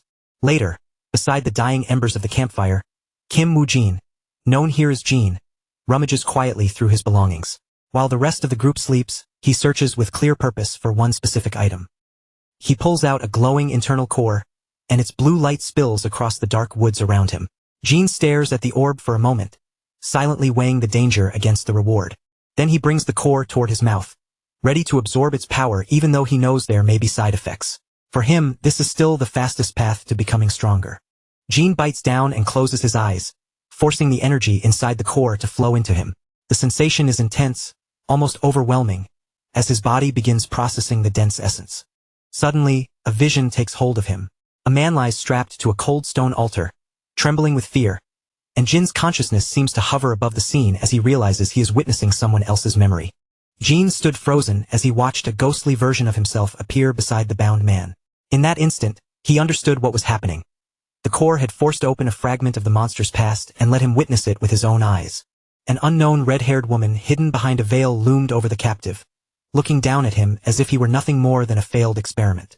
While the man twisted violently against his restraints, she coldly mocked him over his father's death, her voice dripping with contempt. She told him that if he truly wanted to stay alive, then he had to prove his worth through results. Around them, the laboratory looked bleak and merciless, crowded with medical instruments, stained equipment, and another unmoving body lying in the background. Then she bent closer to him, bringing a small bottle filled with blue liquid into view. The captive tried to plead through his restraints, his voice muffled and desperate as he begged her to spare his life. But when her red eyes stared down at him, there was no warmth in them at all. They were empty, sharp, and completely untouched by even the smallest trace of sympathy. She lifted the bottle higher, studying the glowing liquid inside as she wondered aloud whether this broken captive was even worthy of standing with her cause. The blue substance shimmered in the glass, giving off a dangerous, unstable feeling. Without showing the slightest hint of mercy, she tipped the bottle and poured the liquid straight into the man's eye. His entire body convulsed in pain, and as he thrashed against the restraints, dark corrupted veins began crawling across his skin. The change that followed was horrifying to watch. Black energy burst out from the man's eye, twisting around him like a curse, and right in front of Jean, the captive was slowly being transformed into a hideous abomination. Jean was suddenly dragged back into the present, jolting as if he had been torn out of a nightmare. His heart pounded wildly, sweat ran down his face, and the terror of what he had just seen still clung to his mind. Then the psychic backlash slammed into his stomach like a heavy blow. His throat tightened, his body lurched forward, and white froth spilled from his mouth as if his entire system was trying to reject the memory that had invaded him. He staggered away from the campsite as quickly as his shaking legs could carry him. Before he lost control in front of everyone else, he needed distance, anywhere away from the eyes of the group. A few steps later, his strength gave out. Jean dropped onto his hands and knees and vomited violently onto the ground, the brutal strain of absorbing that memory nearly overwhelming his body. He stayed there for a moment, gasping hard as tremors ran through him. After wiping his mouth with the back of his hand, he forced himself to calm down and tried to steady his breathing. Jean thought back to what he knew about internal cores. In rare cases, consuming one could force fragments of a monster's memories into the person who ate it, and this dangerous side effect was something he had not been fully ready to endure. As the pieces came together, Jean realized the memory must have belonged to one of the golden bug's sons. Those creatures had not simply been born that way, they had been turned into monsters after something was poured into their eyes.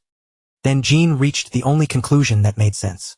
That blue liquid had to be karma, and with that realization, his suspicions about the creation of those abominations were finally confirmed. Even after he understood that much, Jin's mind kept returning to the veiled woman from the vision. The way she stood over the captive, calm and untouchable, made it clear she had been controlling the entire process. A troubling thought crossed his mind. What if that woman was a dark priest? The possibility of someone that powerful moving behind the scenes left a cold, uneasy feeling in his chest. Before he could think much further, Claire found him among the trees. The young blonde woman, dressed in a white blouse and corset, hurried toward him and told him the group had to leave right away. But then she stopped short, her gaze locking onto his face. Seeing the sweat pouring down his skin and the strain in his expression, Claire's worry became obvious. Something was definitely wrong with him. Claire's expression tightened as suspicion immediately crossed her face. She asked if he had been eating cores again, sounding both genuinely concerned and a little irritated that he might have put himself in danger once more. Jean hesitated, wondering whether he should tell her what he had just seen. But the memory vision would be hard to explain, and if he said too much it would probably only make her worry even more. So he brushed it off and told her it was nothing. Keeping the truth to himself for now, Jean turned back toward the camp, but his senses remained sharp and his guard stayed raised. Unnoticed by both of them, someone watched from beyond the trees. The figure did not move, did not make a sound, and remained completely swallowed by the darkness between the trunks. It was the red-haired woman from the vision herself, her face still hidden beneath that veil. From a distance, she silently watched Jean, her expression impossible to read. She remained concealed while Jean and Claire made their way back toward the rest of the group. Every step they took seemed to be tracked by her eyes, as if she were carefully studying their movements. Then her sharp red eyes narrowed slightly, focusing on Jean in particular. Among everyone there, he had clearly become the one who caught her interest the most. Hidden safely among the trees, she continued observing the group from the shadows, keeping enough distance that none of them could sense her presence. She found it fascinating that a person reckless enough to eat raw internal cores was traveling alongside the Order Alliance. That strange contradiction made her wonder whether Jean was secretly working toward a plan of his own. Beneath the veil, the corner of her mouth curled into a small, curious smile. Rather than being alarmed, she seemed entertained by the mystery surrounding him. She wondered what they would become when they crossed paths again. Partners standing on the same side, or enemies facing each other head-on. With that thought lingering, she adjusted her clothing and prepared to disappear. The next morning arrived with a quiet, solemn light over a cliffside touched by the sun. The group gathered there in silence, brought together for one specific and painful reason. They had come to hold a funeral for their fallen comrade. The silver-haired knight Raymond stood at the front to lead the ceremony, while Claire lowered her head in prayer and Jean watched quietly from the side.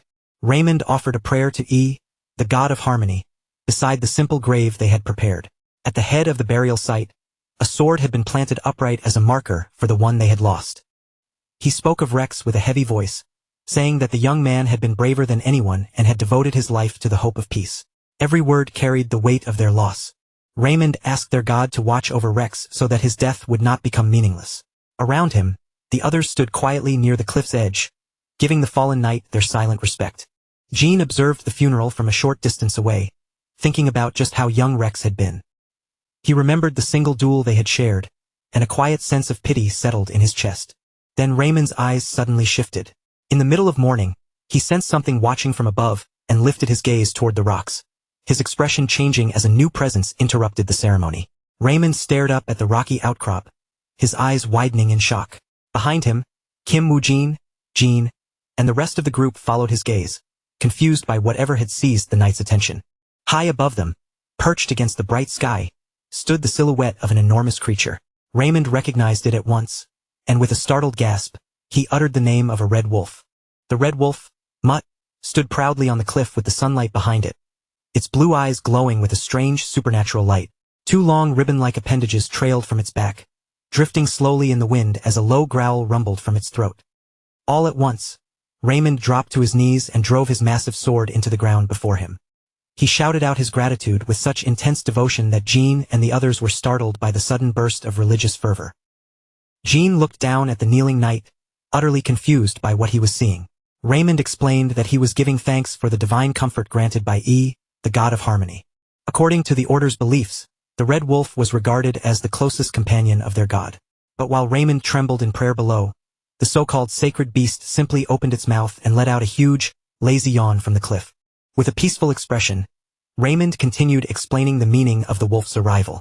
To him, its presence was undeniable proof that their god was watching over them in their grief. Then Jean completely shattered the sacred atmosphere by casually calling the creature his pet mutt. Raymond nearly leapt out of his own skin, shouting that such a claim was blasphemy against a divine beast that was supposed to be impossible to tame. Raymond was certain Jean had to be joking, but the hunter's face remained completely serious. Ignoring the knight's protests, Jean decided to prove it by calling the creature down with a simple command. Jean raised his eyes toward the wolf on the cliff, his gaze turning sharp and commanding. Without any hesitation, he told the mutt to stop showing off and get down there immediately. The red wolf's ears instantly perked up as it looked down at Jean. Its proud, majestic expression shifted into something almost startled, as if it recognized the authority in his voice and knew it had to obey. Then, to the complete shock of the knights, the divine messenger launched itself from the high rock. With effortless strength, it bounded down the cliffside and headed straight toward the group waiting below. The wolf landed right in front of Jean and lowered itself obediently, panting with its tongue out like nothing more than an oversized house dog. Raymond froze where he stood, his mouth hanging open as he watched the supposedly untamable sacred beast behave like Jin's loyal pet. For a moment, Raymond looked as if his entire understanding of the world had been cracked in half. He simply could not process how one man had managed to tame a creature that his whole order revered as sacred and impossible to command. Jean only shrugged and explained it like it was no big deal. He had killed a werewolf some time ago, and ever since then, this creature had just started following him around, as if he were talking about a stray dog that had wandered after him from the roadside. Raymond stared at Jean with a strange mixture of reverence, disbelief, and complete confusion. Little by little, he was starting to understand that the man standing beside him was anything but ordinary. The knight slowly turned his eyes back toward the simple funeral site. After the wolf's sudden appearance, the quiet grief of the morning had shifted into something far stranger and heavier. The red wolf settled down calmly near the fallen knight's grave, its huge tail brushing through the grass with slow, lazy movements. For a creature Raymond had just treated like a holy sign, it looked almost shockingly relaxed. Raymond faced Jean again, but this time his voice had lost its earlier force and carried a much humbler tone. Sensing that the knight was about to ask for something, Jean raised an eyebrow and waited for him to speak. Raymond carefully suggested that if the wolf still had no proper name, then Jean should call it Rex. His expression was hopeful, as if naming the creature after his fallen friend might preserve a piece of him. He admitted that calling a beast his order regarded as sacred nothing more than a mutt felt rather inappropriate. To Raymond, giving the wolf a real name would at least return some dignity to the creature in the eyes of their faith. Raymond then spoke of Rex, saying he had been a man with unwavering resolve who fought with everything he had to purify the demonic realm. He wanted that same steadfast will to continue living on through the red wolf.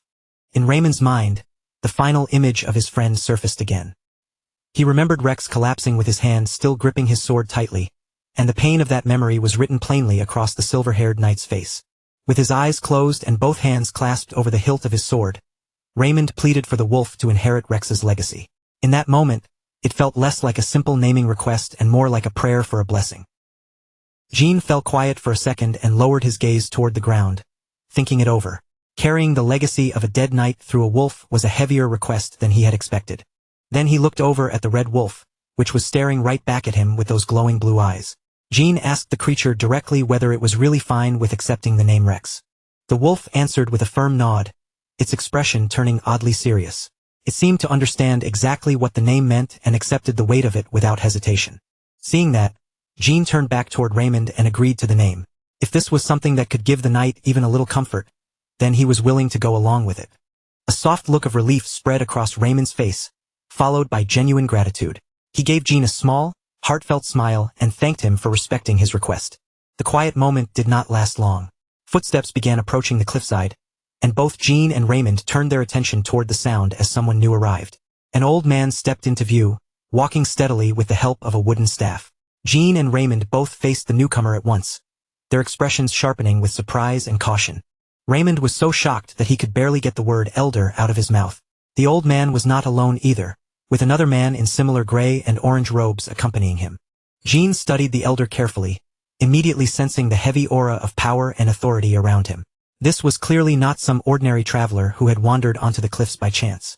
The man was Elder Bo of the Third Pioneer City, blindfolded and dressed in orange monk-like robes, with large wooden prayer beads hanging around him.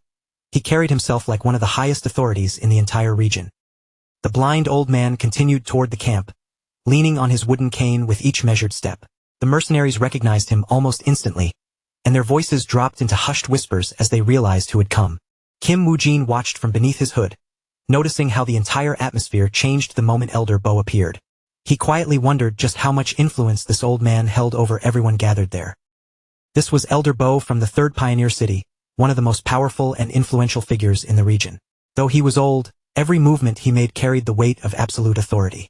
Behind him, a line of disciples followed in strict, disciplined silence. Their footsteps clicked against the dirt path in a steady rhythm, making their arrival feel even more imposing. The mercenaries hurried to make way for him, parting as if a path had been cut through the crowd. Some even lowered their heads respectfully as the distinguished elder passed by. Raymond stepped forward at once and bowed deeply, greeting the elder with formal respect. From the stiffness in his posture, it was obvious he had not expected someone of this rank to appear here. Elder Bo acknowledged Raymond with a small nod and offered a brief apology for coming during their time of mourning for the fallen knight, Rex. But he did not waste much time on courtesy. He quickly made his purpose clear. He had come to investigate the deaths of the Golden Bug sons, Derek and Cedric. Raymond's face tightened, and he looked visibly taken aback. In that instant, he understood that the incident was far from settled, and the investigation was still pressing forward. The elder asked whether Raymond truly believed the mercenary's account of what happened to the clients, or whether there was something darker and more sinister hidden beneath the surface. Jean immediately understood the problem. They were all still major suspects, and it made sense. After all, the clients had died while the mercenaries were transporting a mountain of gold, which gave them an obvious motive for betrayal. Raymond asked whether the evidence he had already presented was not enough to satisfy the authorities. But the old monk's calm expression made it clear that he was not fully convinced. Bo turned his blindfolded face toward the group, his attention sweeping over them as if his senses could catch things ordinary eyes would never notice. He pointed out that the most important question still remained unanswered. How had two healthy men suddenly transformed into abominations without warning? Then the elder's attention shifted sharply to Jean. In a chilling tone, he claimed he could smell the unmistakable stench of a dark priest clinging all over him. He stepped closer, looming over the boy as he asked for Jin's thoughts on the matter. His voice was calm, but it carried the pressure of someone who seemed to have already reached his own conclusion. Jean felt a jolt of unease. This old man not only knew his name, but his intuition was cutting far too close to the truth for comfort. Still, Jean did not back down. He met the elder's blindfolded gaze head-on and asked whether he was openly accusing him of being one of those heretical priests. The elder remained perfectly still, his face calm and unreadable. Without even flinching, he simply waited, as if expecting Jean to give him an answer that would finally satisfy him.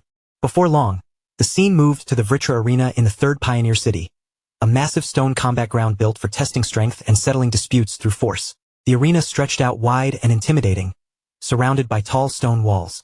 Its battle-worn floor looked strong enough to endure the impact of warriors far above the level of ordinary fighters. Bo led Jean into the center of the ring, speaking as they walked. He told him that true talent usually reveals itself early, often from the time someone is still very young. To Elder Bo, that was exactly what made Jean suspicious. Someone with this much power had suddenly appeared one day with no known history, no background, and no traceable past. And as if that were not strange enough, Jean had also happened to be present during an extremely rare and catastrophic abomination outbreak. The elder asked whether Jean himself did not find his own story a little too convenient for any sensible person to believe. His words were calm, but they pressed down like a blade at Jin's throat. Jean realized that he was being watched far more closely than he had assumed. In this world, having overwhelming strength without a proper background was basically the same as painting a target on his back. Of course, he could not simply explain that he was an outsider from another world. Since revealing his true origins was impossible, Jean kept that part of the truth locked behind his teeth.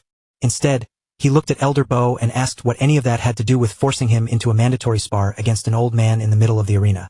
Raymond immediately tried to step in, his voice tense as he argued that Jean had only just survived a brutal battle. In his eyes, forcing him into a duel right now was unreasonable, because Jin's body could not possibly be in proper condition.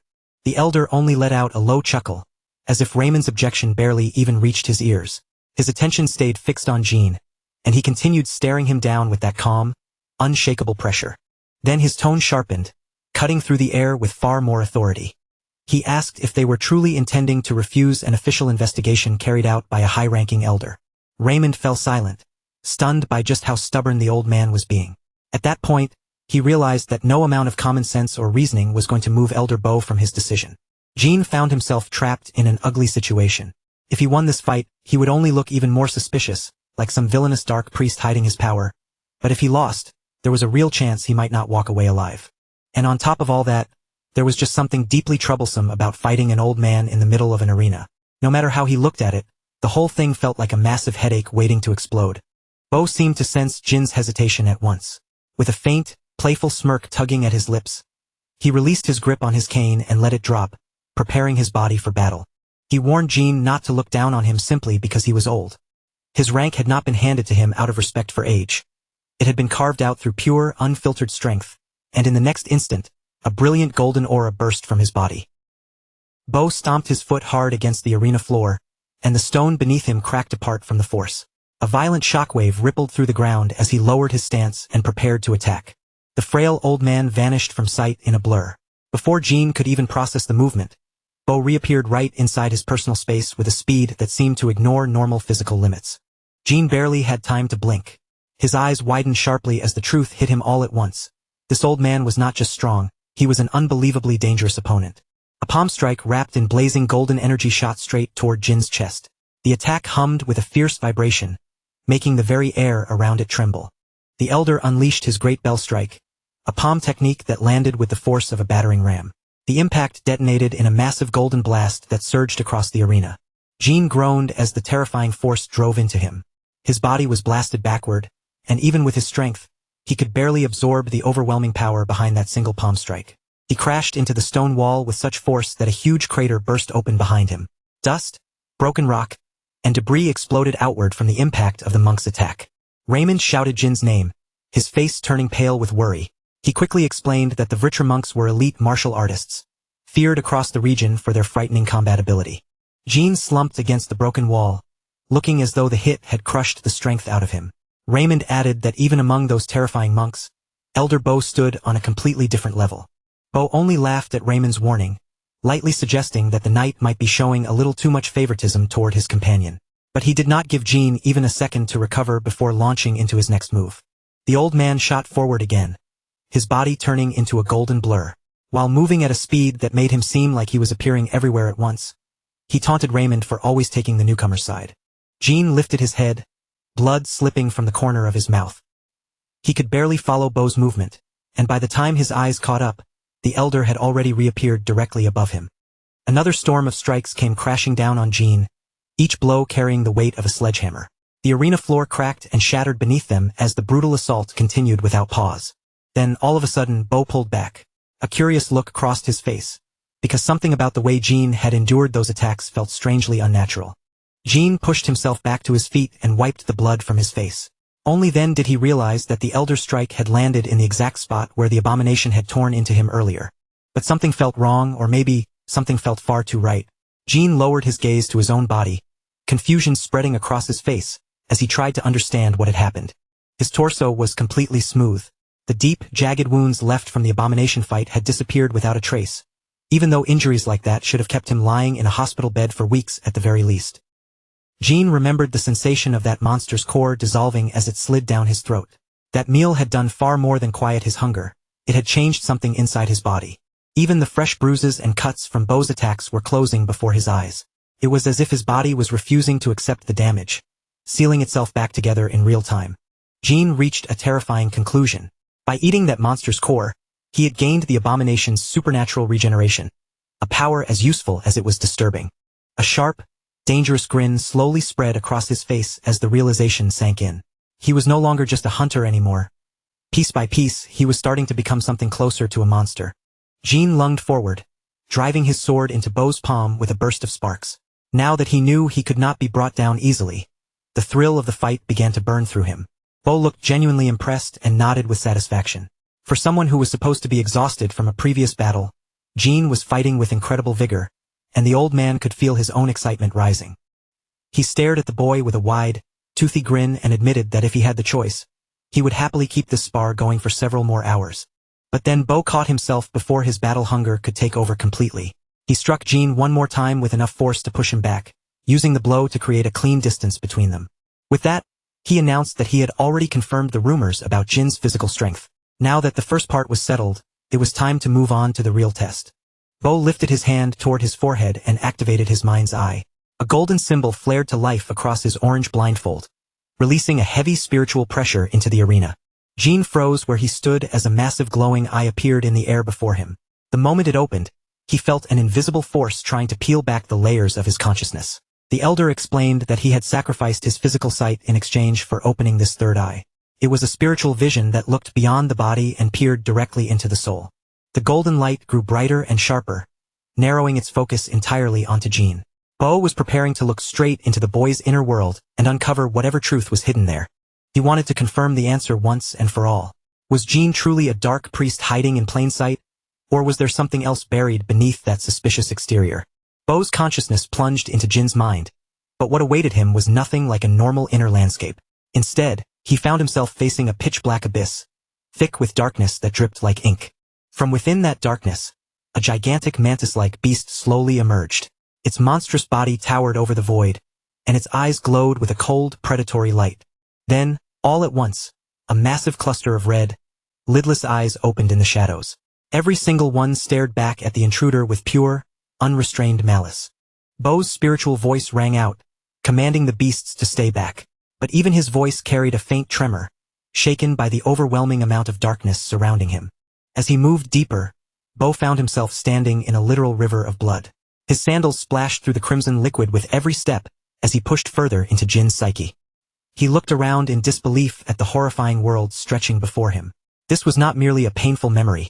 It was a living hell, carved deeply into Jin's very soul. Back in the arena, sweat began pouring down Elder Bo's face. Even though his body had not moved, it was reacting violently to the trauma his mind was witnessing inside Jin. The deeper truth of that mental world soon revealed itself. It was a graveyard of monsters, where thousands of demonic silhouettes lingered through a dark forest formed from Jin's past. Bo suddenly flinched, one hand flying to his shoulder as if something inside that nightmare had struck him. The intensity of Jin's inner world had physically repelled him. Jin stepped toward him with concern in his eyes and asked if the old man was all right. He noticed immediately that Bo's overwhelming mana, which had filled the arena moments earlier, had completely flickered out. The elder gasped for breath, his face drained of color. Looking shaken to his core, he told Jin that his mental world was far beyond merely unpleasant. It was terrifying. However, despite how terrifying Jin's inner world had been, Bo had finally found the answer he needed. Since that mental world had not completely collapsed into corruption, it proved one thing clearly: Jin was not a dark priest. Then, in a move no one expected, the high-ranking elder lowered his head. He brought his hands together in front of him with surprising humility, offering Jin a gesture of sincere respect. Bo apologized to Jin with genuine seriousness, asking the young man to forgive an old man for his harsh suspicion and extreme rudeness. He explained that confirming Jin's true nature had been a necessary evil, especially because the mission he needed help with was far too important to risk mistakes. Raymond watched from the side as the arena's enormous stone doors began to creak open, and beyond them, Cindy appeared in the light. Only then did Bo reveal that he had a quest for Jin. Jin stared at the elder in complete confusion, struggling to keep up with the sudden change. Just moments ago, Bo had been attacking him like he wanted to crush him, and now the same old man was politely asking for his help. A small, polished shoe stepped onto the stone floor of the arena. The quiet tap echoed through the sudden silence, drawing everyone's attention toward the open doors. A young girl with a short lavender bob and a neat official uniform stood before them with calm composure. She introduced herself as Cindy, the youngest daughter of the Golden Bug. As the massive doors finished creaking open, Elder Bo made the real reason behind his earlier test clear. He needed someone strong and trustworthy enough to take on a quest connected to the Dark Priests. Jin watched the girl carefully, his expression guarded. His body had recovered, but the strain from Bo forcing his way into his mind still lingered like pressure behind his eyes. Cindy walked forward with slow, measured steps, her movements graceful and controlled. Her back remained perfectly straight as she approached the group, carrying herself like someone raised under strict discipline. She repeated her introduction clearly, her lavender eyes fixed directly on Jin. In that moment, she was not just a young girl standing before him. She was speaking as a representative of the Golden Bug family. The scene then moved to the dense forest surrounding the pioneer settlements, where gray clouds pressed low over the trees. The air felt heavy and damp, as if the woods themselves were holding their breath. Jin, Elder Bo, and Cindy formed an unlikely trio as they made their way through the forest. While they walked beneath the thick canopy, the elder explained that the appearance of abominations was no longer a single isolated disaster, but a nightmare that kept repeating. Cindy added more detail to the situation, stating that the area around the third pioneer city had become the center of the problem. More and more people were transforming into monsters there, turning the surrounding region into a place of growing fear. Jin stayed quiet as he listened, taking in every word. The more he heard, the more he wondered what could be causing this corruption to spread so quickly. Then they reached the top of a hill, and Jin's eyes widened in shock. From that height, he finally saw the grotesque reality of the corruption with his own eyes. Below them lay a massive purple growth pulsing like a diseased heart. Thick, vein-like roots wrapped around it and spread across the ground, looking as though they were slowly strangling the life out of the earth itself. It was a rift core, a foul object that came from the demonic realm. By acting as a conduit, it slowly twisted the land around it, turning ordinary soil and forest into a hellish landscape. Groups of priests in clean white robes knelt before the corruption, their heads bowed low. Their hands were clasped as they offered prayers for mercy, protection, and the strength to hold back the darkness. Their fingers tightened together as their voices rose in a steady rhythm.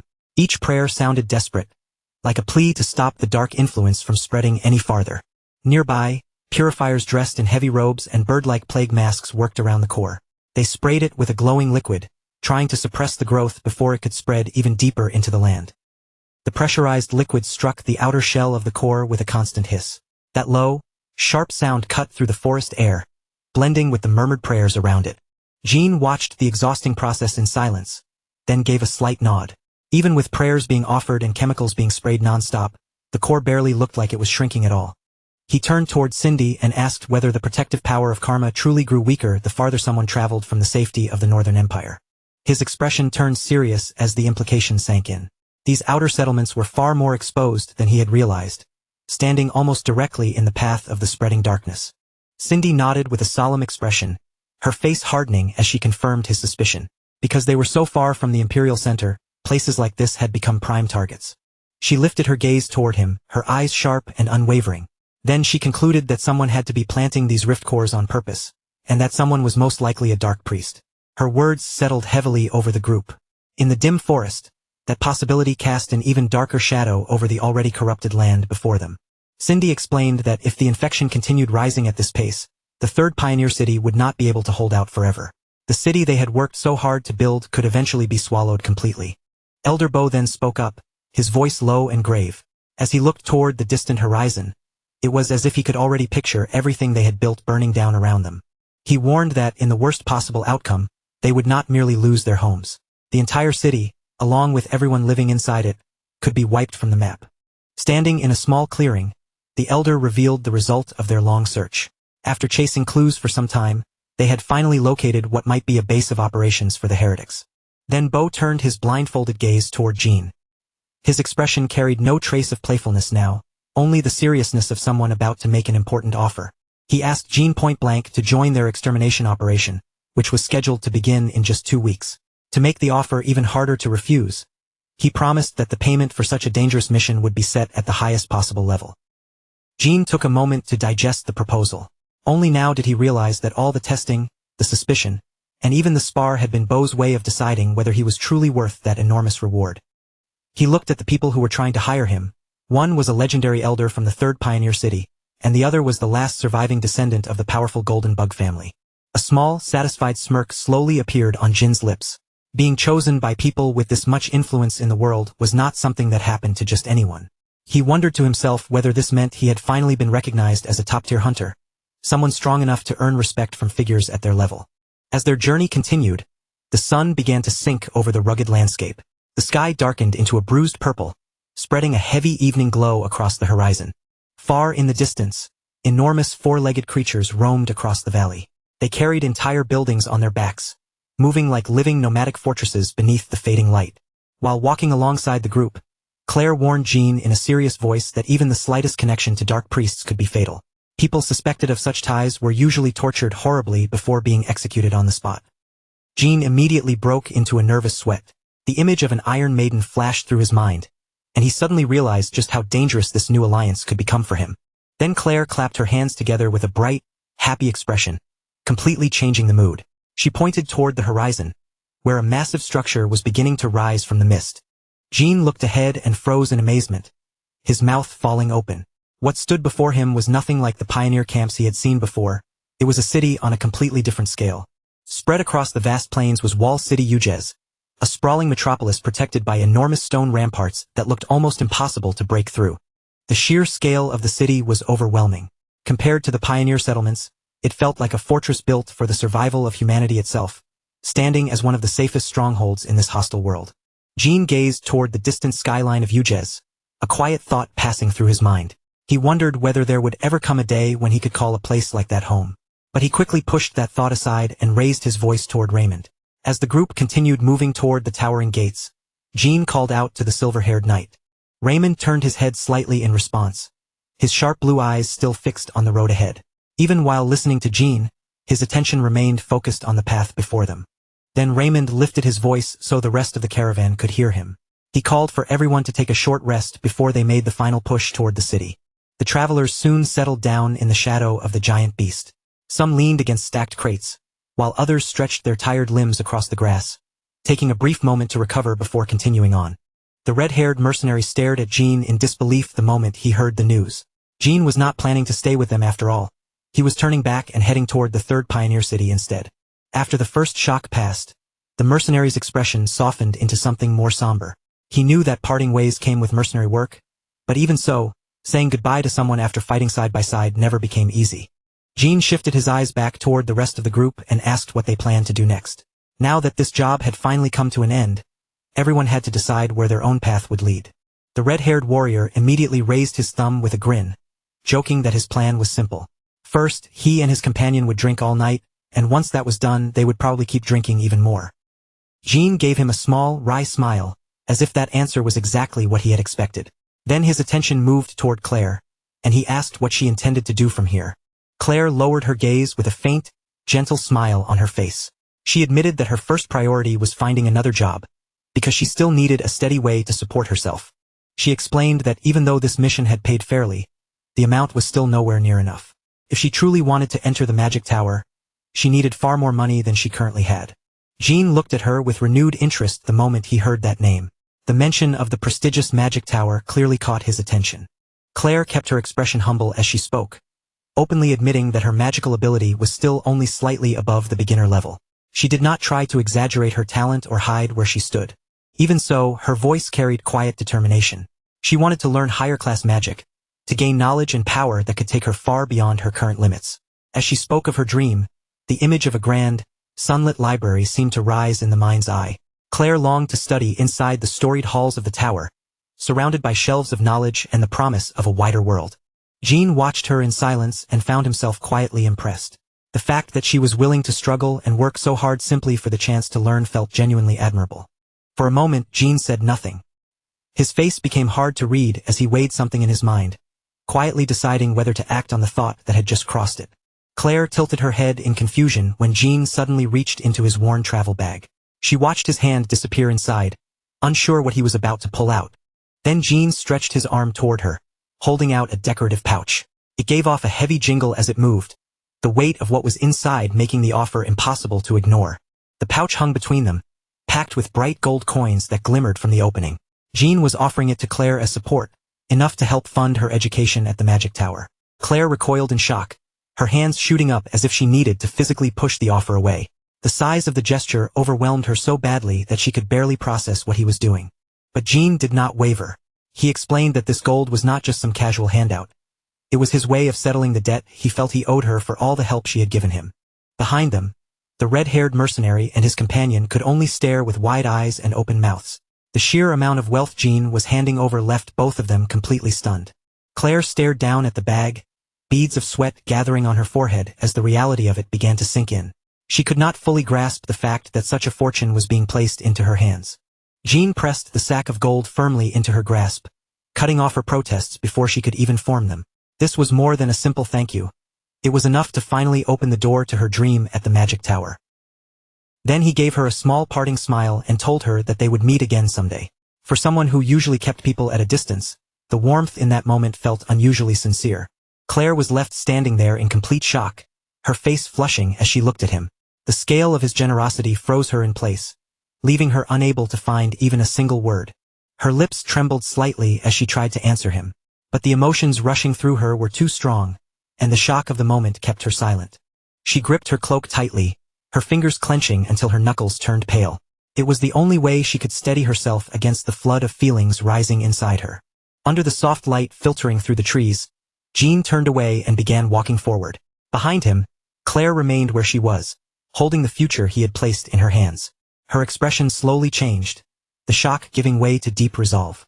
In her heart, she quietly promised that no matter how long it took, she would find a way to repay this favor. Jean kept his gaze fixed straight ahead, already pulling his focus back to the solitary road he had chosen. The next challenges waiting for him were calling, and he could not afford to linger too long. Without turning back fully, he tossed a casual farewell over his shoulder to the mercenaries behind him. His goodbye was quick, clean, and exactly like him. Raymond and Claire watched him leave, each of them standing still in their own way. The red-haired mercenary crossed his arms nearby, while Claire clutched the heavy bag of gold tightly against her chest.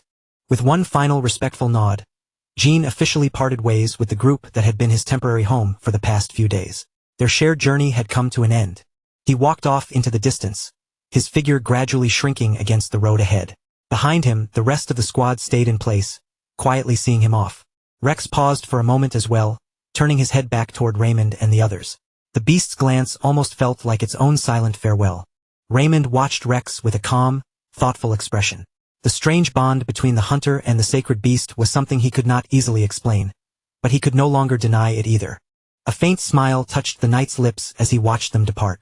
Somehow, he felt that Jean and Rex were heading toward a destiny far larger than this small camp.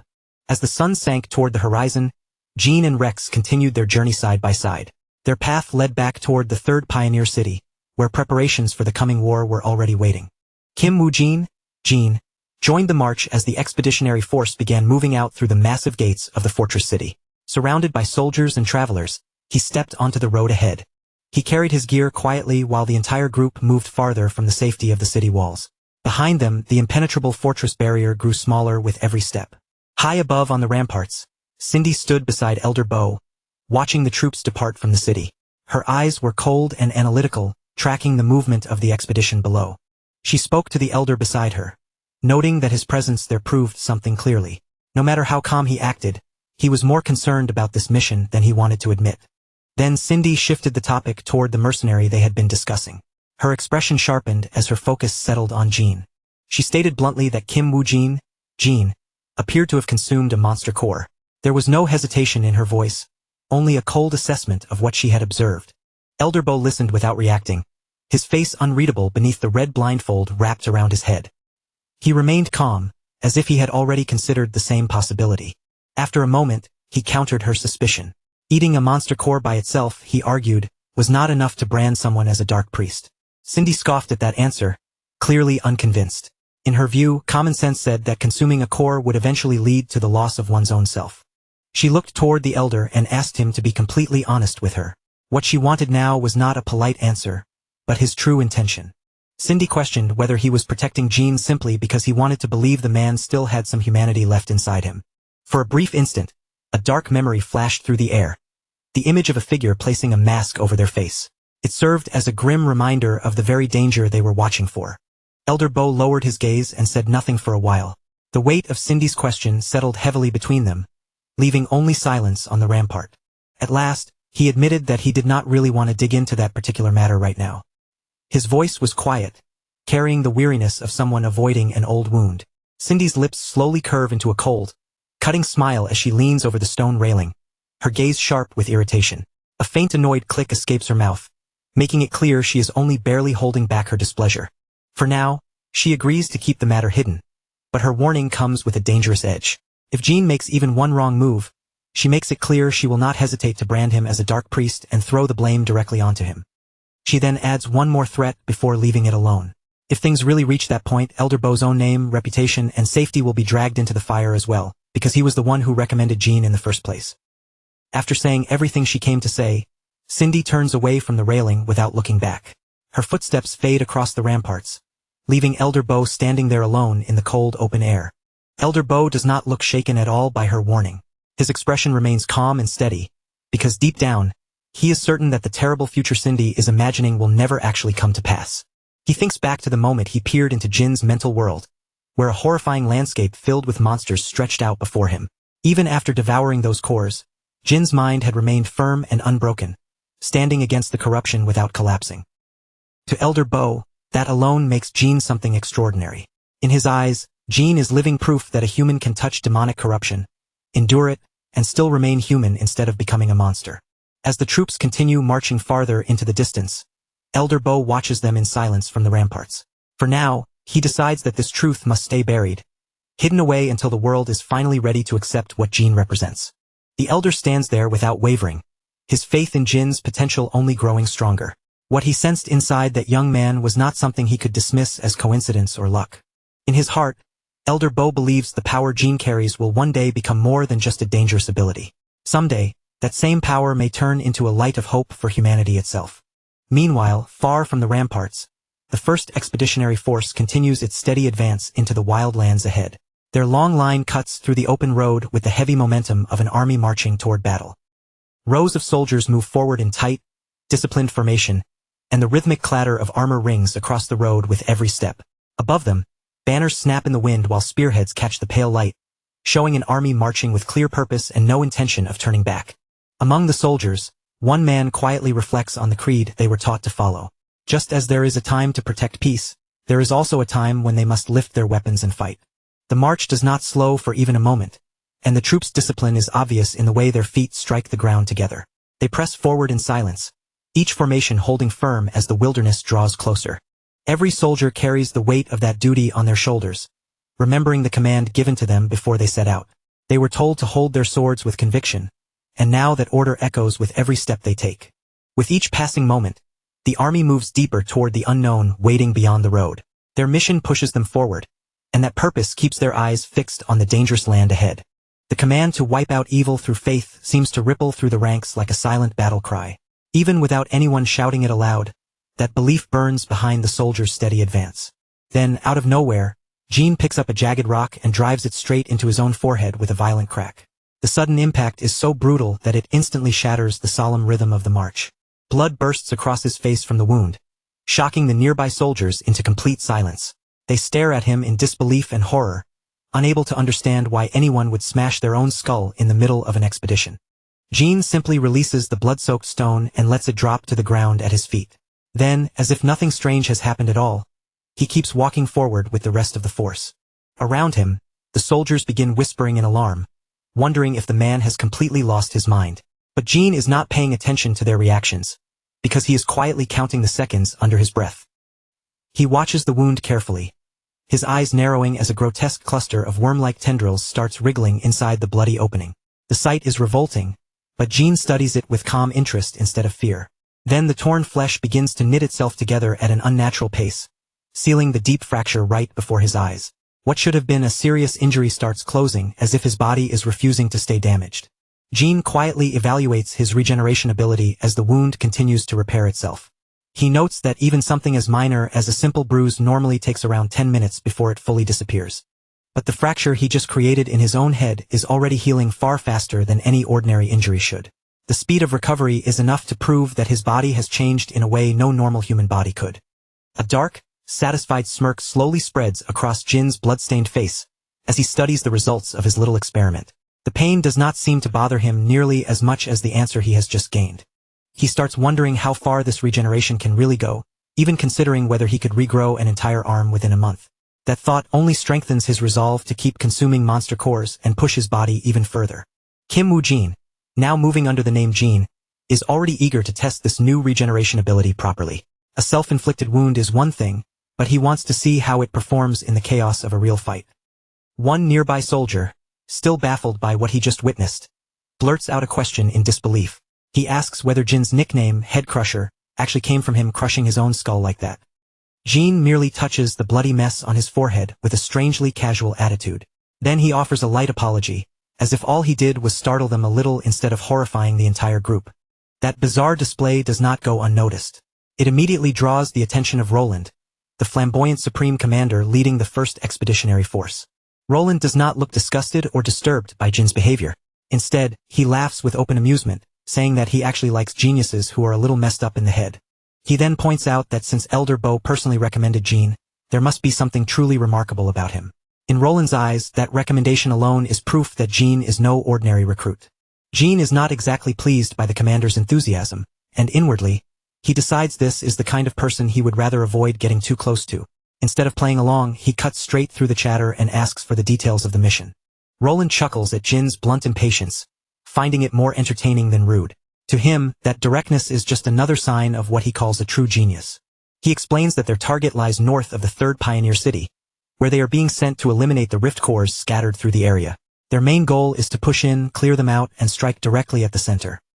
As Roland looks across the rugged terrain stretching ahead of them, his expression turns more focused.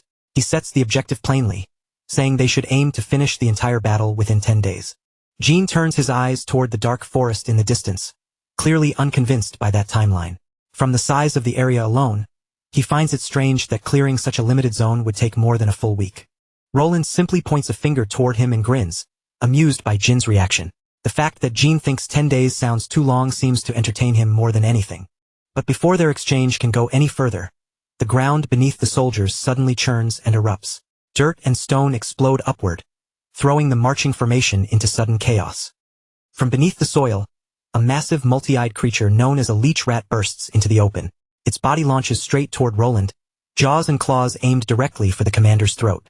A soldier nearby immediately shouts in panic, warning the commander to watch out. His voice cuts through the noise of the ambush, but the monster is already flying toward Roland at terrifying speed. Roland does not even flinch as the beast closes in on him. In one smooth motion, his hand moves to his sword, and the blade flashes free like a streak of light. With a single clean vertical strike, Roland cuts the monster in half while it is still airborne. The creature's body splits apart in front of him before it ever gets close enough to touch his throat. Roland then explains that monsters like these normally remain deep inside the demonic realm. But now, they are beginning to crawl up to the surface and even appear under the light of day. All along the road, the ground starts bursting open one after another.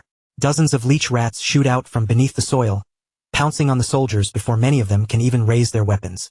Roland's voice thunders over the chaos as he orders everyone to prepare for battle. In an instant, the sudden ambush turns the once orderly march into a bloody fight for survival.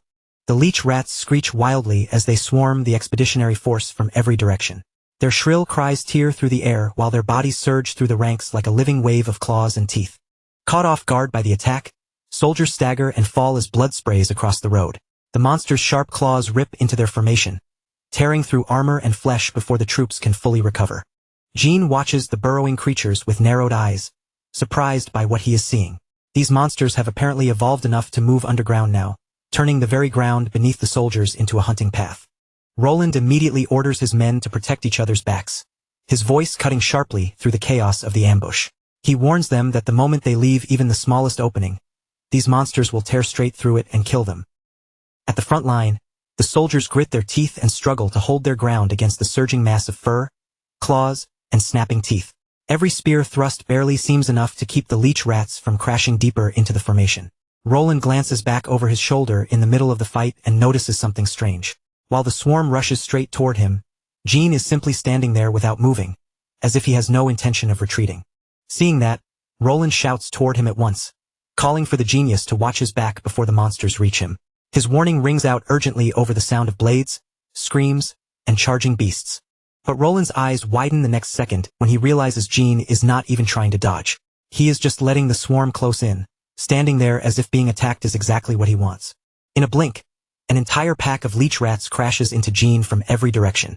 Their bodies pile over him one after another, burying him beneath a writhing mound of monsters. The swarm claws into his cloak and drags him down hard into the dirt, tearing at the fabric as they scramble over him. From the outside, it looks like Jean has been completely swallowed by the horde. Yet Jean does not look frightened in the slightest. Even with blood sliding down his chin, his expression carries a strange, almost hungry intensity, as if the monsters surrounding him are not predators at all. Roland yells out in shock, convinced that the mercenary has finally lost his mind. To him, letting a swarm of leech rats catch you on purpose looks less like courage and more like pure insanity. But under that tangled pile of bodies, Jean moves with terrifying precision. He drives a dagger deep into one of the leech rats' heads, cutting straight to the thing he is truly after. Then he tears out a glowing blue monster core from the beast, his eyes locking onto it like he has just found treasure. The shine from the core reflects against his bloodied face as the battle rages around him. The leech rats shriek in pain and fury, but in reality, they are the ones trapped with something far more dangerous. They may have swarmed Jean first, but now the situation is starting to turn against them. To Jean, these creatures are not simply enemies trying to rip him apart. In his eyes, they are a walking feast, a pile of useful cores just waiting to be taken and consumed. He begins wondering whether devouring the whole swarm might allow him to inherit the leech rat's burrowing ability. If that power can be stolen, then every single monster here is a chance worth gambling on. For a moment, the battlefield itself seems to fade from Jin's mind, along with the shouting soldiers and flashing blades. All he sees are the monsters in front of him and the fuel hidden inside their bodies. He reaches out and grabs another glowing core, gripping it tightly as blue light spills between his fingers. That eerie shine reflects in his eyes, making his expression look even more intense. Then, with a sickening crunch, Jean begins forcing the cores into his mouth right there in the middle of the battlefield. While everyone else is fighting to survive, he is swallowing monster cores as if chaos is the perfect cover. He knows the chances are never guaranteed, and the odds of success are painfully low. Still, consuming a core is the only method he has ever found that can trigger the inheritance of a monster's power. For Kim Woo-jin, now called Jean, this secret is the reason he survived 12 years in the demonic realm. By eating monster cores, he could sometimes steal the unique skills of the creatures he killed, turning their abilities into his own weapons. He wipes fresh blood from his face with the back of his hand, but his attention never leaves the pulsating blue core in his palm. The glow throbs faintly like a living thing, tempting him to take another bite. After devouring around 40 leech rats, Jean feels physically stuffed, his body heavy from everything he has consumed. Even so, frustration tightens in him because he still has not inherited the digging ability he wanted. Before he can keep going, the mound of monster corpses suddenly explodes outward in a flash of blue light. Someone has stepped in from the outside, believing they are saving him from being buried alive. A holy knight reaches a hand toward the blood-covered mercenary, visibly alarmed as he checks whether Jean is still in one piece. From the knight's perspective, anyone trapped under that swarm should have been moments away from death. Jean instantly slips back into a more professional attitude and tells the knight to maintain the formation. But inside, he can only mourn the meal he just lost, realizing that secretly eating monster cores will be almost impossible with this many people watching his every move. The knight pulls him back towards safety, completely unaware of the truth behind Jin's calm expression. He has no idea that Jean was not suffering under the swarm at all. He was actually enjoying the chance to devour them. Then the rhythm of the entire battle changes as the holy choir moves into position right in the middle of the fighting. Their arrival shifts the air itself, as if the battlefield is about to become a stage for something far more powerful. Soldiers wearing ceremonial hats lift massive cellos and violins, drawing their instruments into place with practiced movements. The deep sound that follows vibrates through the air, carrying a magical weight that spreads across the battlefield. At the center of the ensemble stands Roland, his eyes closed as he draws the bow across his violin with elegant precision. A golden aura radiates from him, wrapping his ornate armor in a brilliant glow. The music surges through the soldiers like a powerful blessing, strengthening their bodies and sharpening their resolve. Their spears begin to shine with white light, and soon they move together in a controlled, systematic slaughter of the remaining rats. Jean watches the front lines carefully and gives a small nod as he notices the change. The stamina and defensive strength of the ordinary troops have risen dramatically, enough to completely alter the flow of the battle. Then his attention shifts back to the Supreme Commander, and Jean struggles to make sense of what he is seeing. The man leading an army and the man playing music at the center of the battlefield somehow seem like the same person, and that only makes Roland harder to understand. Roland appears completely absorbed in the music, moving with a grace that feels almost effortless. Golden notes swirl around his decorated armor, following each precise motion of his bow like sparks of divine light. A commanding officer roars at the troops to hold the line and push forward while the music is still strengthening them. His voice drives through the ranks, urging everyone to seize the advantage before the moment passes. The counterattack comes fast, organized, and brutal. Empowered by the music, the knights begin crushing the leech rats with ease, cutting down the same beasts that had thrown the entire expedition into chaos moments earlier. By the time the sun finally sinks beyond the horizon, the forest grows still beneath the pale light of a full moon. The screams and clashing steel fade away, leaving only the quiet aftermath of the battle. A soldier carrying a megaphone calls out to the survivors across the camp, ordering everyone who took part in the skirmish to gather. Now that the fighting is over, they need to count the kills and record the results. With a ledger in one hand and a pen ready in the other, he explains that the mission rewards will be calculated strictly according to the official tally. Every kill has to be written down because those numbers will decide what each fighter earns. Near one of the campfires, two mercenaries sit close together and gossip about Jean in low voices. They call him a complete lunatic, still unable to forget the way he charged straight into the heart of the monster horde. They also mention seeing him later, digging around in the dirt like he was searching for something important. Neither of them can figure out what kind of strategy could possibly explain that bizarre behavior. Inside a dimly lit tent, Jean sits with a gloomy expression, clearly bothered by how things turned out. After devouring so many cores, the fact that he still failed to gain a new ability leaves him quietly stewing in disappointment. But deep down, he knows this result is not exactly surprising. Inheriting power from a monster core is extremely rare, and no amount of effort can replace the need for overwhelming, pure luck. Roland steps into the tent and looks Jean over with interest, asking how his body is holding up after that reckless display of courage. His tone is light, but there is clear curiosity in the way he studies the bloodied mercenary. Jean remains seated, then lifts his eyes toward Roland with a composed expression. He politely apologizes in case his head-crushing tactics caused any unnecessary alarm among the troops. Roland answers with a warm, knowing smile, not bothering to hide how amused he is. He admits that when Jean disappeared under that swarm of leech rats, he honestly thought the mercenary was finished. Then Roland reveals the official result from the tally. Jean, all by himself, managed to hunt down 267 leech rats during the battle. Outside the tent, Exhausted soldiers slump beside their weapons and gear, still recovering from the brutal skirmish. Most of them only manage to kill a small handful of beasts each, making Jin's number stand out even more sharply.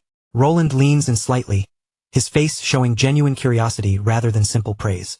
He remarks that prodigies like Jin really do exist on an entirely different level from ordinary fighters. Jin turns his gaze aside, thinking that the number could have been much higher if he had not spent so much time focusing on eating the cores. Instead of admitting that, he shifts the topic back toward the commander and addresses Roland by name. He asks Roland directly whether he was originally trained as a supporter, considering the incredible musical talent he displayed on the battlefield. The question comes out bluntly, but Jin is clearly trying to understand the commander's role. Roland looks a little wounded by the way Jin phrases it, as if the question has lightly pricked his pride. He asks whether Jin looks down on those who take on a supporting role within the Order Alliance. Jin quickly clarifies that he did not mean it that way. He simply assumed that someone with Roland's rank and presence would be the type of commander who relied on overwhelming physical strength, a sharp blade, and raw battlefield pressure. Roland lets out a quiet sigh, and for just a moment, that bright, charismatic mask of his slips away. With a slightly helpless look, he admits that Jin has somehow seen straight through the image he usually puts on for everyone else. He confesses that, deep down, his true desire is far simpler than people might think. If he could follow only his own heart, he would rather grip a sword in both hands, charge into the front lines, and fight enemies head-on. But Roland explains that the Order Alliance exists to fight for peace, not for personal pride or private dreams. And because of that, the mission they carry must always come before whatever he personally wants to do. Under the moonlight, the image of a graveyard seems to rise in the mind, quiet and cold, filled with the weight of countless lives already lost. Those graves stand as a silent reminder of the homes destroyed and families shattered by the demonic realm. Roland gestures lightly with a smile, as if trying to soften the heaviness of his own words. Since his musical ability is truly among the best, he chose the position where that gift could protect the most people and help the army the most. Jin listens to him more carefully now, his earlier irritation slowly fading as he reassesses the man in front of him. At first, he had dismissed Roland as just another loud, annoying noble who liked to talk too much. But when Jin sees the sincere happiness on Roland's face, his impression begins to change. The commander may be strange and flamboyant, but Jin can tell he is far more decent and genuine than he first assumed. Beneath the bright full moon, Roland casually agrees to show Jin his performance properly another time. Around them, the camp slowly settles into the quiet rhythm of night, with the tension of the day finally easing. The flags of the Order Alliance flutter gently above the rows of tents, stirred by the cool night breeze. In the moonlit silence, the camp looks calm for now, even though danger still waits somewhere beyond the darkness. 1 week later, the expeditionary force has already pushed far deeper into the dangerous, overgrown territory of the demonic realm. The land around them grows wilder with every step, thick with shadows and hostile presence. Their march has been marked by one victory after another, with the troops destroying multiple rift cores along the way. They have also fought off all kinds of monsters, including vicious kobolds that try to block their advance. Inside the command tent, several high-ranking officials gather around a table covered with maps, scrolls, and battle reports. Their faces are tense as they discuss how the monsters they encounter are becoming stronger the farther the army advances. A helmeted holy knight reports to the commanders with a firm posture, noting that the soldiers' morale has actually risen since the start of the journey. Despite the danger, the troops seem more confident now than they were when they first set out. Out on the front lines, a pack of kobolds shrieks with savage bloodlust as they rush forward. Their jagged daggers flash in their hands, and crude explosives swing at their sides as they charge straight toward the troops. Kim Woo-jin, now moving as Jin, slips through the kobold pack like a shadow sliding between blades. His sword cuts through the monsters so quickly that some of them barely seem to realize he is there before they fall. Then a massive rabbit-like monster with blazing red eyes bursts out from the brush, its huge muscular body lunging into view. With sharp teeth bared and a towering frame, it comes crashing toward the mercenary like a beast built for slaughter. Jin responds without wasting a single movement, his expression calm and his blade precise. In one clean stroke, his sword slices through the monster's neck, sending a spray of dark blood across his cloak.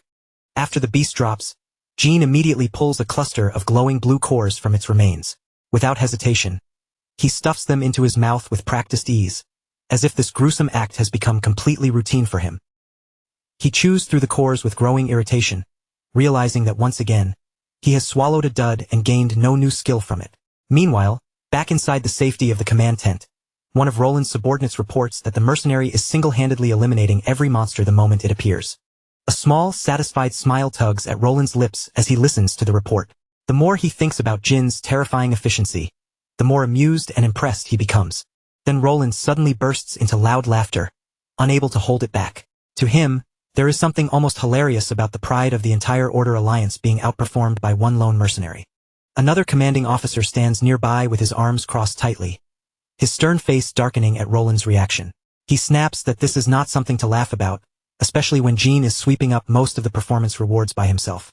Roland waves off the old knight's concern with a confident smirk, pointing out that Jin's work has helped them suffer almost no casualties.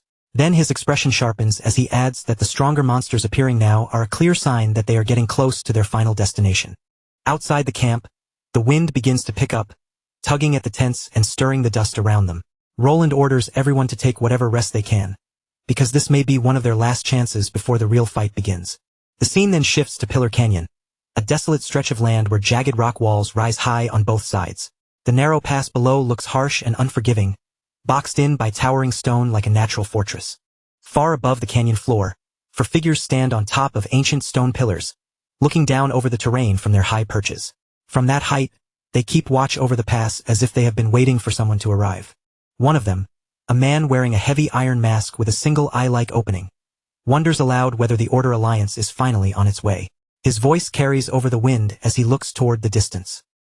He stands near the edge of his pillar, his blue cape snapping sharply behind him in the gusts. As he watches the horizon, he seems puzzled by how the enemy army managed to locate this hidden place. Beside him, a woman with long red hair and a veil trimmed in gold answers calmly. She points out that their rift cores were always going to attract attention sooner or later. The red-haired woman closes her eyes with quiet confidence, as if the enemy's arrival is not a surprise at all. She believes their youngest sibling expected this exact response from the Order Alliance when she made her move. A small smile forms on her lips as she thinks of that younger sister. In her mind, someone chosen for such an important role could not possibly be careless or incompetent. Below them, on a lower pillar, another man stands with a wide-brimmed hat and a white ruffled shirt. He gazes out toward the far horizon, watching the distant path with a relaxed but calculating air. He crouches down slightly and tells the others not to worry about the situation. From his experience, the side defending a place like this always has the advantage, especially when the enemy has to come to them. A sharp, smug grin spreads across his face as he looks down into the canyon. The enemy may have reacted a little faster than he expected, but that does not matter enough to disrupt their plans. The man rises again and adjusts the brim of his hat with a confident gesture. As far as he is concerned, nothing will interfere with what he proudly calls the Great Plan of Darkness. Far below those towering pillars, the expeditionary force continues marching forward. Commander Roland, with his vibrant red-orange hair and ornate golden armor, leads the army while Kim Woo-jin, Jin, follows close behind him. As the army rounds a bend in the canyon path, their advance suddenly slows. Massive white webs hang from the cliffs in thick layers, draping across the route like heavy curtains blocking the way forward. The entire force comes to a stop as everyone stares at the canyon floor in front of them. The ground is buried under sticky silk, and even Roland looks stunned by the insane sight they have just walked into. From the shadows between the rocks and webs, dozens of red-eyed predators begin crawling into view. The trap has already been triggered, and the expedition now finds itself standing in the middle of a massive spider nest. Roland looks down over the ledge with a serious expression and asks if this is really the correct location. The priest beside him confirms it, explaining that the corrupt energy of the demonic realm is unusually concentrated in this area. Roland admits that he has never even heard of a place like this before. His expression grows more serious as his eyes move across the strange terrain, studying every cliff, web, and shadow below. Beneath them stretches a huge jagged canyon, its depths completely smothered in layer after layer of thick white webbing. The bizarre sight reaches far down into the earth, making the whole place feel both unnatural and deliberately prepared. Deep in the shadowy ravine, giant spiders crawl through the tangled sheets of silk with quick, predatory movements. Their legs move silently over the webbing, as if the entire canyon has been turned into their hunting ground. Kim Woo-jin steps up beside Roland, his eyes fixed on the canyon below. After taking in the layout, he gives a small nod and says that something about this entire place feels wrong. He explains that high ground is usually a major tactical advantage, so the design of this hideout does not make sense. For any creature to dig a hole this deep and settle inside it, there has to be a reason beyond simple defense. Roland suggests that maybe it was built to avoid exposure, but Kim Woo-jin immediately rejects that idea. If hiding were the real goal, he argues they could have simply dug a tunnel instead of creating a canyon-like pit. The young hunter keeps staring down into the valley, his expression turning colder the longer he studies it. In his mind, the shape of the place is too intentional to be dismissed as a random monster lair. Then he gives Roland the conclusion directly, without softening the warning at all. This entire area does not look like a hideout, it looks like one enormous trap built to swallow anyone who enters. Roland turns toward him in disbelief, his eyes widening as Jin's words sink in. Only then does the full weight of what they are standing in begin to hit him. All of a sudden, a thunderous crash erupts from directly behind them, so loud it seems to split the air apart. The ground under their boots trembles from the impact, instantly turning every head toward the source of the danger. From the treeline, enormous white beasts burst out in a blur of motion, their huge bodies charging straight toward the expedition force. Before the startled soldiers can properly react, the monsters are already crashing into their ranks head-on. A whole pack of these giant creatures floods the cliffside at once, rushing in with terrifying speed for monsters of their size. The soldiers are caught completely off guard, their formation shaken as the enemy swarms them from the side. These monsters are Bigfoots, towering beasts known for overwhelming physical strength, along with salmosas, venomous snakes whose scales are tough enough to repel ordinary weapons. Together, they turn the cliffside into a deadly battlefield in an instant. One of the Bigfoots plants its feet heavily into the ground and pulls back a massive fist covered in thick white fur. The creature's muscles tense as it prepares to unleash a crushing blow. The punch lands with brutal force, smashing into a soldier and sending his body flying through the air like a broken doll. He hurtles toward the edge of the pit before anyone nearby has time to reach for him. The beast's raw strength is so monstrous that even the rocky edge of the cliff cannot withstand it. With a single strike, the stone fractures and crumbles, proving just how dangerous one careless step near the edge can be. Without hesitation, the Bigfoot grabs another helpless knight in its massive hand. Then it hurls him straight into the dark canyon below, tossing him away as if he weighs nothing at all. Terrified screams echo through the ravine as the men fall into the abyss. Their bodies rapidly vanish into the layers of shadow and fog below, swallowed by the darkness before anyone can even see where they land. As they plummet, some of the falling soldiers desperately reach out toward the thick strands of webbing stretched across the canyon. In that frantic moment, those sticky white threads look like their only chance to stop the fall. One man manages to catch hold of a web and thinks, for one brief second, that he has saved himself. But that relief dies almost instantly when he realizes the silk has trapped him completely, leaving him dangling and unable to escape. A giant spider crawls closer from the shadows, looming over its freshly caught prey. Its many red eyes glow in the darkness as it moves in slowly, turning the trapped soldier's brief hope into pure terror. Back on the cliff, Roland fights to pull his troops back into order, shouting commands over the screams and chaos. He orders them to deal with the Bigfoots first before the entire force gets shoved off the cliff edge. Roland quickly realizes they are being pushed back too fast, and the situation is slipping out of control. Without wasting another second, he calls for the Holy Choir to begin casting their buffs immediately. Kim Woo-jin watches the slaughter unfold with a sharp, predatory smirk curling across his face. His eyes burn with an intense red glow, not with fear, but with the excitement of someone who has found his next prey. One Bigfoot raises its enormous leg and brings its heel down with a thunderous stomp. The ground beneath it crushes and cracks from the impact, sending dust and broken stone flying outward. Then, in the heart of the chaos, the leader of the pack finally appears. It is the strongest Bigfoot among them, made even more terrifying by a giant snake fused directly to one of its arms. Kim Woo-jin does not hesitate for even a second. He launches himself off the cliff, throwing his body into a dangerous descent straight toward the depths of the monster-filled pit. A nearby soldier freezes in disbelief, staring after him with wide eyes. To everyone else, it looks insane that this young hunter would willingly dive into the very hole crawling with monsters. Roland shouts after him in shock, his voice echoing across the canyon. But Kim Woo-jin is already disappearing into the darkness of the ravine, falling toward the battlefield below. Kim Woo-jin's attention is fixed entirely on the huge symbiotic beast below, especially the salmosa coiled around its arm. His gaze locks onto that fused monster like he has already chosen his target. He knows immediately that he has found the strongest creature in the pack. And if there is going to be a valuable core anywhere in this swarm, then it has to be inside that monster. The strongest Bigfoot roars up at him as the hunter drops from above, its voice shaking the canyon walls. It braces itself to defend its territory, ready to crush the intruder falling toward it. Kim Woo-jin slams one hand against the vertical rock face, using the jagged wall to control his fall. The impact steadies his body, letting him keep his momentum without losing direction. Then he begins running down the sheer cliffside at high speed, moving almost impossibly along the vertical stone. His blade is already drawn as he accelerates straight toward the massive target waiting below. His boots bite into the rough stone with every powerful step, scraping sparks of gravel into the air behind him. Each movement sends loose rocks scattering as he drives himself faster down the cliff. Even while the wind screams past him during this vertical duel, Kim Woojin's expression stays cold and calm. There is no panic in his eyes, only the focused stillness of a hunter closing in on prey. The giant ape swipes at him with a massive arm, trying to knock him out of the air. But Kim Woojin uses the cliff face, the angles, and every nearby surface to slip through the vertical space with terrifying ease. He closes the distance in a blur, his body cutting through the gloom as his sword flashes. A white arc of steel carves across the darkness, signaling the strike he is about to unleash. The beast bares its teeth in a furious snarl, clearly sensing that this human is no ordinary opponent. It understands that in close combat, Kim Woojin carries enough strength to become a real threat. The Salmosa fused to the Bigfoot's arm suddenly lunges forward and spits a stream of deadly venom across the battlefield. But Jin reacts instantly, swinging his blade once and knocking the poison away before it can touch him. Kim Woojin only grins, completely unfazed by the creature's extra tricks.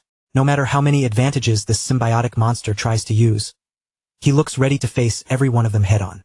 Kim Woojin stares down at the creature with a dark, hungry grin spreading across his face. To him, this symbiotic monster is not just a dangerous enemy. It is a rare prize, a coveted source of power waiting to be harvested. The vertical battlefield blurs around him as the hunter continues his descent. He twists and spins through the air, his blade trailing silver light against the dark, jagged walls of the ravine. The giant ape and the snake attack at the same time, lunging with erratic, desperate movements from different angles.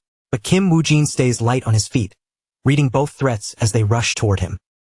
He uses the sheer cliff wall and the layered webs stretched across the canyon as footholds and leverage points.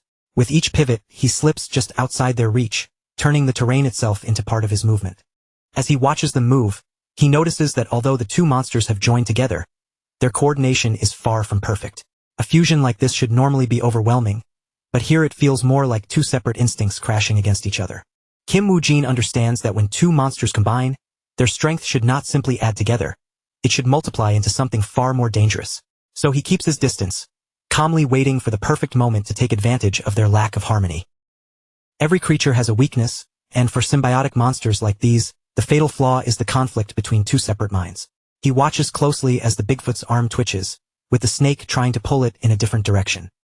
Facing two sets of teeth, claws, and instincts at once is definitely troublesome, but Kim Woojin knows the monsters are struggling even more than he is. The Salmosa and the Bigfoot are both trying to control one shared body, and that internal fight is slowing them down. The beast roars in frustration, its yellow eyes widening as its movements clash against themselves. To survive this fight, the two monsters would need to move as one, but their instincts refuse to fully merge. No matter how well they may have cooperated before, true teamwork falls apart under the pressure of life and death. Kim Woojin narrows his eyes, recognizing that the duel has reached the moment where he can finish it. That brief hesitation from the beast is all the opening he needs. Under the pressure of Kim Woojin's relentless assault, the monster finally breaks down and falls back into raw, uncoordinated animal instinct. Kim Woojin uses the terrain to trap them exactly where he wants.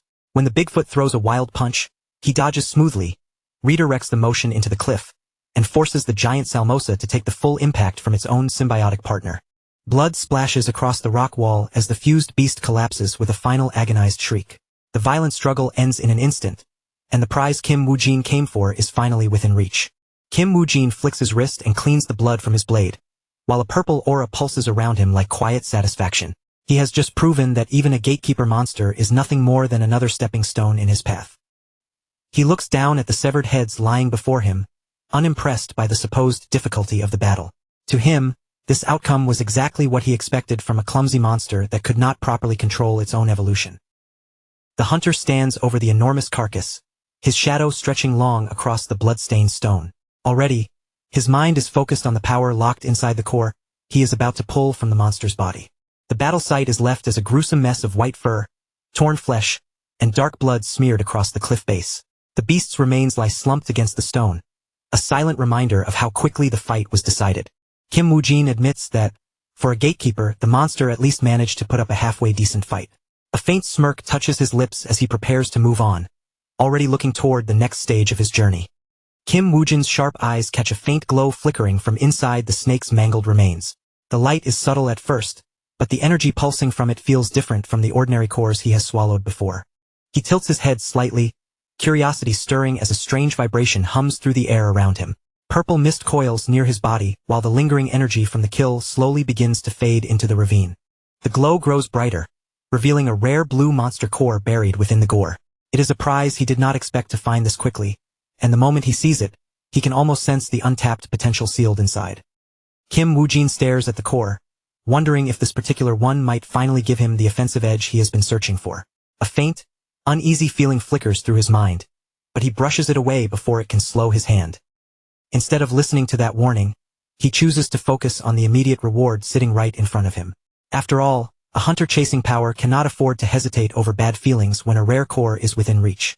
Kim Woo-jin reaches down and lifts the glowing blue core from the remains, feeling its energy throb against his palm like a living pulse.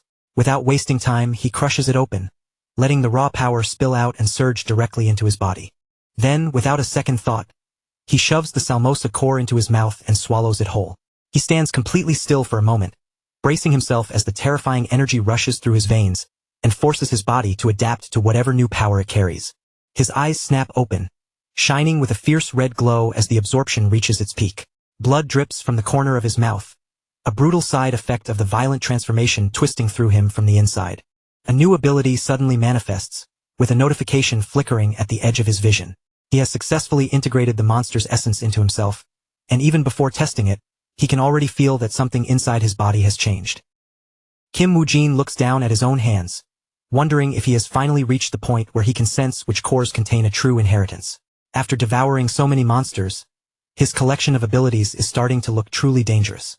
He cannot help feeling impressed by the sheer amount of power he has managed to gather in such a short period of time. Even by his own ambitious standards, this is a massive haul that would shock most hunters. He wipes the blood from his chin, already eager to test the power he just gained. His mind races through the possibilities, wondering whether this new ability might be an offensive strike, a poison attribute, or something even stranger. But before he can take even one step, a blinding light erupts right in front of him. His eyes widen in surprise as a massive explosion tears through the quiet ravine and swallows the area in an instant. The ground violently shakes as the blast engulfs the canyon floor, sending rocks and debris flying in every direction. It is an ambush he never sensed coming, and the force of it is strong enough to make the entire ravine feel like it is being ripped apart. From within the smoke and flames, a manic, high-pitched laugh rings out, filled with twisted delight at the destruction. Someone has been watching him from the shadows, waiting for the perfect moment to strike. At the edge of the inferno, a man in a wide-brimmed hat steps forward through the heat and smoke. He walks toward the center of the blast as if the fire does not bother him at all, his attention fixed on the place where Kim Woo-jin had been standing. The hat hunter sneers at him from the flames, mocking how careless and relaxed he was in enemy territory. His tone drips with amusement, as if he has been waiting for this chance to humiliate him. He calls Kim Woo-jin a pathetic human, his eyes stretched wide with crazed excitement. The way he smiles makes it clear that to him, this ambush is not just a fight, it is entertainment. Kim Woo-jin grimaces as the heat presses in from every side, flames roaring close enough to scorch the air around him. His body is battered and singed, but he is nowhere near finished, and this is definitely not the kind of meeting he planned to have. The hat hunter peers through the fire and gives a small nod when he sees that his target is still standing. He seems almost disappointed that the explosion did not end things immediately, muttering that the attack was a failure. Inside the wall of fire, Kim Woo-jin's skin begins to shift, taking on a strange cracked texture across his body. He had hoped the blue core would give him some kind of poison ability, but it looks like he inherited something far more defensive instead. A layer of gray, stone-like armor now covers his body, absorbing the worst of the explosion before it could tear him apart. He stares down at his hands, realizing that while this was not the power he wanted, it is exactly what kept him alive. The hat hunter stands at a distance, watching the flames flicker around the newly armored hunter.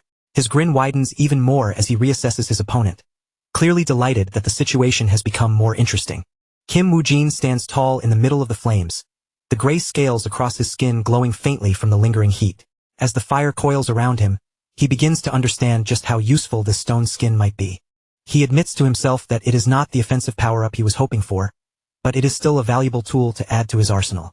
Now he is already wondering how much punishment this armor can endure before it reaches its limit. The notification confirms that this new ability is worth investigating further. He has survived the first strike, but the hat hunter is clearly not done playing with him yet, and the real battle is only beginning. A massive wall of fire erupts around the ravine, turning the canyon floor into a hellish battlefield of smoke and burning light. Even though the attack came without warning, Kim Woojin's focus remains locked and unshaken. Kim Woojin tightens his grip around the hilt of his blade, his hands now protected by the rough gray scales of his stone skin. His body reacts to the heat instinctively as he prepares to answer the ambush with a counterattack of his own. With one powerful swing, he cuts through the thick smoke, forcing back the flames rushing toward him. The strength behind his blade sends out a shockwave that rattles the surrounding cliff walls. Kim Woojin glares at his opponent through the haze, his expression hardening as the smoke shifts between them. He understands now that the first explosion was only the opening move, and the real test has just begun. The Hat Hunter stares in disbelief, his eyes widening when he realizes his opening strike failed to finish the job. He never expected a mere human to withstand two of his most lethal attacks and still remain standing. The enemy begins piecing together who his prey really is, suspecting that this must be the same insane bastard rumored to consume monster cores. As Kim Woojin leaps through the air with predatory grace, the Hat Hunter watches him with growing excitement. Dark energy starts to swirl around the Hat Hunter as he decides there is no point in holding back anymore. He hunches over, and his silhouette begins to twist and distort into something far less human. 6 massive, spindly spider legs burst from the Hat Hunter's back, tearing straight through his clothing. He spreads his arms wide, fully embracing the monstrous inheritance hidden inside his body. The two hunters collide in a blur of motion, Kim Woojin's blade crashing against a chitinous spider leg with a burst of sparks. The impact is so heavy that the ground beneath them seems to tremble from the force. They repel each other almost immediately, springing backward to create distance and measure each other again. Between them, the ground is scorched, cracked, and shattered from that brief but violent exchange. Kim Woojin narrows his eyes at the grotesque transformation, recognizing the clear signature of a spider monster's core. That tells him enough. His opponent has also been feasting on the essence of beasts. The Hat Hunter laughs with twisted joy, sounding genuinely thrilled to have found an opponent worth fighting. He says he has been looking forward to this encounter, delighted that Kim Woojin has appeared right before him. He mocks the irony of the situation while his spider legs twitch eagerly behind him. To the Hat Hunter, this is not merely a hunt anymore. It feels like a long-awaited reunion with the prey he wanted most. The enemy's red eye glows with manic intensity as his excitement slips deeper into madness.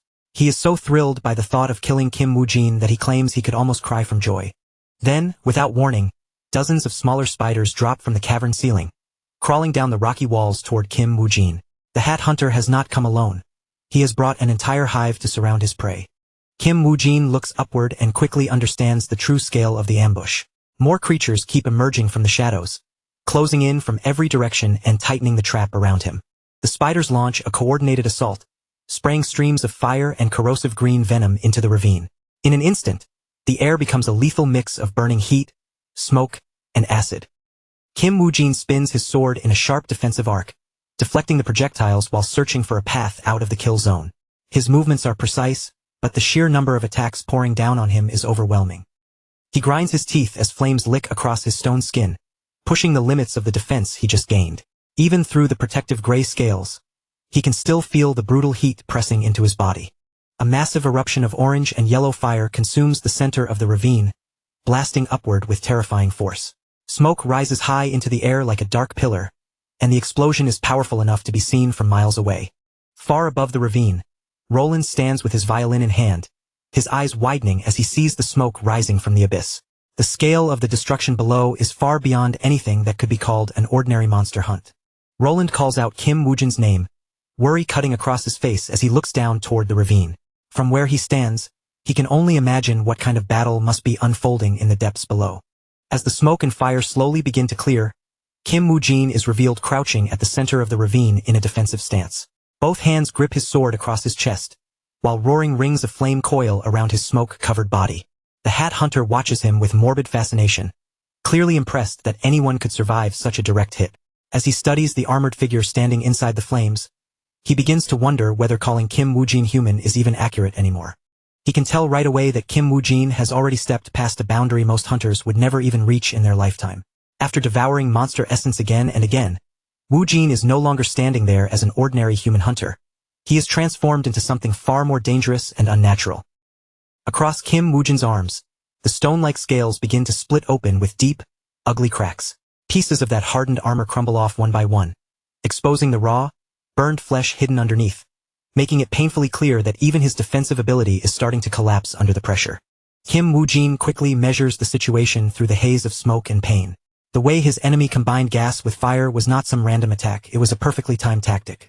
And if another explosion of that scale lands cleanly, even his stone skin may not be able to protect him again. Only then does Kim Woo-jin fully understand what kind of opponent is standing in front of him. This man is not just strong. He is a high-ranking dark priest who understands how to read an enemy's elemental weaknesses and tear them open. From this point on, brute strength alone will not be enough to win. A thin line of blood runs down from the corner of Kim Woo-jin's mouth, staining his chin as he steadies his breathing. But even through the pain, his eyes remain cold, focused, and deadly. He admits to himself that he had taken this enemy far too lightly.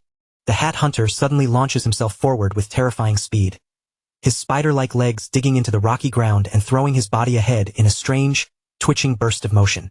The attack comes so violently that Kim Woo-jin barely has enough time to move. Their bodies collide once more, and the sharp ring of metal striking against hard chitin echoes through the canyon. The Hat Hunter does not attack from just one direction. His extra limbs lash out all at once, forcing Kim Woo-jin to defend against blows coming from every angle.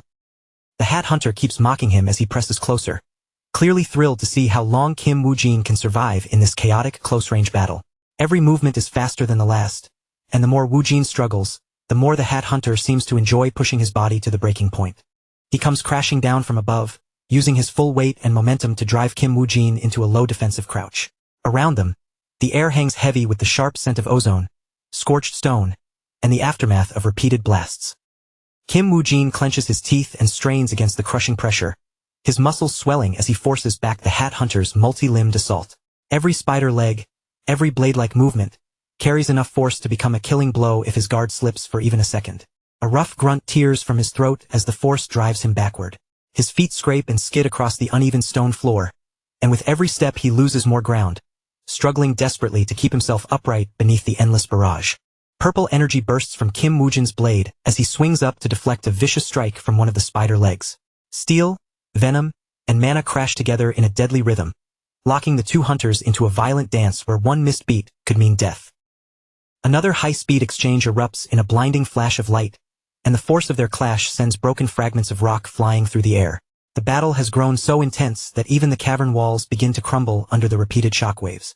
Kim Woo-jin sucks in air in harsh, desperate breaths, his face smeared black with soot and streaked with fresh blood.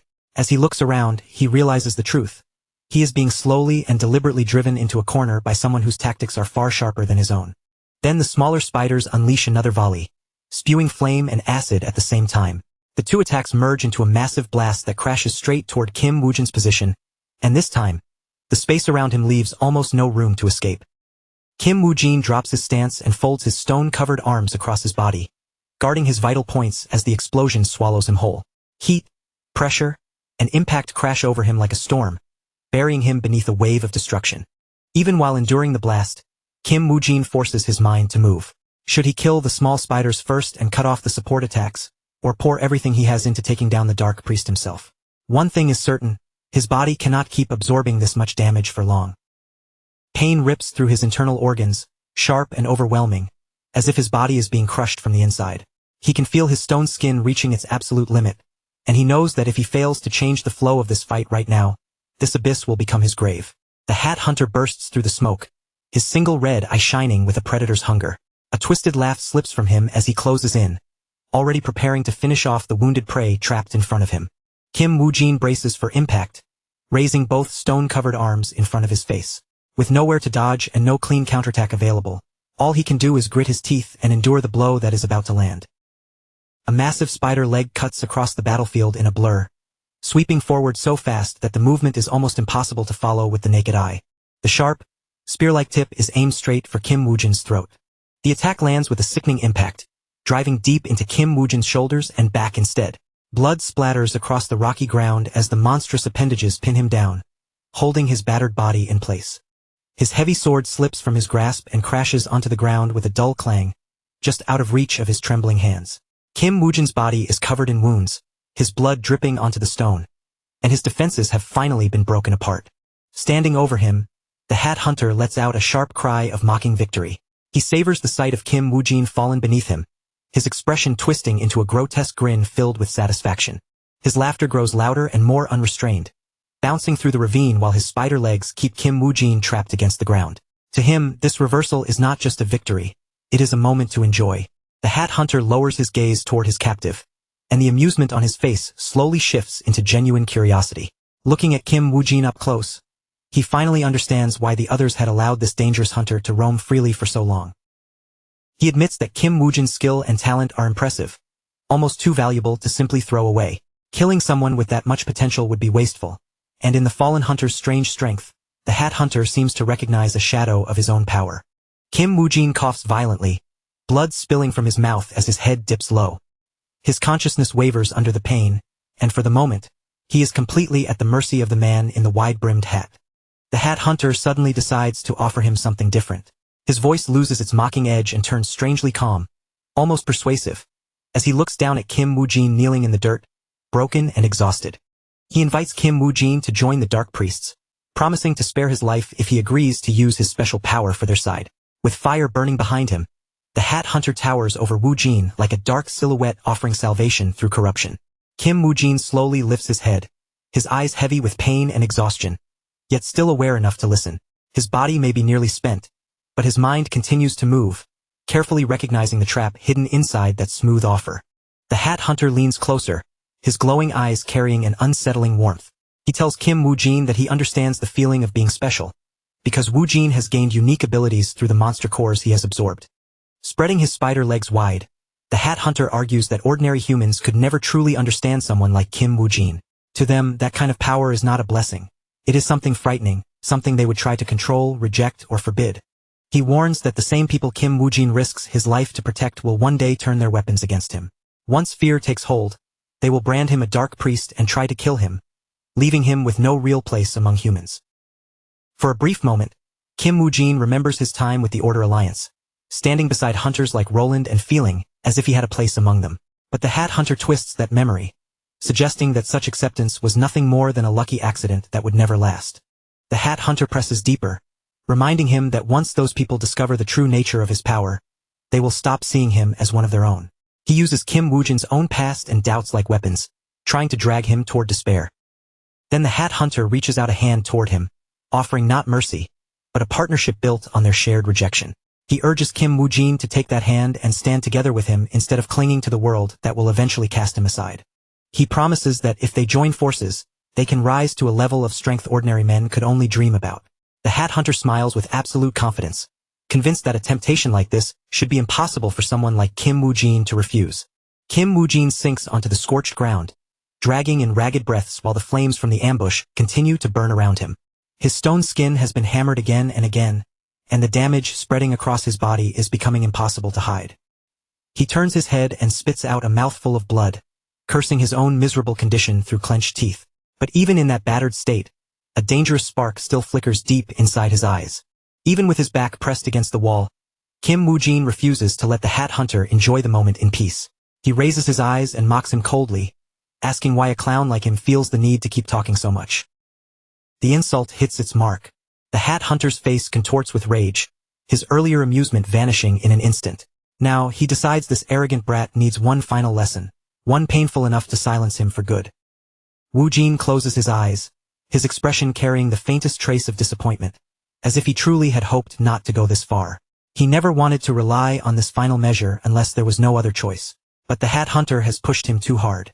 When Woo-jin's eyes snap open again, they have changed into sharp, glowing slits, cold, inhuman, and terrifying. The crackling flames around him suddenly shrink and fade, as though the heat itself is being swallowed. The temperature in the abyss drops sharply, and a heavy silence settles over the battlefield, pressing down on everything like a warning. A sudden gust of wind tears through the pit, carrying with it the metallic scent of blood and the sharp bite of ozone. The brief calm shatters completely, and the air itself seems to announce that the real storm is about to begin. The Hat Hunter freezes for a moment, his arrogance giving way to confusion.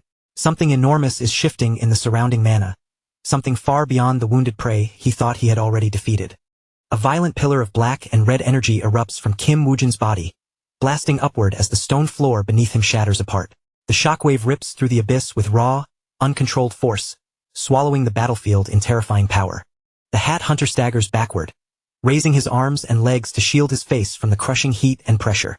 His confidence cracks as he stares into the surge, unable to comprehend the overwhelming scale of energy exploding from Kim Woo-jin. His eyes widen until they nearly bulge from their sockets, terror finally spreading across his face. What he is seeing is not a simple burst of strength. This is a full-core rampage unleashed right before his eyes. At the very center of that raging storm, Kim Woo-jin's body begins to twist, harden, and change into something far beyond human. The gray scales that once only covered his stone skin sink deeper into his muscles, fusing with his flesh until they become a permanent, monstrous layer of armor. Kim Woo-jin fixes a fierce glare on the Hat Hunter, his eyes burning through the chaos around them. In a cold voice, he tells him to start saying something that actually makes sense, because from the very beginning, joining the Dark Priests was never even an option for him. The eruption of power spreads across the entire abyss, swallowing the wide space in a massive wave of violent energy. Against that towering pillar, even the Hat Hunter's spider-like body looks small and fragile, as if he has been reduced to nothing more than a tiny shadow before a storm. Now fully transformed, Kim Woo-jin towers there with clawed hands, hardened scales, and crimson eyes glowing like a predator in the dark. Then he delivers the coldest line of the entire fight, asking the Hat Hunter how a wolf could ever lower itself to serve a dog. Kim Woo-jin stands upright in the middle of the cavern, his back covered in cracked gray scales, while red energy snaps and crackles around him. The pressure pouring from his body fills the underground space, making it clear that his transformation has reached its terrifying peak. He turns his head just slightly, and the red glow in his eyes sharpens with a terrifying intensity. Kim Woo-jin has heard enough of the Hat Hunter's nonsense, and he tells him plainly to at least open his mouth and say something that makes sense. A sudden burst of red energy explodes outward, flooding the chasm with blinding light and jagged streaks of electricity. The discharge tears through the air with such force that the entire underground structure trembles around them. Woo-jin's full form is finally revealed, his body wrapped in scale-like armor, and his eyes blazing with a savage, predatory fire. He scoffs at the very idea of bowing his head, then throws the question back at the Hat Hunter. How could anyone expect a wolf to serve a dog? The Hat Hunter's eyes widen as he stares upward at the terrifying creature Woo-jin has become. For the first time, his confidence cracks, because he can no longer hide his shock at the overwhelming power Woo-jin had been keeping buried until now.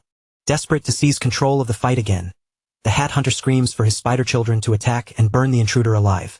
Two of the monsters immediately rush forward, their bodies charging with glowing elemental orbs as they prepare to strike. Woo-jin does not even bother to move. He simply narrows his glowing red eye, gathers his power with frightening calm, and calls out the name of his ultimate technique, Heavenly Punishment. Massive pillars of crimson and black energy burst up from the cavern floor, stretching violently toward the ceiling like spears of judgment. The eruption is so enormous that every other figure in the cave is instantly dwarfed by its scale.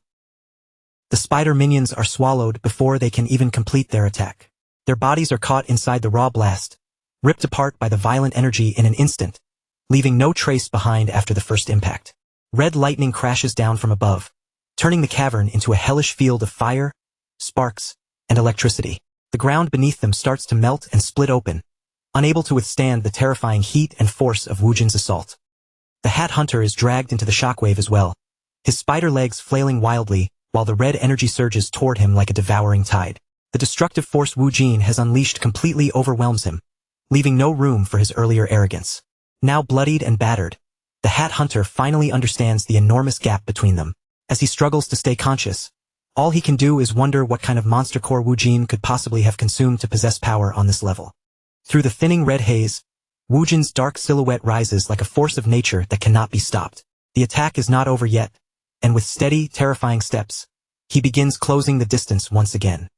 Another shockwave slams into the Hat Hunter and hurls him backward across the jagged stone floor. His spider limbs claw and scramble for traction, but the force is too great, sending his body tumbling helplessly through the cavern. At that moment, survival becomes the Hat Hunter's only thought. Panic takes over his face as he realizes he has to escape this cavern immediately, or Woo-jin will finish him off right here. He spins around to flee, but Woo-jin has already vanished from sight, moving faster than his eyes can follow. In the next instant, the scaled hunter appears directly behind him, close enough to strike before he can even breathe. The Hat Hunter's expression twists in horror when he realizes his path of escape has been completely cut off. He never saw Woo-jin move, and now the real predator is standing within arm's reach. Woo-jin's clawed hand shoots forward and clamps around the Hat Hunter's neck with crushing strength. Red sparks leap between his fingers, and the air around them tightens as Wu Jin prepares to settle everything with his own hands. With brutal, merciless force, Wu Jin tears one of the spider legs straight from the man's back. Fresh blood sprays across the rocky ground, marking the moment the Hat Hunter's monstrous body begins to fall apart. Wu Jin keeps his grip locked firmly around him, forcing the Hat Hunter harder into the dirt. There is no pity in his gaze, only cold domination, as he shows the broken man that the fight is now completely under his control. Then Wu Jin begins tearing the legs away one after another, each brutal motion forcing blood from the Hat Hunter's mouth as a strangled roar bursts from his throat. The attack is ruthless and deliberate, meant not just to wound him, but to crush every last bit of will he has left. Another powerful blow lands, sending a fresh splash of blood across the cavern walls. The Hat Hunter is barely conscious now, and his remaining spider legs twitch uselessly in the air, no longer able to protect him or carry him away. One final slam sends the Hat Hunter skidding across the floor, leaving a dark, bloody trail behind him. His scream echoes through the cavern, his pride shattered just as badly as his ruined body. Bleeding and desperate, the Hat Hunter lifts a trembling hand toward Wu Jin and begs for a chance to speak. His voice is no longer arrogant or playful. Now he is pleading for just 1 second to negotiate before the next blow comes down. He tries to appeal to the one thing he thinks they share, reminding Wu Jin that both of them gained power by consuming monster cores. Instead of fighting to the end, he argues that talking things through would benefit them both far more. Wu Jin stands over him in silence, unmoved by the desperate attempt at cooperation. When he finally speaks, his voice is cold and direct, telling the Hat Hunter that the only useful thing he can offer now is information. He demands to know everything about the other dark priests, his glowing eyes locked on the wounded man at his feet. At this point, that knowledge is the only thing the Hat Hunter has left that might keep him alive. The Hat Hunter shouts in disbelief, unable to understand why Wu Jin would stand with humans while wielding the same dark power as the priests.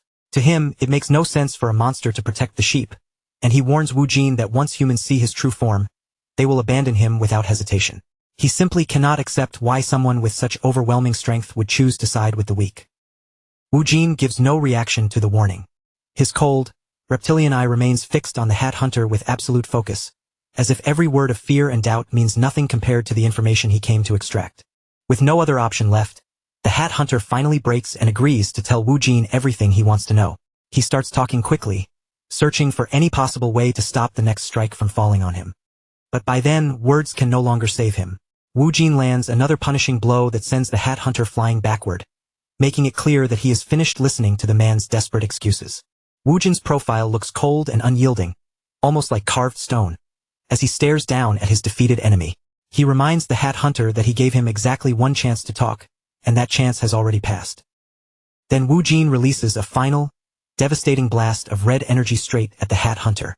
The cavern flares with light as the power of heavenly punishment gathers into one lethal point and drives toward its target. The Hat Hunter manages to spit out one last curse before the energy swallows him completely. In the next instant, his body is vaporized, leaving behind only drifting ash and smoke in the scorched air. As the light slowly fades, Wu Jin remains standing alone in the center of the crater, his chest rising and falling with heavy breaths. The battle is finally over, but the price his body paid is beginning to catch up with him. The cost of the transformation hits all at once. Wu Jin's scales begin to split, crack, and peel away from his body, falling from his skin like broken shards of stone and exposing the raw flesh beneath. A thick stream of blood runs from his mouth as the strain inside his body takes its toll. After pushing himself far beyond his limits, Wu Jin can feel his body starting to fail beneath the weight of that power. Now returned to his human form, Wu Jin looks completely wrecked, with blood flowing from his eyes and mouth. As the last of his adrenaline drains away, even standing upright becomes almost impossible. He turns his blurred gaze toward the light, breathing in rough, uneven gasps. In the silence after the fight, the scale of the destruction he created finally becomes clear all around him. With every bit of strength drained from his body, Wu Jin collapses into the center of the massive crater he carved into the ground. He hits the stone with a dull thud, his body finally giving out after the brutal ordeal. Lying on the cold cavern floor, he stares weakly up at the ceiling while each breath comes shallow and heavy. He mutters to himself about how exhausting the battle was, and then his eyes slowly begin to close. Kim Woo-jin's eyelids grow heavy, and blood continues to trail down his face as he fights to stay conscious. Even using that ability for a short moment has torn through his body, leaving him barely able to hold on. His vision blurs until all he can make out is the cracked stone of the crater floor beneath him. He knows he cannot afford to fall asleep in a place like this, but his remaining strength slips away as his eyes keep closing. Roland and one of the knights finally reach the edge of the pit, leaning forward to peer into the darkness below. When they spot a motionless figure lying at the bottom, they immediately prepare to climb down and reach him. Roland stares into the crater with concern written across his face, his mouth opening as he calls down to the man below. There is relief in his expression too, as if they managed to find Wu Jin before it was truly too late. Moments later, Roland and the knights gather around Wu Jin's battered body on the crater floor. Seeing the extent of his injuries, Roland urgently orders his men to bring a stretcher, making sure they can move him without causing even more damage. Roland leans over him in a tight close-up, his face tense and sweat gathering along his forehead. His voice drops to a worried whisper as he calls Wu Jin's name, searching his friend's battered body for even the smallest sign that he is still alive. Then Roland slowly lifts his gaze toward the cave wall, where a huge monster-shaped dent has been carved into the stone. Green blood is still dripping from the impact mark, running down the rock in thick, disgusting trails. Looking at the wreckage around him, Roland can only wonder what kind of terrifying battle unfolded in this place while they were separated. The silence of the cavern makes the traces of destruction feel even more unbelievable. The story then moves to the third pioneer city, a massive fortress city spread out beneath a cloudy sky. High stone walls surround the settlement, and sharp towers rise above it like watchful spears guarding the horizon. Inside the city, bright sunlight pours through a large window and fills a quiet, well-furnished bedroom with warmth. In the middle of the room sits a single bed, and beneath the covers, a wounded figure lies asleep in the soft morning light. Kim Wu Jin rests under the blankets, his pale face touched by the sunlight as his eyes slowly begin to open. He still looks drained and worn out, but the danger that nearly killed him has finally passed. With great effort, he pushes himself upright, his dark silhouette framed against the glowing window behind him. The moment his body moves, a low groan slips from his lips, as if every muscle is protesting at once. Wu Jin lowers his gaze to his own hands, then to the bandages wrapped around his torso and the countless scars left across his skin. Staring at the evidence of that brutal fight, he can barely believe he actually survived such an ordeal. Just then, a maid steps into the room with a tray in her hands. The instant she sees Wu Jin sitting up in bed, her eyes fly wide with shock, and she nearly loses her grip on everything she is carrying. Without wasting another second, she spins around and rushes back into the hallway, shouting at the top of her lungs that the mercenary has finally woken up. Her hurried footsteps ring against the stone walls as the news spreads through the building. A moment later, Roland bursts through the door, his face lit up with pure excitement and relief. He shouts Wu Jin's name as he rushes toward the bed, one hand already reaching out toward his injured friend. Standing beside the bed, Roland quickly tells him that he had been unconscious for 3 entire days. Wu Jin stares back at him in silence, still trying to process the fact that so much time has passed while he was out cold. Wu Jin's expression grows serious as he realizes just how severe the backlash from his transformation must have been. Even with his new regeneration ability, his body still needed days to recover from the damage. So he looks up at Roland and asks the first thing that comes to mind, whether the expedition is finally over. Roland gives him a firm nod and explains that they managed to clear out most of the rift cores in the surrounding area. Even better, the number of casualties stayed low, which is almost unheard of for a dangerous mission like this. A warm smile spreads across Roland's face, and for a moment, he closes his eyes as if the relief is finally sinking in. He gives Wu Jin the credit without hesitation, saying that the mission succeeded entirely because of him. Wu Jin answers with a small, confident smirk, casually suggesting that Roland should repay him with a generous reward. Deep down, though, he feels the quiet warmth of being recognized by someone else, a feeling so satisfying that no matter how many times it happens, he never seems to get tired of it. Before their conversation can continue, the door opens once again, and an Order Alliance representative steps into the room with his hands clasped behind his back. Roland turns toward the entrance, his expression shifting as he notices the interruption. The representative introduces himself in a cold, formal tone, adjusting his glasses while his eyes settle on Wu Jin. Without any warmth in his voice, he states that he has come to take Wu Jin's testimony about the expedition. 2 stern-looking guards stand with him, making the visit feel less like a polite inquiry and more like an interrogation. The representative demands to know exactly what kind of opponent Wu Jin faced, wanting every detail of the fight recorded as accurately as possible. Wu Jin leans back against his pillows, his face unreadable as he listens to the man speak. Even from the bed, he can feel the pressure building in the room, as if the questioning has already begun before he has said a word. The representative adjusts his glasses once more and explains that the Order Alliance needs proper records of everything that happened. According to him, the battlefield reports were too chaotic and inconsistent to be useful on their own. He leans a little closer, his gaze sharpening with open suspicion.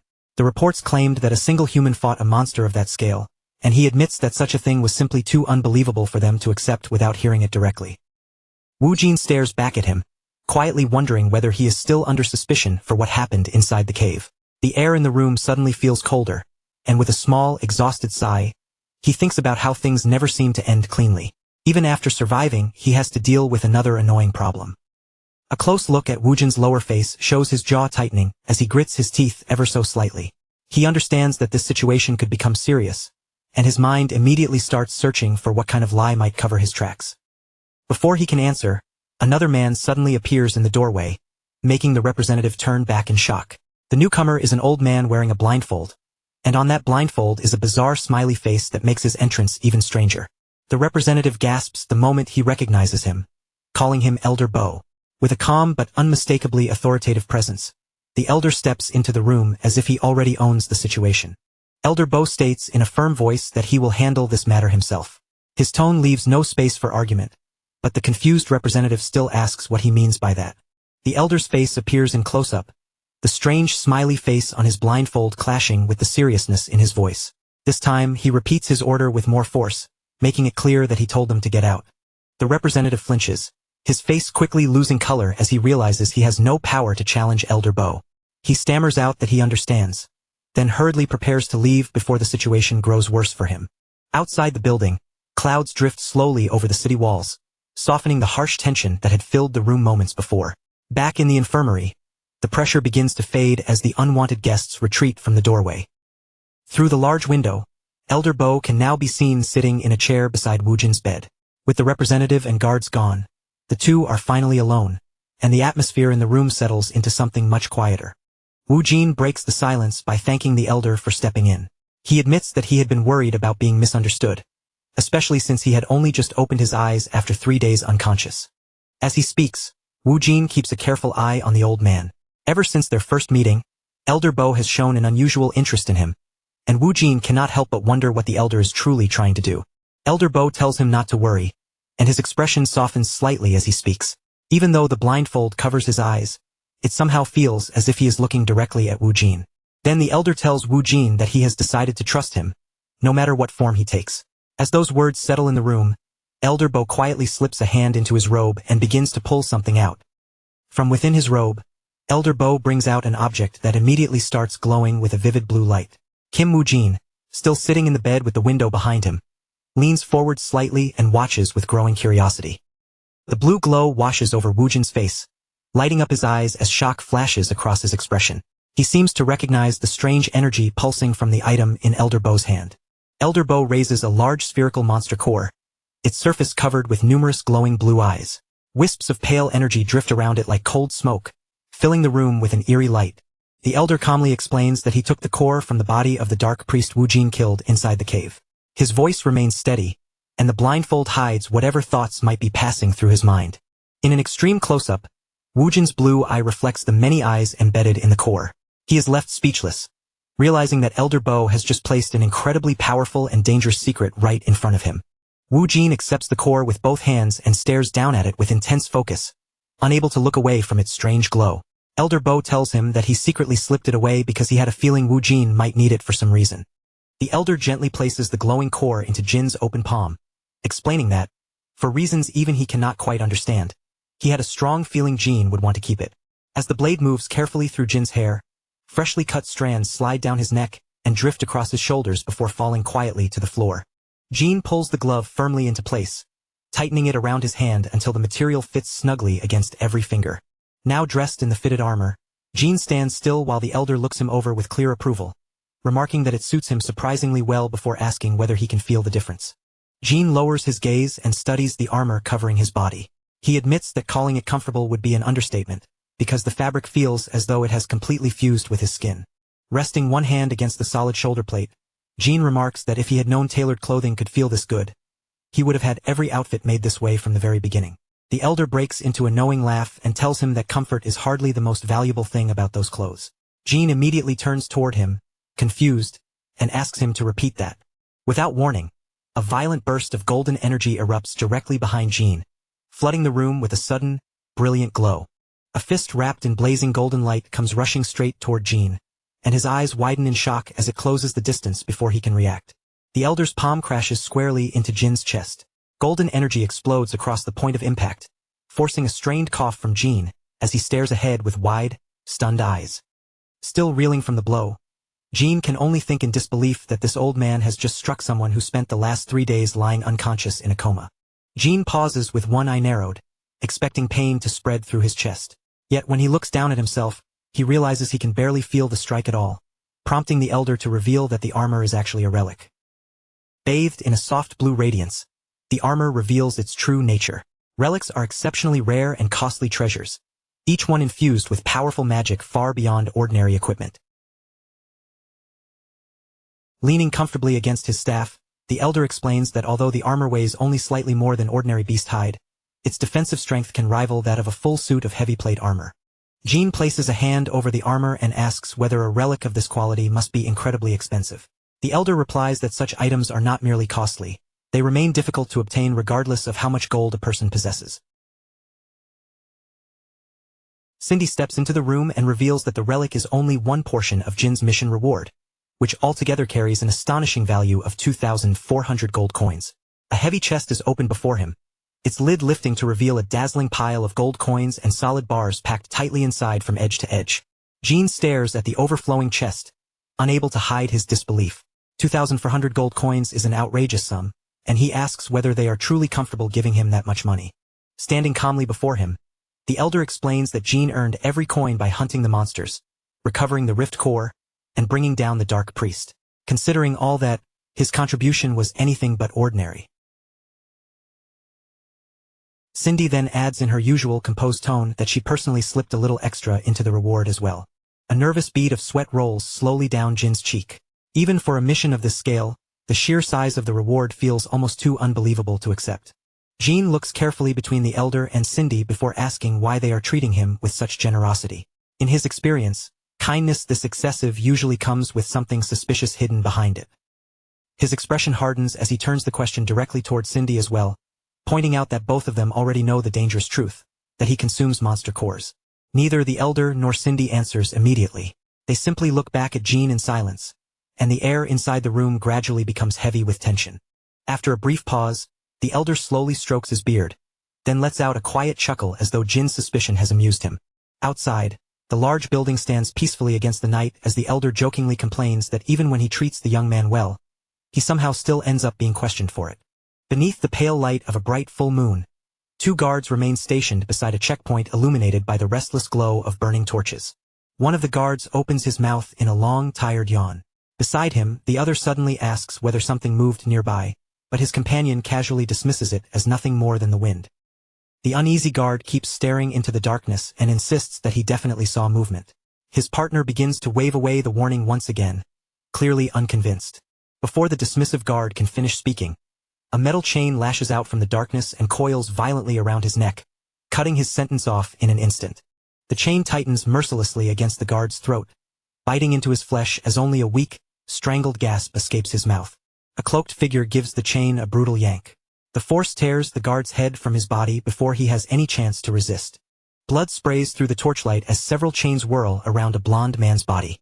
Standing amid the crimson splatter, he slowly spreads his lips into a delighted grin. The remaining guard recoils in horror as he faces the blonde attacker. Fighting through his panic, he shouts into the night and demands to know who this stranger is. His question is answered by a blood-coated iron ball smashing directly into his head. The impact launches his helmet through the air and sends it spinning into the darkness. For one brief moment, the moonlit cliffside becomes completely still, with only the cold night air moving across the silent ground. The blond man stands holding the iron ball, its surface still wet with blood, while his 2 companions remain calmly positioned beside him. The veiled woman looks ahead with open contempt and remarks that it is difficult to believe their people were defeated by such useless and incompetent fools. The battered face of the fallen dark priest comes to mind as the woman refers to him by name, the youngest among them, Enoch. Standing above the broken rubble, the veiled woman delivers her judgment without the slightest trace of sympathy, coldly declaring that Enoch was nothing but complete trash.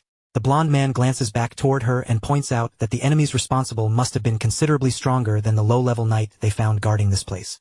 The masked man brushes the matter aside, saying none of it truly matters. From the beginning, he had already expected Enoch to be defeated. The three figures stand together beneath the towering cliff as the masked man explains that Enoch's defeat was exactly where his role in their plan was supposed to end.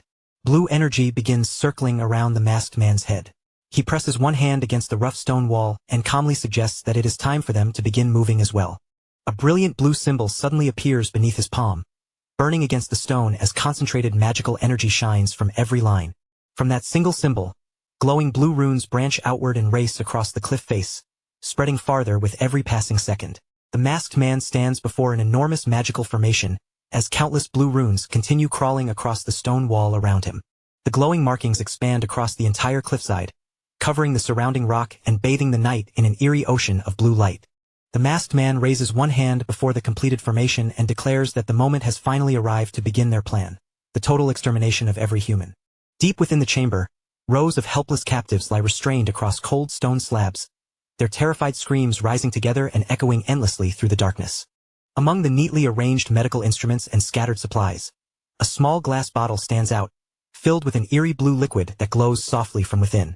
Elsewhere, beneath the darkness of the night sky, a vast building shines brilliantly, its illuminated windows cutting through the surrounding gloom. Framed against the tall window behind him, the elder finally begins to clarify exactly what he meant, his calm voice carrying through the quiet room. Gathered around the table, the elder turns his attention to Jean and explains that although he has no intention of reprimanding him, there is one important favor he wishes to request. The elder fixes Jean with a direct, unwavering gaze, then asks him to put his extraordinary power to use for the sake of all humanity. Sitting at the table with a teacup resting in his hand, Jean remembers how terrified he once was that someone might discover his ability to consume monster cores and subject him to brutal torture. Yet instead of treating him like a monster or condemning what he had done, these two had simply asked him to turn that dangerous power toward protecting humanity. As that realization settles in, the tension in Jin's expression slowly eases. A faint smile touches his lips, and he admits that all he can feel toward them now is sincere gratitude. Jean turns toward the elder and carefully asks whether anyone else has learned his secret. The answer soon comes that, for now, only the elder and Cindy know the truth. Jean listens without interrupting as Cindy explains that most people probably would not have responded with the same understanding. After a moment of thought, Jean quietly agrees with her. Leaning forward in his chair, Jean rests his attention fully on the two of them and asks what, exactly, they need him to do. In response, the elder reaches out and places a glowing blue core in the center of the table, revealing that it was taken from the dark priest.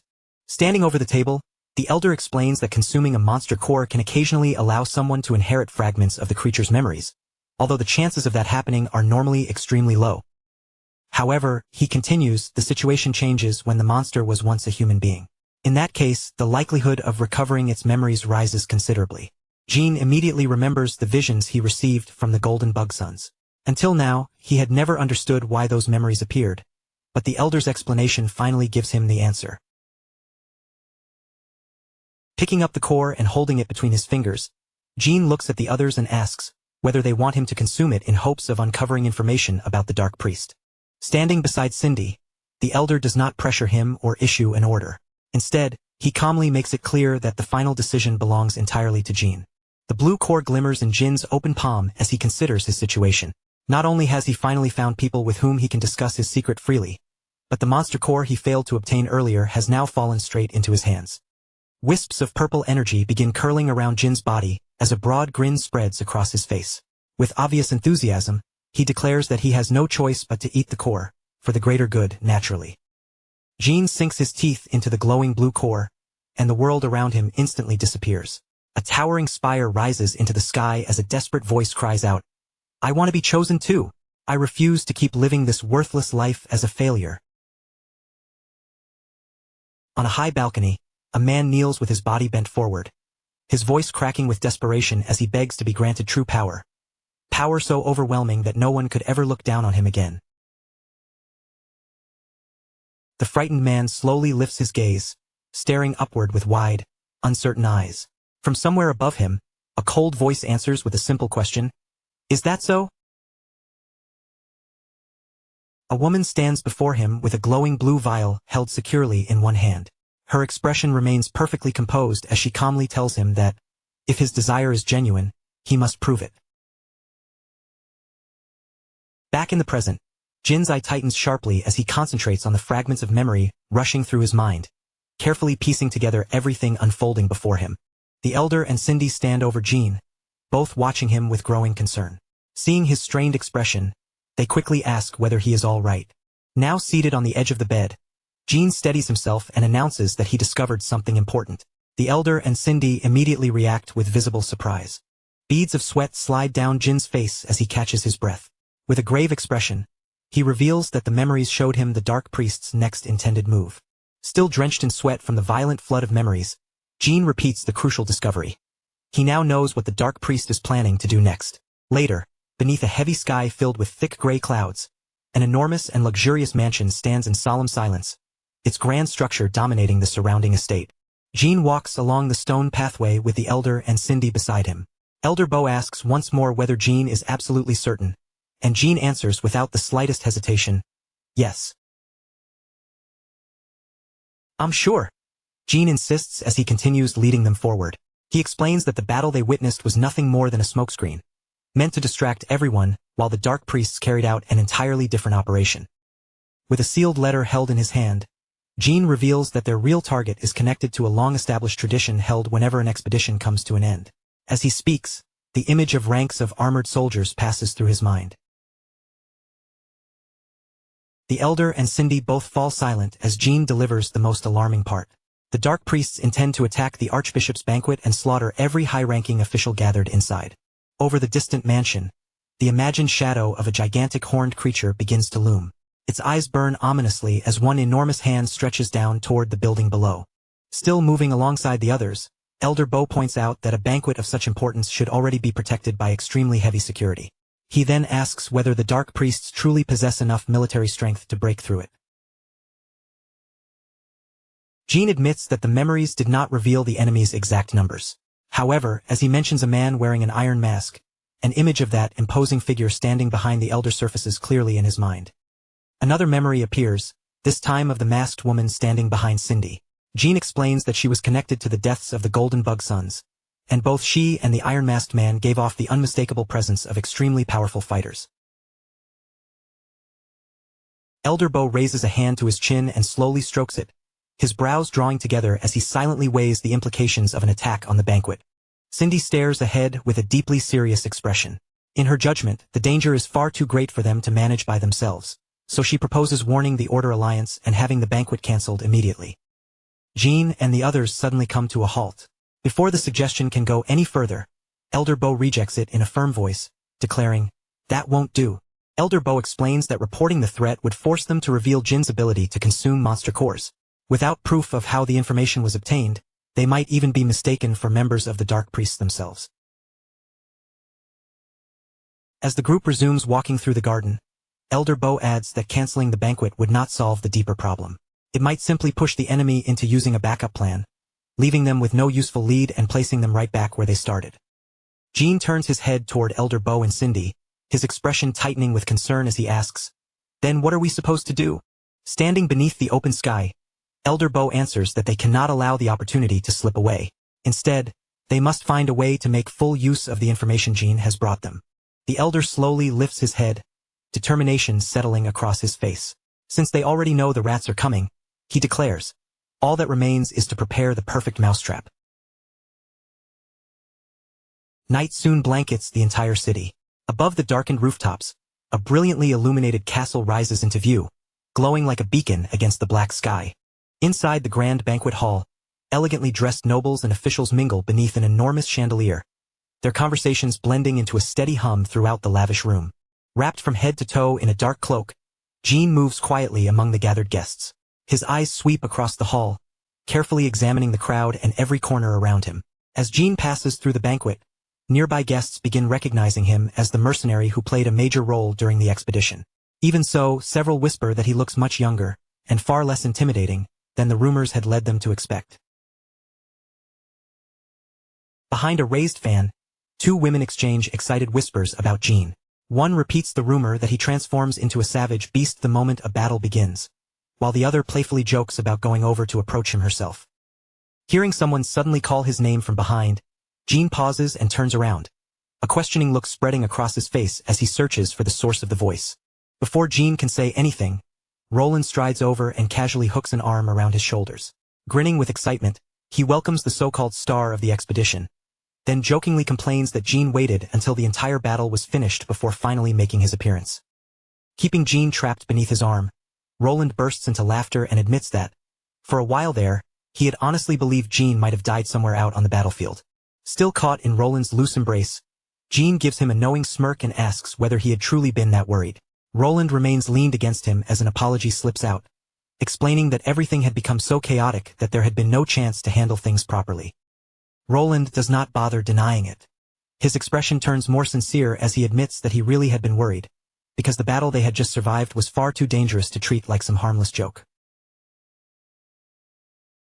Then Roland shifts even closer, lowering his voice so the surrounding guests cannot easily hear.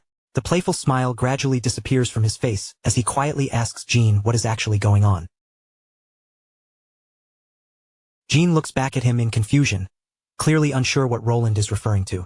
Instead of answering immediately, Roland flicks his eyes toward the upper floor and remarks that their celebrated genius appears to have picked up a rather persistent tale. High above the banquet floor, a blond man stands on the balcony with a glass of red wine raised to his lips. He watches Jean over the rim while taking a slow sip, and Roland quietly identifies the suspicious observer as an inquisitor. Jean follows Roland's gaze and looks up toward the balcony, meeting the man's distant stare without the slightest fear. With a dry remark, he says the inquisitor must be working extremely hard if being unusually powerful is now enough to make someone a suspect. Standing beside Jean, Roland makes a loose, dismissive gesture with one hand. In a half-serious tone, he apologizes on behalf of those Order Alliance members who are questioning Jean despite never having taken part in the expedition themselves. Roland quickly brings back his usual grin and tells Jean not to let the surrounding suspicion bother him too much. After everything that happened, there is no reason to allow a few distrustful stares to ruin the night. Jean faces forward again, his expression remaining calm as Roland reminds him that one fact cannot be erased. Jean fought to protect countless people.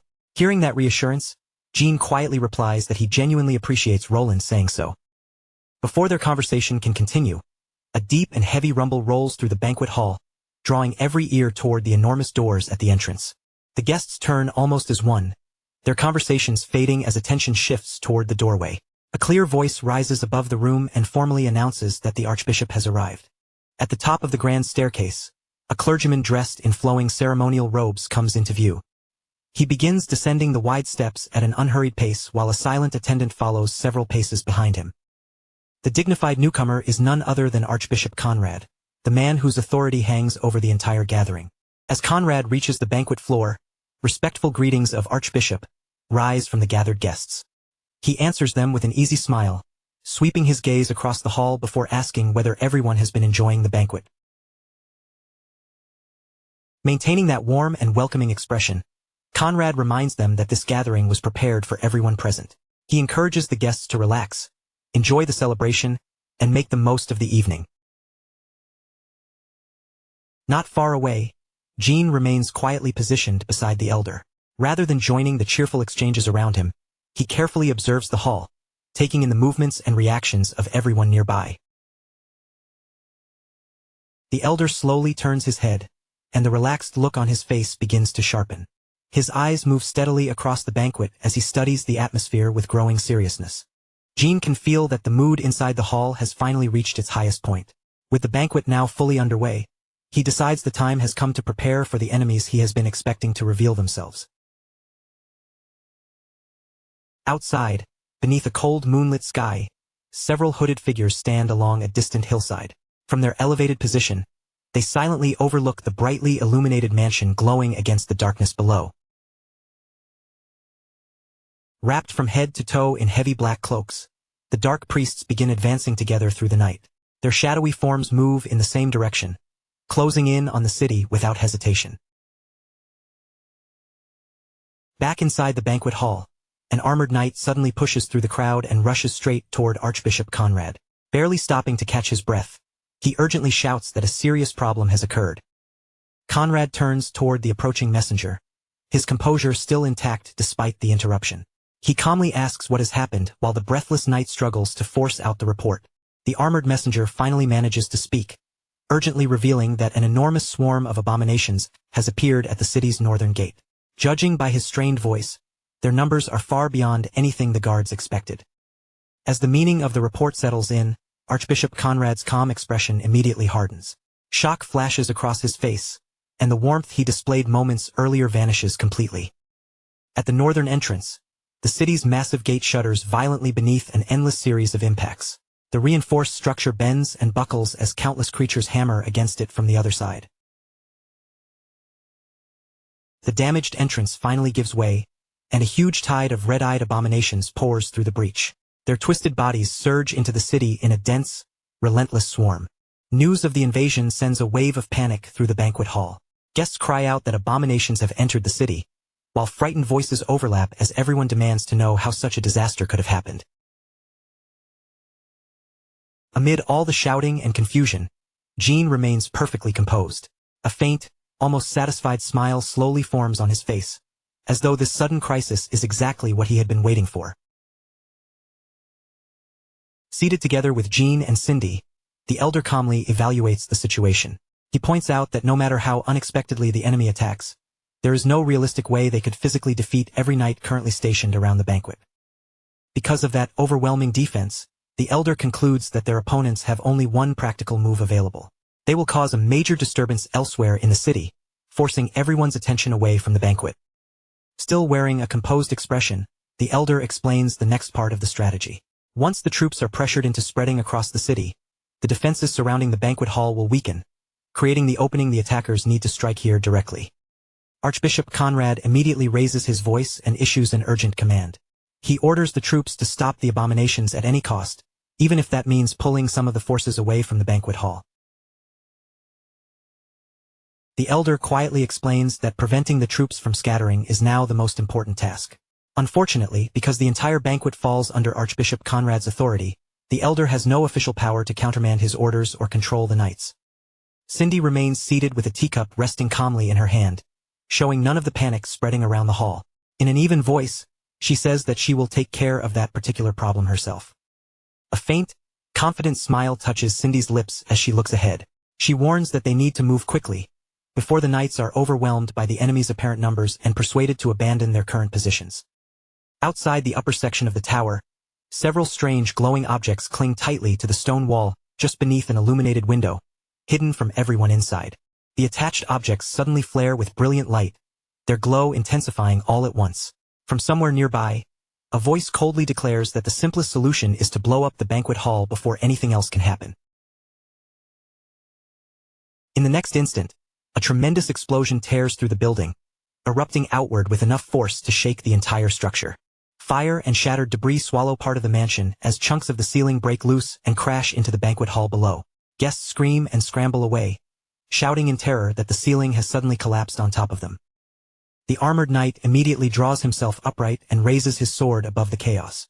He commands the other knights to protect the officials, while terrified guests press together behind the armored defenders in search of safety. Cindy stands amid the drifting smoke, with dust and fragments of debris settling around her. She stares downward with a visibly startled expression, caught off guard by the force and timing of the blast.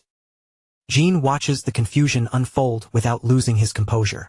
Seeing the knights' close ranks around the officials instead of rushing toward the city gates, he realizes their plan has worked. The defenders never abandoned their posts. Elsewhere in the city, several cloaked figures sprint rapidly across the rooftops.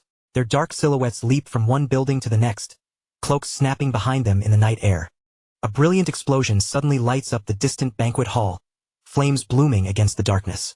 The rooftop figures come to an abrupt stop and turn toward the burning building, clearly confused by what they are seeing. One of the men stares at the distant blast, unable to hide his uncertainty. He asks the others whether that explosion was somehow supposed to be part of their original plan. The woman beside him keeps her eyes fixed on the burning mansion as a faint smile forms across her face. Rather than panicking, she wonders aloud whether their enemies may have already known they were coming. Nearby, a gloved hand closes tightly around the handle of a weapon. In the same instant, a sharp blue light flashes across the darkness, signaling that someone is already preparing to strike. Jean tears off his cloak and lets it fall behind him, then strides steadily down the long corridor with a massive blade gripped firmly in one hand. A dangerous crimson glow burns within Jin's eyes. The corner of his mouth curls into a cold smirk as he declares that the time has finally come to hunt down the rats. High above the castle grounds, flames roar from the upper floors and stain the night sky red, while three cloaked figures silently observe the spreading destruction from a nearby rooftop. One member of the cloaked group studies the burning castle and quickly realizes their enemies must have known about the attack beforehand. Suspicion immediately follows, and the figure wonders whether a traitor has been hiding among them.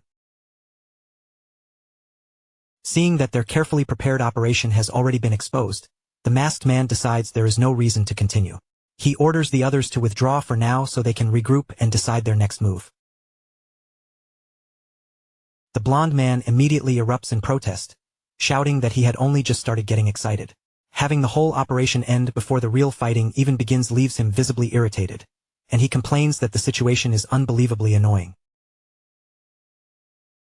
But in the middle of his complaint, the blonde man's expression suddenly stiffens. His eyes sharpen as he senses something approaching from the darkness. A blade flashes toward him without warning, but the blonde man reacts in time, whipping up his chain and catching the incoming strike before it can reach his body. At that same moment, a shadowy figure launches through the air, crossing the open gap between the buildings and racing directly toward the rooftop. The figure is Jean.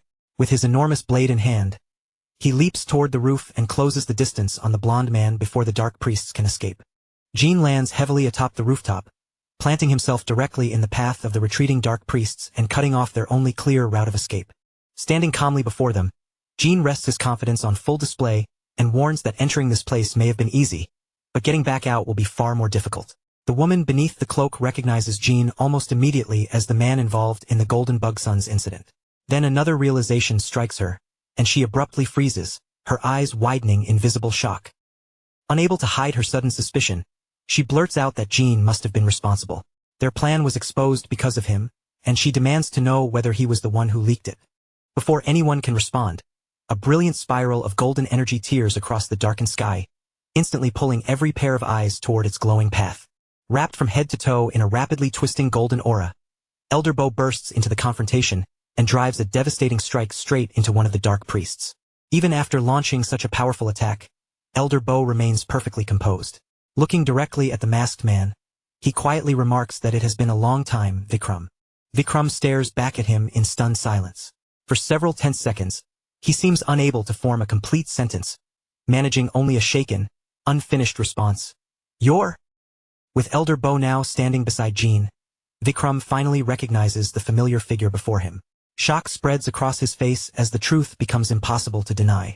The remaining members of the cloaked group turn away from Jean and focus their full attention on Elder Bo, clearly unsettled by his sudden arrival.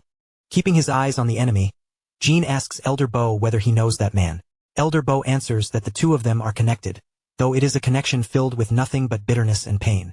Elder Bo lowers his head slightly before revealing the truth. Vikram is not merely a monk of Vrtra. He was once Elder Bo's own disciple. For a brief moment, Vikram says nothing at all. He simply stands beneath his cloak as a heavy silence settles over the rooftop. Then Vikram gives a contemptuous scoff at the word, disciple. He coldly asks whether Elder Bo is still clinging to those miserable memories after all this time. His fingers tighten around the fabric of his cloak as he continues speaking. Whether those memories belong to the distant past or not, he insists that they no longer hold any importance. With a sharp motion, Vikram rips the cloak away and casts it aside, declaring that those old ties make no difference to anything happening in the present either. Vikram slowly raises a hand to the mask covering his face. Even after all these years, he remarks, Elder Bo still knows exactly which words will get beneath his skin. As Jean studies Vikram more carefully, he realizes the masked man is using the same mind's eye technique Elder Bo once demonstrated. Jean failed to recognize it at first, but now he can distinctly feel the mana flowing through it. That sensation immediately raises another possibility in Jin's mind. He wonders whether this strange ability is somehow linked to the monster core he absorbed from the Dark Priest. Elder Bo raises one hand without taking his attention away from Vikram, then calls out to Jean in a firm and measured voice. He tells Jean to handle the other two enemies himself. Vikram, however, is someone Elder Bo intends to face personally. Blazing power erupts around both men. In the very next instant, Elder Bo and Vikram launch forward, charging straight toward one another with murderous force. Their bodies become little more than streaks within the surging energy as they rush head-on through a violent storm of pressure. Their attacks crash together at the center of the rooftop. The impact detonates into a brutal shockwave that races outward and tears across the surrounding tiles. Chains coil around the blonde fighter as a wild grin spreads across his face. He cheers that this is exactly the kind of battle he wanted, while the woman beside him turns toward Jean and challenges him to prove what he can really do. Deep beneath the shadow of her hood, the woman's eyes begin to shine with an unnatural light, their shape changing as the transformation takes hold. The cloak ripples around her body as long, razor-sharp claws push out from beneath the flowing fabric. Her human form rapidly expands and twists until a gigantic panther stands in her place, its powerful body looming over the rooftop beneath the night sky. Jean steadies his sword as he studies both opponents. Their monstrous transformations and overwhelming physical strength might have caught him completely off guard had he arrived here without preparing for them. Instead, a faint and knowing smile appears on Jin's face. Thanks to the memories he obtained from Enoch, he already has a clear understanding of the abilities these two possess. Even so, Jean notices one additional complication across the street. A heresy inquisitor is still nearby, watching the entire confrontation from a concealed position. The inquisitor cautiously peers out from behind a wall, only to realize that Jin's silent warning and sharpened attention are now aimed directly at him. The blonde man makes the first move, swinging his arm and sending his enormous mace hurtling through the air toward Jean with terrifying speed. As the heavy weapon rips through the air, Jean quickly assesses his options. With the heresy inquisitor watching, he knows he cannot rely on the powers granted by the monster core during this battle. Jean accepts the restriction without hesitation. He swings his sword into the approaching mace, and a burst of sparks erupts as the blade knocks the massive weapon off course. The blonde fighter's grin widens with genuine excitement. He can hardly believe Jean managed to deflect such a massive mace using nothing more than a sword. The red glow in his eyes grows sharper as he narrows his gaze. Rather than being discouraged, he eagerly prepares to continue the assault. At the same time, the transformed panther surges forward across the rooftop, its enormous body rushing at Jean with every claw fully extended. Jean swings his blade toward the charging beast, but the panther answers with a vicious slash of its own. It warns him that even if he sees the next strike coming, he still will not be fast enough to avoid it. The attack tears across Jin's body, sending blood spraying through the air. Feeling the wound open, Jean realizes that this fight may become far more troublesome than he initially expected. The tension vanishes from his face, replaced by a wide, almost excited grin. The crushing pressure bearing down on him feels eerily familiar, dragging his thoughts back to the nightmare he survived 12 years earlier. Compared to that ordeal, these restrictions are little more than training weights strapped around his body. A fierce red light flickers within his eye as his grin deepens. It has been far too long, he admits, since anything made him genuinely want to fight. Without warning, a violent shockwave explodes from the rooftop, blasting outward through the surrounding air. Vikram and Bo collide head-on, and the force of their clash sends powerful shockwaves tearing across the entire rooftop. Bo calmly lifts one hand to meet him, remarking that Vikram has not changed at all. He still throws his entire body into every move, abandoning what he was taught simply to chase after something new. Vikram drives his palm forward without slowing down, dismissing Bo's rigid way of thinking as hopelessly old-fashioned.